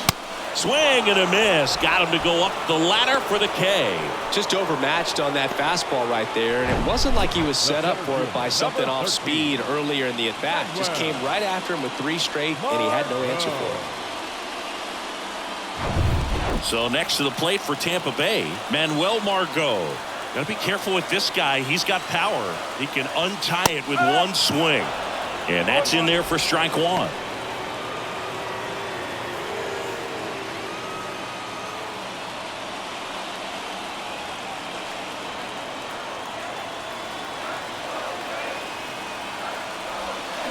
Now 1-1.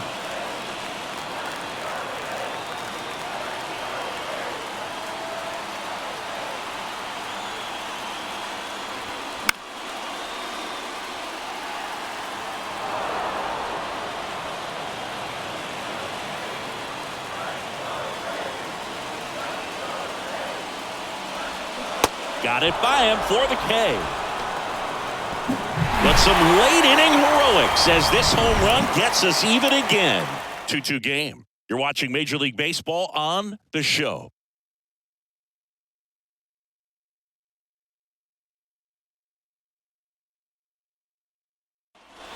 And welcome back. We're in extras here, and stepping in for the Astros, Mauricio Dubon.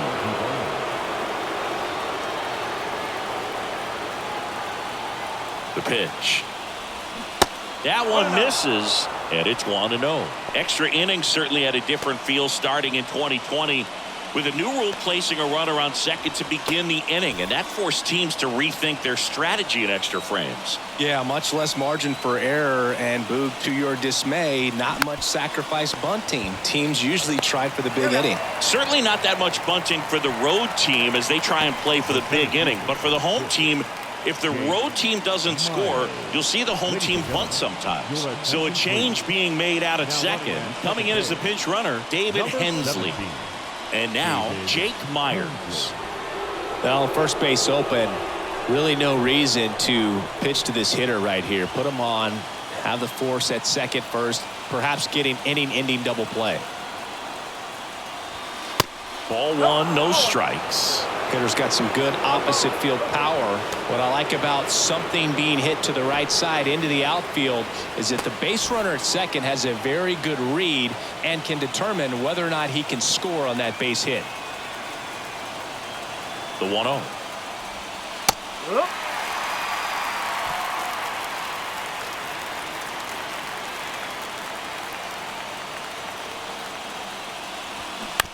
This to third.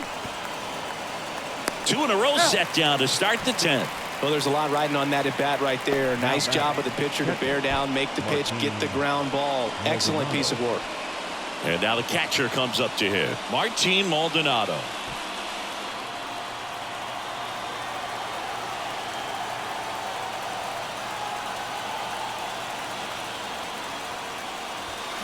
And he swings and misses, and it's 0-1. Well, a come-and-get-me fastball right there. He didn't look ready for the velocity. I think it'd be a mistake to throw him anything off speed right here.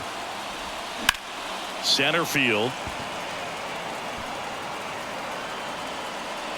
And that is that. So the Astros lead one, and this game is still tied at 2-2.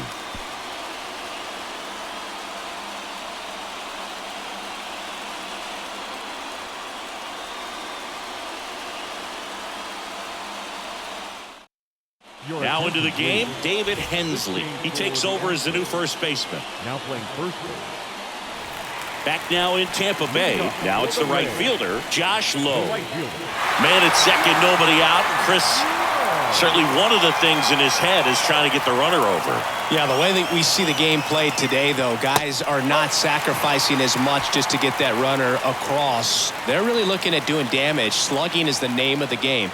And the right-hander deals. And that's in for a strike.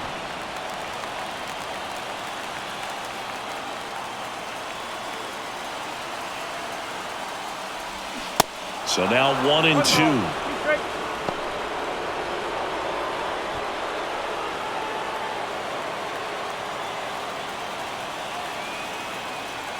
Man at second.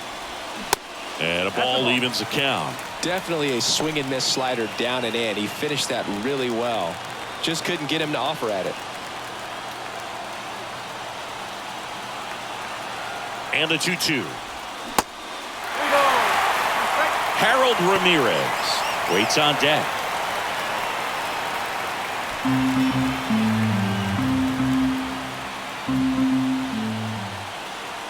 Right-hander kicks, deals, and he walked him. I don't think he really wanted to pitch to him right there anyhow. For the Rays, the designated hitter, Harold. First and second, no outs. To the plate now for the Rays is the DH, Harold Ramirez, known for his late inning heroics.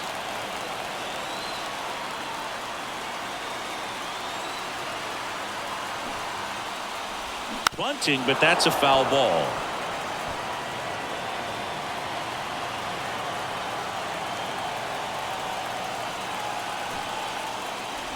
Zach bunt towards third. Grabs it barehanded. Fires to first. Got him.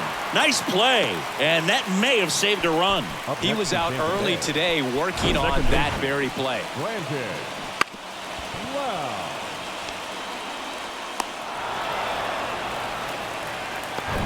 So the Rays batting order turns over. And now it's Brandon Lau.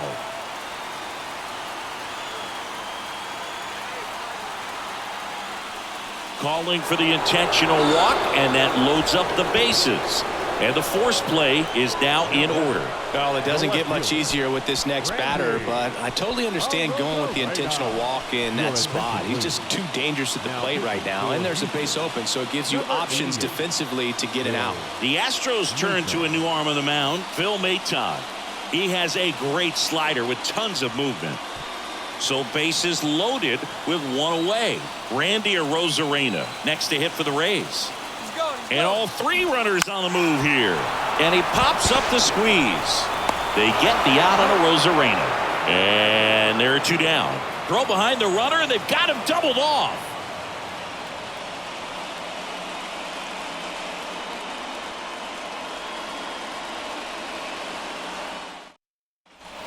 Back here at Tropicana Field, 11th inning set to get underway. Now it's the DH, Yainer Diaz. And he deals. Swing, and he popped it up. Franco under it. Makes the catch, one down.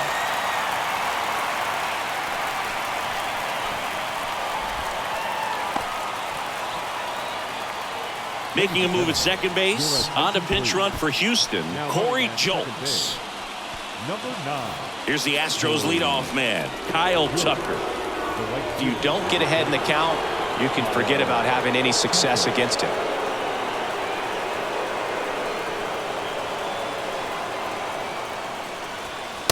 And that's a strike. The extra innings rule placing a runner on second to begin the inning was a big move for baseball in 2020. So, Chris, how has that changed the way relievers approach these innings? Well, I don't think it's that much different from coming in to clean up someone else's mess. Definitely not ideal, but the best relievers welcome challenges like this. Righty to the plate. On the ground, right side, and that one finds its way through. In comes the run from second. It's 3-2. Just a clutch at bat right there. Big time swing when this team really needed it. There's nothing cheap about the way he got that one through the infield. That was ripped, cut out in front, and didn't get under it like he would have liked, but definitely put a good swing on it.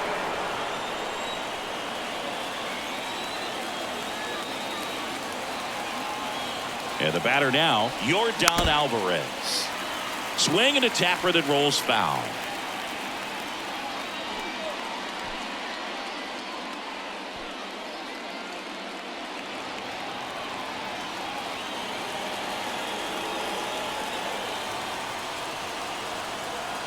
Right-handed reliever.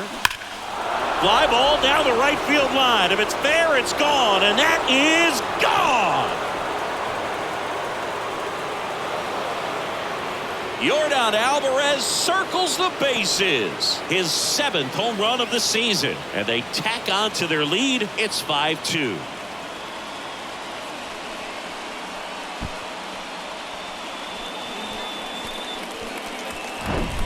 He's so good at getting his arms extended, and that's exactly what he did right there. You don't typically want to pull a pitch in that part of the plate, but he doesn't allow his wrists to roll over, stays through the ball, gets the loft, and gets the home run. Now on the bump, Josh Fleming. He's into the game with the bases empty. Number 19, Josh Fleming.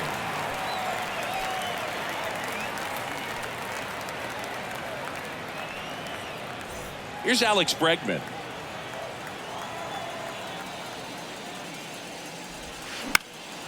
And first offering is fouled off.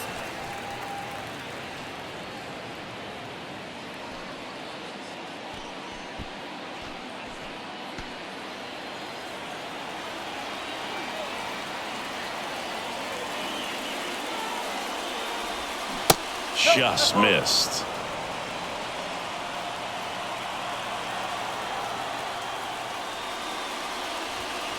Next offering misses down and away. And here it comes. Just missed. First pitch strike from the pitcher, but then no panic at all by the hitter. Very patient, showing good discipline. Now he's in the driver's seat with the 3-1 count. In for a strike. Now it's 3-2. 3-2.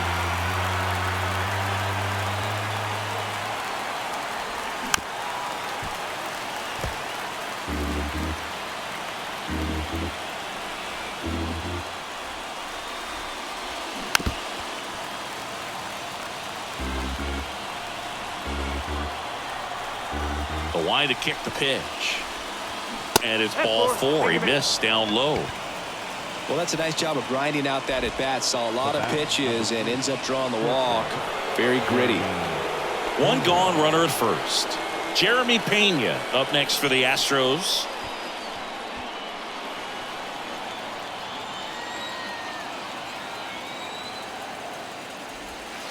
Ball 1 low. 1-0.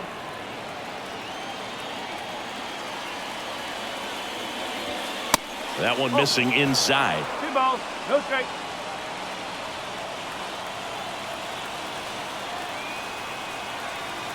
Two-0. And that's in for a strike.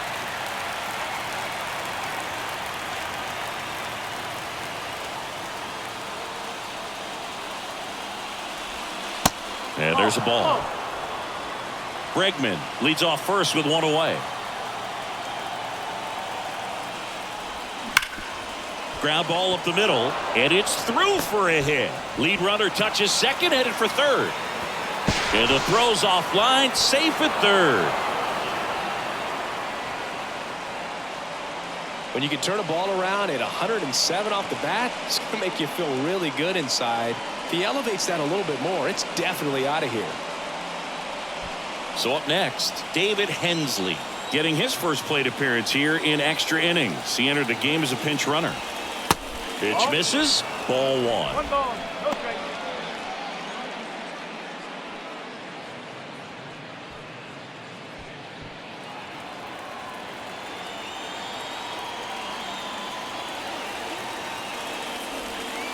That one missed.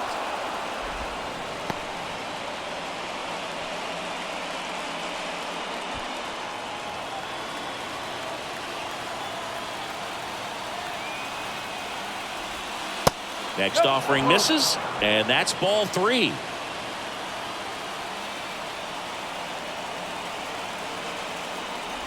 And a 4-pitch walk. Oh, this is their chance to break it open. If they don't end up winning this ball game, they're going to look back at this opportunity right here and have some regret. And now Mauricio Dubon.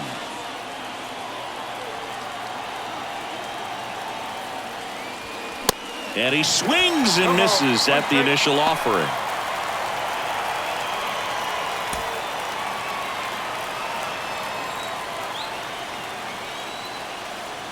And a pitch.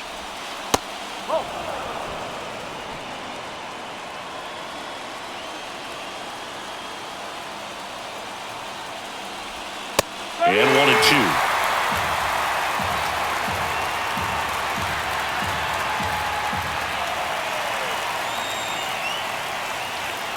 Cuts on it and misses. That's a strikeout.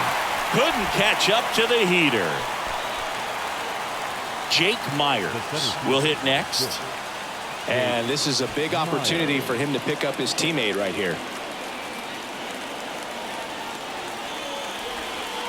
And the pitch is outside, ball 1.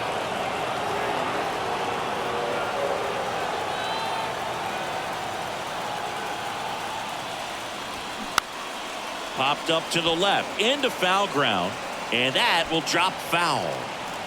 All loaded up. We are in the 11th.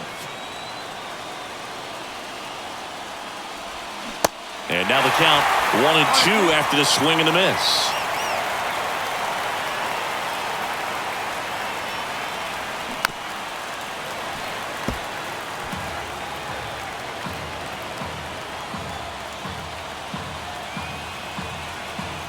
All loaded up. Dangerous hitter at the plate. Fouls it back with 2 strikes. Here comes a pitch. That's a base hit. Run scores. Now a long throw home, but it's offline. It's 7-2. Good 2-strike hitting right there, Boog. A bit of a lost start for some, so that was nicely done to beat the odds. I really like that swing, man. He didn't just push it the other way through the infield. He drove it that way, and it kind of makes me think he was thinking opposite field as he stepped into the box. Got a pitch he liked, and he got it done. Jalen Beeks will take over here. He pitched yesterday, and we'll see him once again. Jalen Beeks. So next up for Houston, Corey Julks. Entered the game as a pinch runner. First plate appearance for him here. Next pitch downstairs, and that's ball one.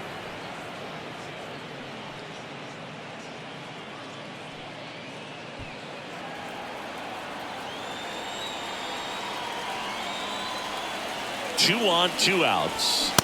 And that one just missed off the outside edge. Tough spot right here. A couple runners on. 2-ball count.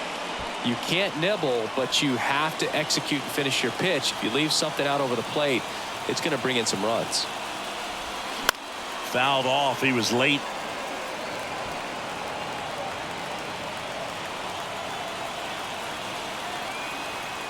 The 2-1. Here's a rocket out to left. Arozarena settles under it and makes the catch. And that is that. But 9 batters hit in the inning. 5 come around to score. Last shot here as we go to the bottom of the 11th. It's the Astros 7, the Rays 2. So coming into the game now on defense, number 18. He takes over behind the plate. Back here at the ballpark, now batting Wander Franco.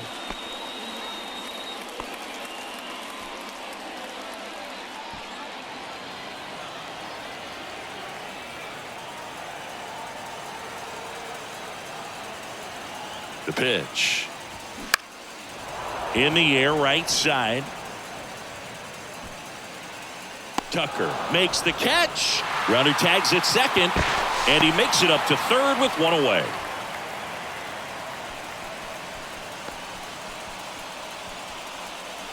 Yandy Diaz digs in now. Really good piece of hitting last time, going to the opposite field.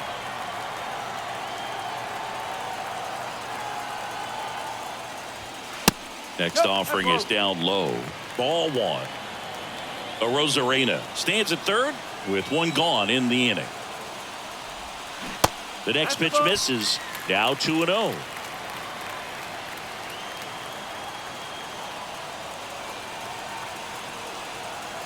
At the belt and fires.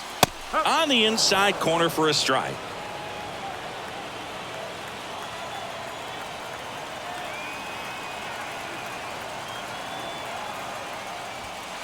And now it's even up.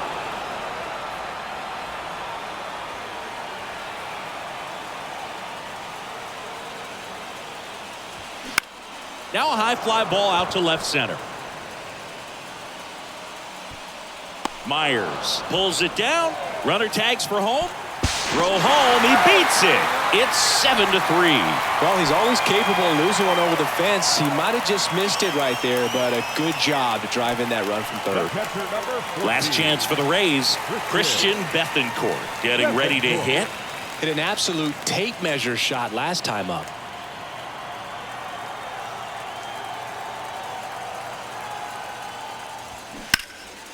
And first offering is fouled off. He didn't want to give up that run, but he did. Got the fly ball, sac fly out. Now it's time to attack these other guys. Get your team back in the dugout. 2 outs. Swing and a miss. And that is strike 2. I think he was sitting off speed there.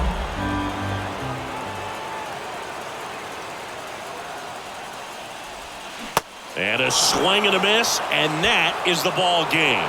Well, I love the fact they didn't quit. They had to do a little extra work tonight to secure this win, but it's what you got to do over the course of a season if you want to be a championship ball club. 7-3 is how this one ends. For Chris Singleton and our entire outstanding crew here at MLB The Show, I'm John Shambi saying so long.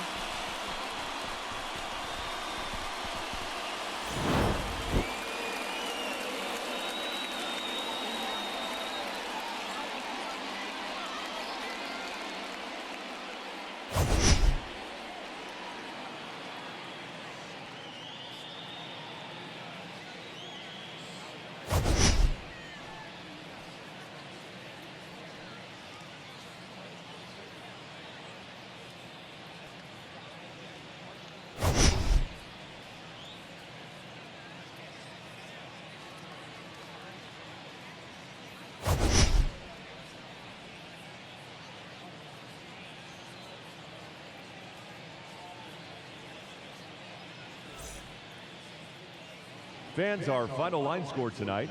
First for the victorious Astros,